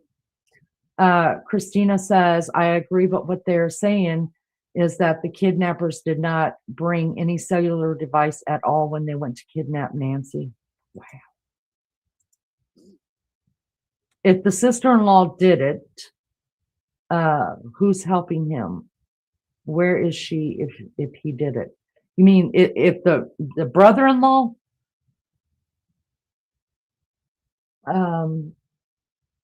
I think she's in the Mexican desert. That's just me. Has her car been released? Not that we know of. Not as of last night when I went live. The son-in-law was in charge of everything. That's right, James. That's right. Whistling Dixie. Nice name. Is it wrong to say the family is involved? Just saying, absolutely not. That's what I believe, sister. Nothing's wrong to say. Nothing's out of the realm of possibility. I don't mind anybody think you have the right to think what you think just as much as I have the right. We just have to respect each other's right to believe that way. You know what I mean? If it's their phones, then they got them already. They know who it is and have to wait to get the case solid together like they did with BK. Yeah, and then maybe even finding them, right? If they fled to Mexico or anywhere else, it's going to be a little bit harder to find. It's going to take a little bit longer to find them. Why would the son-in-law open the door if the person has a ski mask on? Why would the son-in-law open door if the person had a ski mask on? I don't think the son-in-law is inside the house. I think the son-in-law is back home already when this happened. My dog is named Rocky and you're tripping him out. Oh, I'm sorry, Purple. Hi, Joe Time. Local law enforcement should have kept the crime scene sealed until FBI could look into the case. That's exactly right. I was in a bad accident in 2014. God bless you. I'm glad you're here to tell about it, love bug. And I'm glad you're okay. Agree. It's strange, Tosh says. I was too, 2021 motorcycle accident. Wow. I think she passed away that night. 8 surgeries. Holy hell. She's dead. I'm sorry. Damage says, I'm sorry. I can't believe they're evading police officers, sheriffs, FBI. Meanwhile, lugging around an 83-year-old woman with health issues. I think she's gone. Just do. Rose says, there's a lot of people that doesn't think she's alive. I don't think she left the house alive. I kind of feel like we're going to find out something about that next week, though. Someone else said that in another platform, Stacy. Cartel grabbed and took her to Mexico. I don't think the cartel had anything to do with it. I think this is lower than that. I think these are just little shits trying to make a quick buck off of tomato, Tabasco hot sauce. But I do think that she's in the Mexican desert. Lizzo Damage says, you can ring his bell, but not when he's out smoking with me. Stacy says the son-in-law's friend looks real close. Agreed. There was blood. She had health issues. She's gone. Yes. He could have said, I can't speak on that or something besides, I don't know. Yeah. Purple says, I'm a veteran. Thank you for your service. Appreciate it so much. Love me some military people. Benny says, Sheriff reminds me of Sheriff on First Blood. Never saw that either. No, I'm not good with movies unless they're comedies that are going to make me cry. But Mexico isn't going to help, and they're not going to tell. Not without a lot of money. It's not like they're just going to help us. Justin says, Family Crime Files. Everyone check it out. Okay, you've already mentioned that. Justin! Thank you for your service. Purple signs of weakness. That's right. That's right. Ain't dealing with that. I ain't following. Listen, I'm not following a weak person to the bathroom. Okay? Not happening. Oh, no. Lead, follow, or get out of the way. That is my motto. Okay? If you're not going to leave, move out of my way. I'll go ahead and do it for you. All right? I'm not following a weak person. Oh, negative. Not me. 100% would rather hear them say, I'm not answering that. Absolutely. Give us some hope. Give us some hope. That's right. It was my job. I get where the host is coming from. I also stand the sheriff. No issue. Thank you, Purple. Listen, we're just agreeing to disagree. And, there's a lot. I'm not going to lie. There's a lot I'm not going to understand. I have no law enforcement. Zero. I just know who I am, and I want to follow at all times a strong leader. And if they're not a strong leader, fuck them. I'm doing it my way. Even if it's the wrong way, I'm still going to do it because at least I know what I'm doing. Some security and sense of protection from law enforcement. That's right. Sure, maybe the sheriff isn't media trained like we see other leaders are. Why won't he let the FBI lead on this? Is the fact alone an indicator that all this is a distraction from Epstein? A lot of people believe that. A lot of people, and I like I said, I know you guys sick of me saying I should just scroll it at the bottom. Nothing is out of the realm of possibility yet. Gabriel says the cartels have her. End of story. Not to change the topic, but if you came across a man with the beautiful manicured eyes, would it make him desirable? Listen, I'm so jealous of women or men with beautiful eyes, like long eyelashes. What woman isn't? But the truth of the matter is, you men usually have more beautiful eyelashes. I'm not even saying that right. I don't even think I'm speaking English, but you have more beautiful eyelashes than women do, I believe.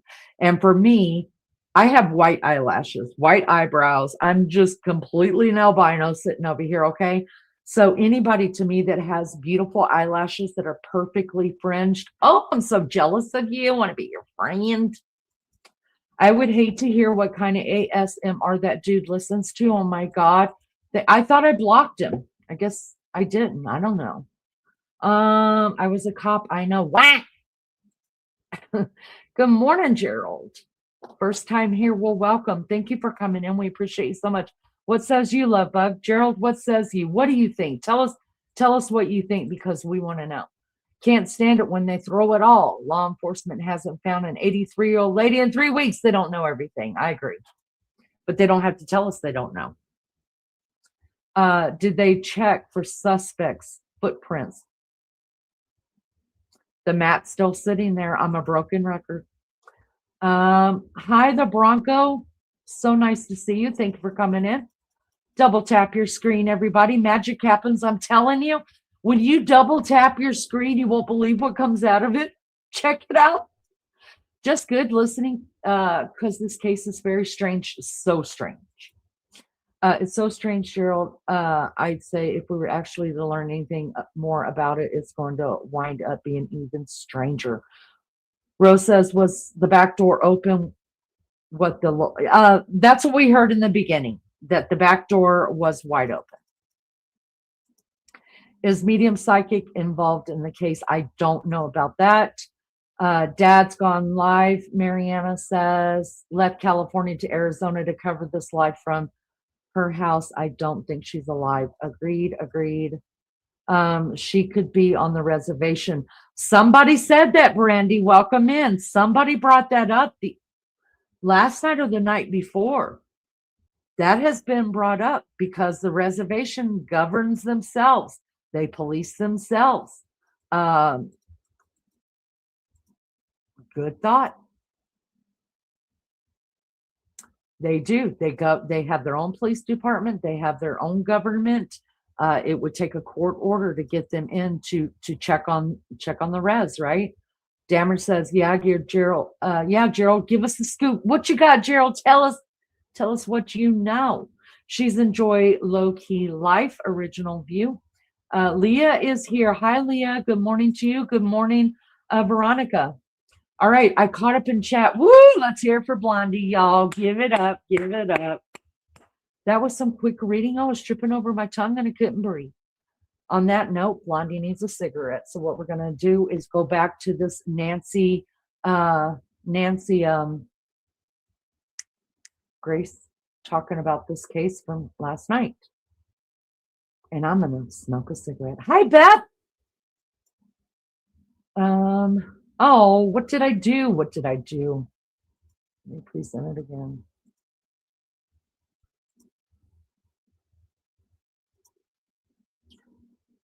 All right.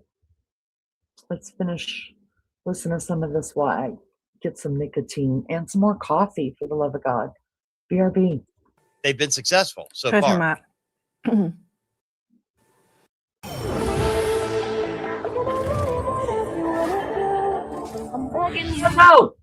Okay, Dave. You know what? I like you. Do you hear what you just said? Yes. 2 identically dressed guys. Yep. That have the same height, the same body build, the same gait. Nancy, don't piss me off now. In these 2 pictures, they don't have the same body build. My people are saying they don't have the same shoes on, Nancy. Don't piss me off. We're going to have our first fight. the same legs. Well, Okay, I'm going to give you a few moments to rest and think about what you just said. Okay, and we try haven't not to seen say them that both again. walking. That there are We two have people not seen both identically walking. dressed. What? Similarly dressed. We haven't I seen can't hear video him. of them What? both walking. We haven't. Y'all, Nancy looks like hell, don't she? She looks extremely tired. Oh, I hope he gives her hell. I hope she gives him hell because it's my favorite thing ever to watch, you guys.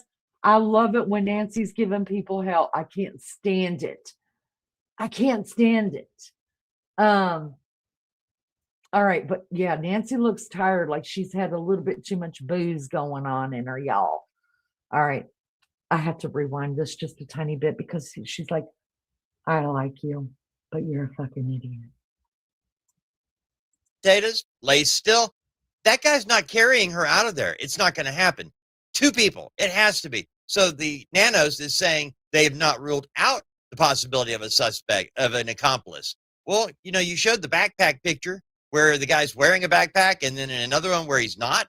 I think you got two identically dressed guys that are out there trying to pull off a major kidnapping, and they've been successful so Put him far. up. Okay, a Dave. deal with You know what? I the like you. devil. A deal. Do you hear what you just said? Yes. Two identically dressed guys. Yep. That have the same height, the same body build, the same gait, the same legs. You know what? Okay, I'm going to give you a few moments to rest and think about what you just said. Okay, and We try haven't not to seen say them that both again. walking. That there are We two have people not seen both identically walking. dressed. What? Similarly dressed. We haven't I seen can't hear video him. of them What? both walking. We haven't seen video of them both walking, Nancy. We've only seen video, very little video. And then the pictures there. You've got somebody that is obviously not dressed identically. So did he take the backpack off and set it off to the side? I mean, this makes no sense. I'm saying two guys, similar height. Okay, you just similar said they're size. identically dressed. Now you're saying they're not identically dressed. Okay, first of all, let's just stop because there's not two people the same height, the same weight, wearing the same outfits. The one guy got the backpack from somewhere. Was there a car waiting and was somebody in that car? Okay, I'm going to give you another few moments to just simmer down. Let's talk about the possibility of an accomplice. Tom Smith joining us, former NYPD detective, worked in homicide, was with the Joint Terrorism Task Force, now star Gold Shields podcast. Tom, the ransom letters, if they are connected, how could this idiot who's trying to reaches down and grabs a clump of plants to put over the door cam, how could that guy write a very eloquent, well-worded, well-crafted ransom note? Let's see the guy. Here he goes. There, that's the ticket. I'll grab these plants. Yeah, okay, that's not working. I don't see it being the same person, Tom. No, and I was never, ever sold on the ransom notes that were sent to TMZ, never, because of the time frame that it took to get them. Kidnappers don't work that way, Nancy. They grab their target, they set up what they want, who they're going to contact, and it's done quickly. Because the longer that kidnappers have their victims with them, it gives law enforcement a quicker time and a shorter time span to track them down. Kidnappings are done quickly. And on your other point, I don't think this was done by himself at all. Kidnappings are usually never done by one person, whether there's someone sitting in a car or standing and looking around as a lookout, but there is someone else in that area helping him. To carry someone out and get someone out of a house, even remotely resisting, is very, very difficult for one person to do. And then try to get them into a vehicle is a monumental task. And I never thought this was done by one person, and I still don't.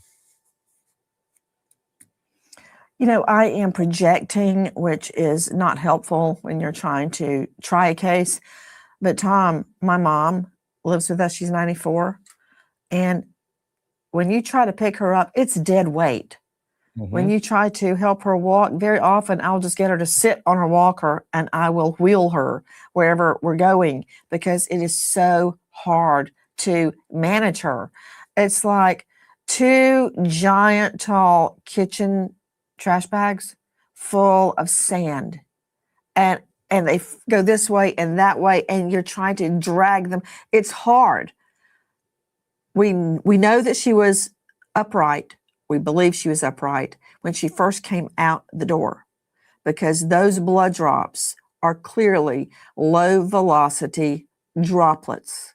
And if you study them, you see that in one spot, there are a couple, which means she was standing still, unable to go forward, just standing there. I don't know if she's trying to get her balance, but she stood there and several droplets fell in one place. There was kind of a satellite dropping, a grouping. That said, I think someone had to help her out the front door.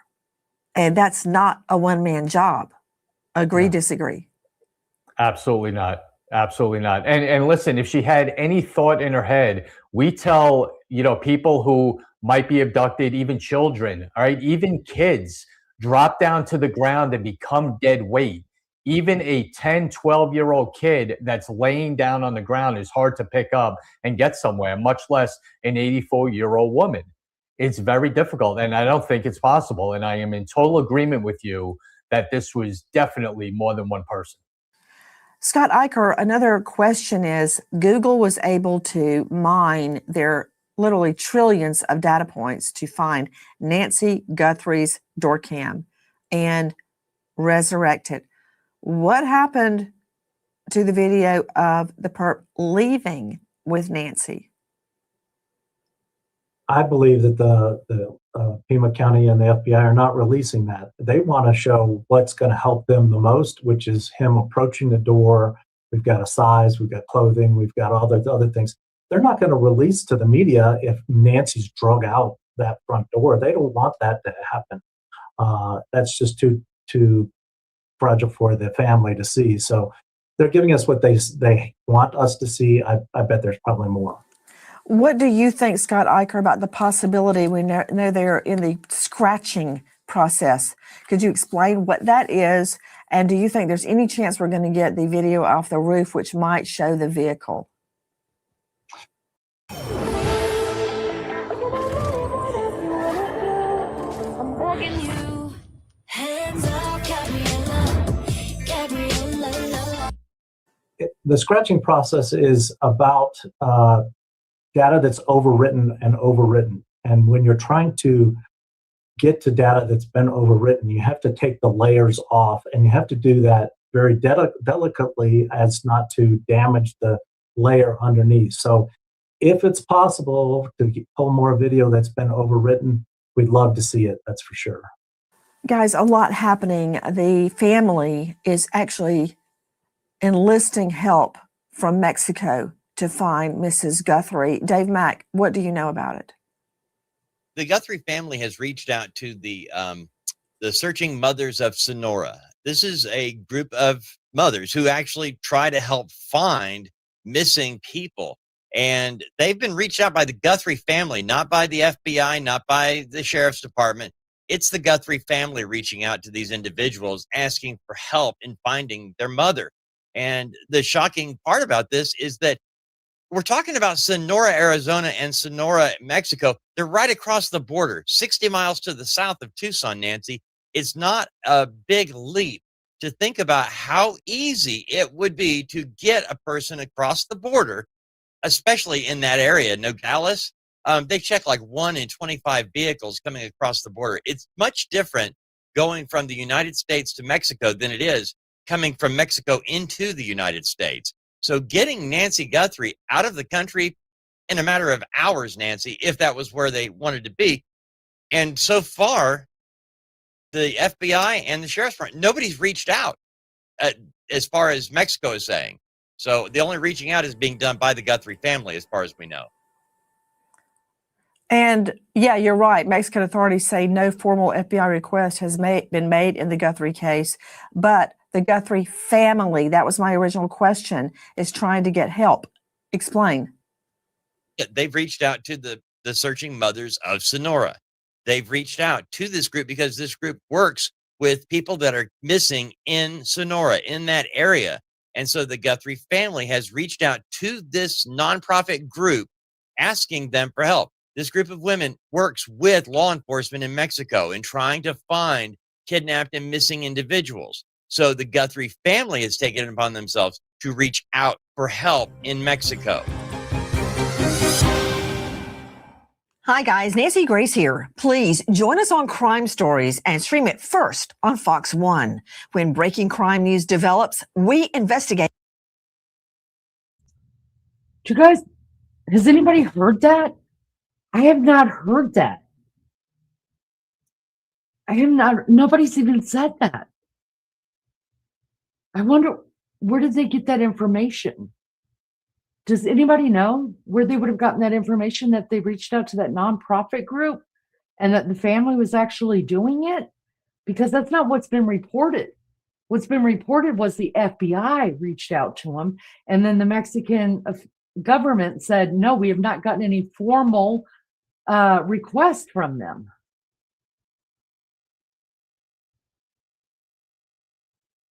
I didn't know that. I have to look that up. Thank you guys so much for being here. I appreciate you so much. We're almost done with Nancy Grace. Nancy Grace is hard to listen to. Oh, I'm sorry. Primal Screams. I'm sorry. I just think that there's a lot of information like what I just heard to be gleaned from her. And she does have people come on that are experts, whereas I am not. I think it's interesting to listen to. That's just me, though. I'm sorry. I'm gonna have to go and look that. I want to know. I wish they would give sources. I wish people would give their sources, because I would really like to know where they got that information from, that the family is the one that actually reached out to a nonprofit organization, which I think is brilliant, actually. I mean, we know that Savannah Guthrie has connections. We know that her husband has connections. It's going to cost, listen, it might be a nonprofit group, but I guarantee it's going to cost them some money. It's going to cost them some money. Let's finish listening to the end of this, and then we'll take a few more chats, and then I'll be ending this one because I'm getting tired. All right, let me get past her, whatever she's trying to sell us. How's that desert law? Wow. Stream it first on Fox 1, y'all. What the hell is this? Dana Bolin? Let's see what Dana says. Come on, Dana, bring it in. I didn't. Yep. It's called Desert Law, and it's an A&E original series that focuses on the Pima County Sheriff's Department. Here's the trailer. A full reality show following sheriffs in the Pima County, a place I had never even heard of before this case, following them around where real danger strikes.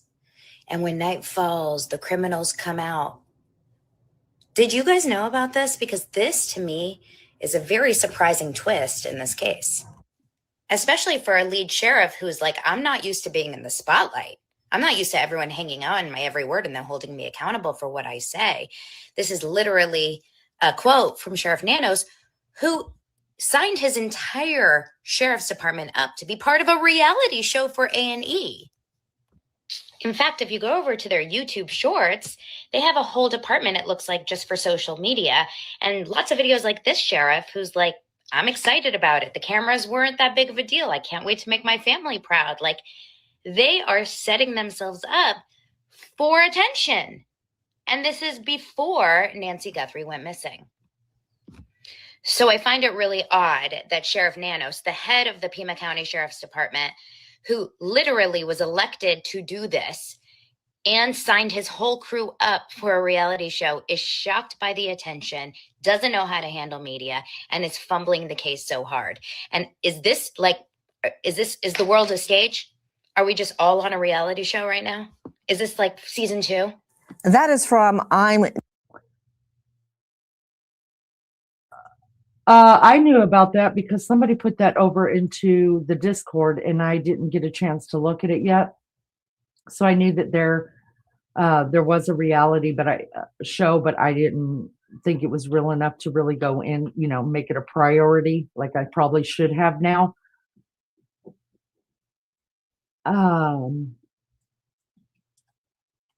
If it's true, that answers a little bit of questions about why this guy seems so unprofessional to me. So unprofessional.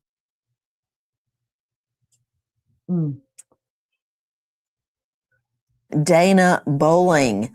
Okay, a reality show has now injected itself in the search for Nancy Guthrie. It's called Desert Law. Nima Romani, I'm sure you of all people see the consequences of this.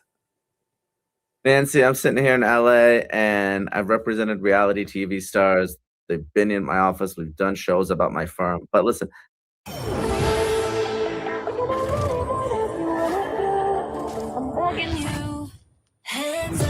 I gotta hope for the best. I've heard all the conspiracy theories that this is all a publicity play by the victims or law enforcement, and I'm the most skeptical person you'll probably ever meet. But I can't think that this is in any way related to the reality show. I certainly hope. I expect more from law enforcement. So I'm just okay. That really that wasn't my question. Of course, the search for Nancy Guthrie is not related to the reality show. You're not being responsive. I am referring to attacks on the evidence because of the reality show. My mind is already ahead about how this evidence that is being amassed right now can be attacked by a defense attorney because of the reality show. That's my question. Let me refine it for you.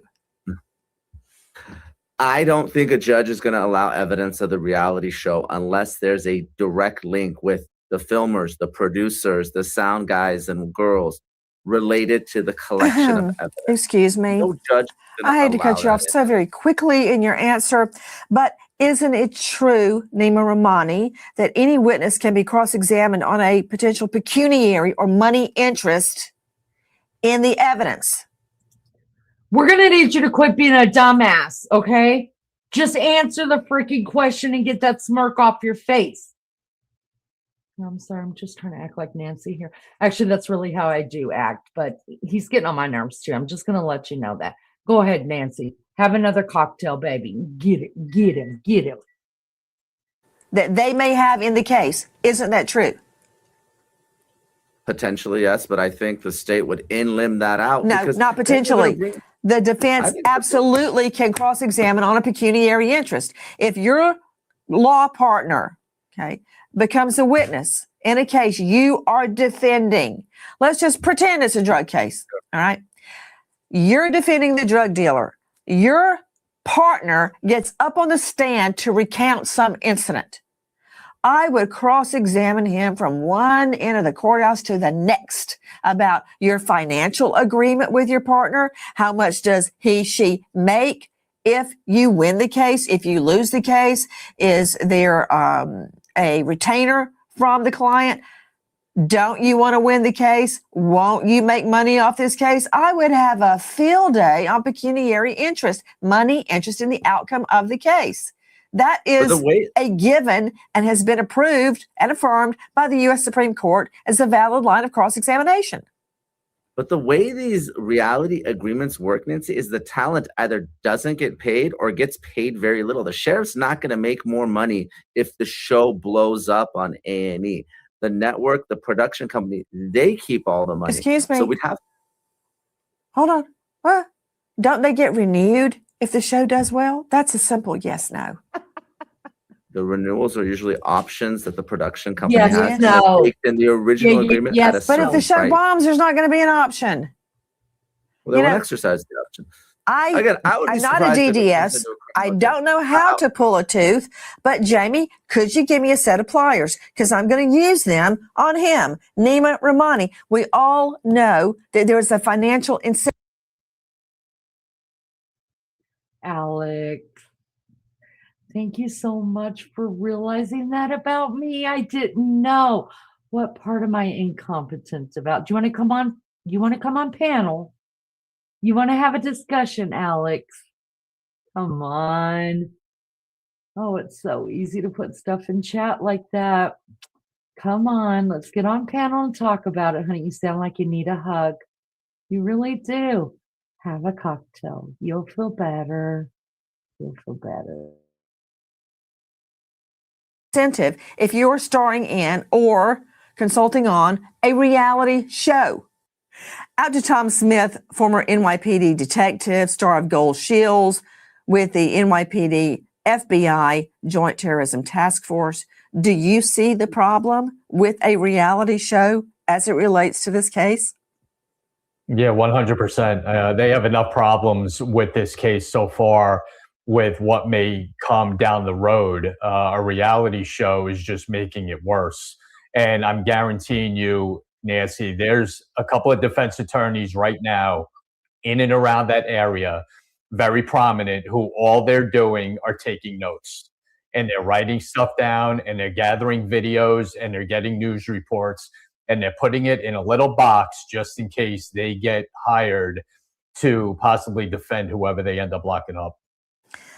And when Nanos takes a stand, he will be cross-examined on a pecuniary or money interest because of the reality show in the Guthrie case. Now, that reality show has not covered the Guthrie case, and I hope it never does. And it may be entirely false that he has a money interest, but it will be a line of cross-examination. He has now opened up the sheriff's investigation to that. Is it true? Probably not. Is it a line of cross-examination? Absolutely. Good night, April. Good night, everybody who needed to get some sleep. Y'all get you some rest, and thank you so much for being here. I'm going to rewind this really, really fast, and then I'll put it back here. This is at 46:55, just to see what that. It's called, hold on. Pima County, a place I had never even heard of before this case. Following them around where real danger strikes. And when night falls, the criminals come out. It's called Desert Law. Did you guys know about this? Because this, to me, is a very surprising twist in this case. Did y'all hear me? It's called Desert Law, DESERT Law. And I guess it's already premiered. And they also have, it looks like, I'm not sure if this is on, is this a TikTok? I'm not sure, whatever it is, but they have a Pima County Sheriff thing that it says subscribe to right there. I don't know if this is Instagram or TikTok or whatever. So there you have it.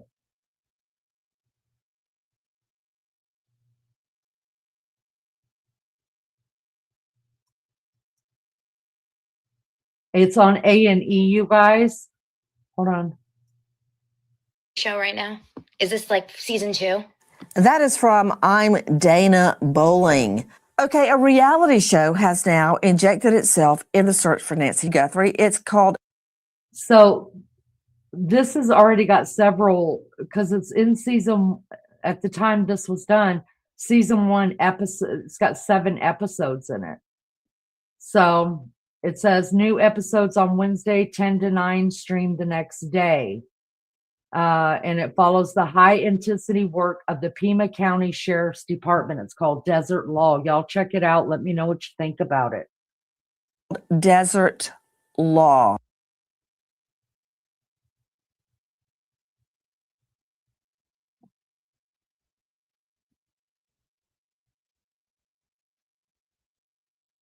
Show is just making it worse.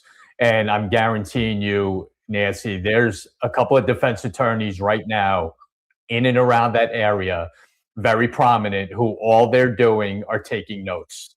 And they're writing stuff down and they're gathering videos and they're getting news reports and they're putting it in a little box just in case they get hired to possibly defend whoever they end up locking up. And when Nanos takes a stand, he will be cross-examined on a pecuniary or money interest because of the reality show in the Guthrie case. Now, that reality show has not covered the Guthrie case, and I hope it never does. And it may be entirely false that he has a money interest, but it will be a line of cross-examination. He has now opened up the sheriff's investigation to that. Is it true? Probably not. Is it a line of cross-examination? Absolutely. Back to Susanna Ryan joining us, renowned DNA expert. What can you tell us about reports that Othram labs have been called in to do genetic genealogy? What would they be focusing on? Well, I know that Othram is very good at working with really highly degraded samples, things that maybe there's a mixture of DNA that they're able to work with and sort of piece out those different components. Because if you have a mixture, it can be difficult to upload that to the genealogical databases. I know that the FBI also has a contract. That's where they typically send their genealogical work. They don't do it in-house, but they will send it out to Othram. So that would be my best guess. It's probably a really low-level sample, something that's maybe a little bit degraded, that they know that Othram has a proven track record of getting successful results from those type of samples. And Susanna, Othram experts at building out family trees.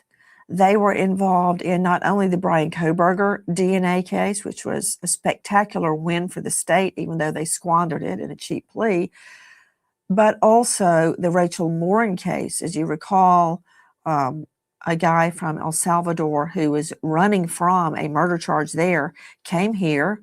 He attacked a minor girl in her home. Then he attacked and murdered Rachel Morin on the Ma and Pa Trail, a mother of 5, as I recall. They also, which the DNA was greatly degraded because she was out in the open and her body was in mud. It was a horrible scenario. Othram came to the rescue and cracked that DNA case as well. So they've got a great track record dealing with minuscule amounts of DNA, as you said, degraded DNA, mixed DNA, building out the genetic genealogy family tree. So we're waiting and hoping that Othram is brought in and that they turn another miracle. Susanna Ryan, you have another idea. What is it? Well, we're talking about things that this perpetrator might have touched. One of the things that we know he touched were those plants, the kind of strange decision to pick up, pull those plants and hold them in front of the camera. Yes, he's wearing gloves, but as we've already discussed, he still might have some of his own DNA on the gloves. And the other thing is, a lot of times when we're talking about transfer DNA or things that have been touched, it already has DNA on it. It already has background DNA from other people touching it. I would not really expect to see someone else's DNA on those plants for any reason. You might expect to see DNA from the doorbell, from the Nest camera, something like that, but I would not expect to see anybody's DNA. I hate to blow that theory out of the water, but I'm going to. Again, I'm a broken record. If you scroll in to the pictures that Brian Enton took of the blood when they opened the scene up the first time, and that's how we ended up finding there was blood on the porch. If you scroll in, you'll still see the mat sitting there, and I'm just gonna say that my whole life. I think the mat is still there. On top of that mat is the flowers that are the foliage or whatever the dude pulled to try to hide the camera with. They're still on the floor there on the mat. So unless they were picked up since that picture's been taken, which the mat has not, because I'm always looking for it in every picture or video I can find when people are zooming in. The flowers were still there. So really hate to say that the police department man did not pick up the flowers off the ground along with the map. Okay.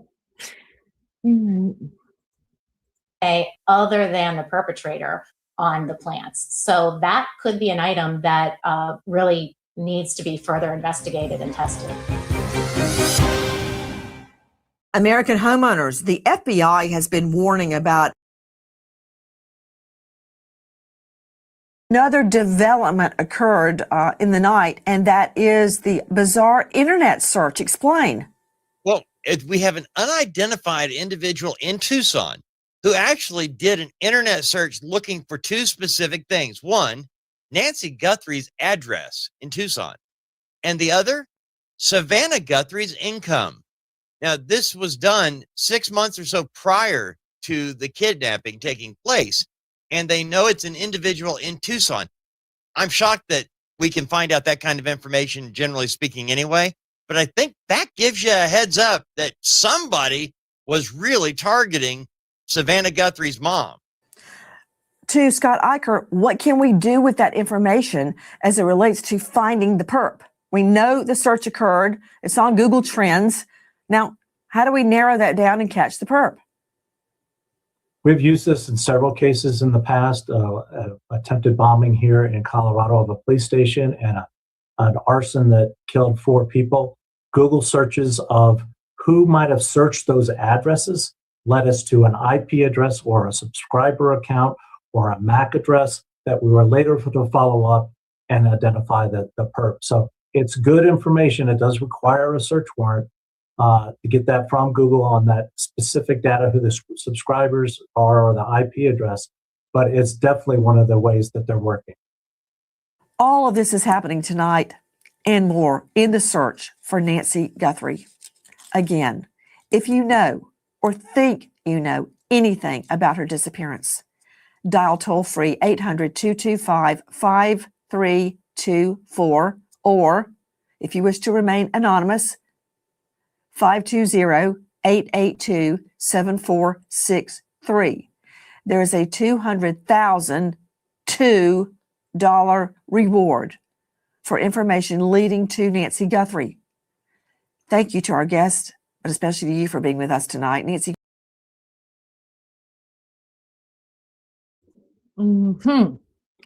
So since last night, the reward has gone up $2,500. I'll talk about that on another live because that's just funny to me. Leah says, I don't think the mat is there because I've seen a video of a guy with a drone go up there and it is gone. The video of him zooming in and the black line is the bottom of the cage screen. That's awesome if they finally picked it up, but it's been there for over 2 weeks because we've been watching it. So I don't, if they finally got it, I'm glad they did. Did they pick up the one out of the side house, the house that I believe is a guest house as well, outside the slider doors? Just curious. I'm just curious. It's none of my business, really. I want to know why they did not pay the ransom to get her back. I do too, Bert. Hi, Patrick. Thank you for coming in. I really do too. We're all doing good, but I will tell you guys this. I am completely exhausted. This has been almost a 5-hour live. So I think I'm going to shut it down. I'm going to ask you guys to make sure that your bells are turned on, because my co-host Maggie and her co-host Lizzo will be running a live today, Eastern Standard Time, between 2 and 3. If your bells are in the on position, they will be ringing them later today. Come in and hang out with them. They run a great live here on my channel. And, you know, even if all you got time to do is to jump in and say, hey, any new news going on, they're in the know as well, and do a really great job of covering the case also. Thank you guys so ring my yeah. Let me just do this one last thing here. Oh, I forgot to tell you, a forensic blood splatter investigator looked at the pictures of blood on the porch and says she is 99 sure that the blood came from a bloody nose or somebody coughing. Thank you so much for that, you guys. We are praying for Nancy's safe return. We're praying for Nancy just to come home, you guys. And I hope I'm wrong about my theory, and I will happily say that I'm wrong, and I will be celebrating like no other when Nancy gets brought home, especially if I am wrong. Prayers to her family, prayers to all those involved, and God bless Nancy wherever she is tonight. And thank you guys so much for being here. The chat was great. A lot of great ideas, a lot of great theories, a lot of great discussion. And listen, nothing makes having a channel better than somebody coming in and giving me something to chew on for a while. So for that, I am eternally grateful for you guys. Hope to see you guys at Maggie and Lizzo's live later on today. You guys will enjoy what they have to say as well. Y'all be good at it. Till then, we'll see you next time. Bye.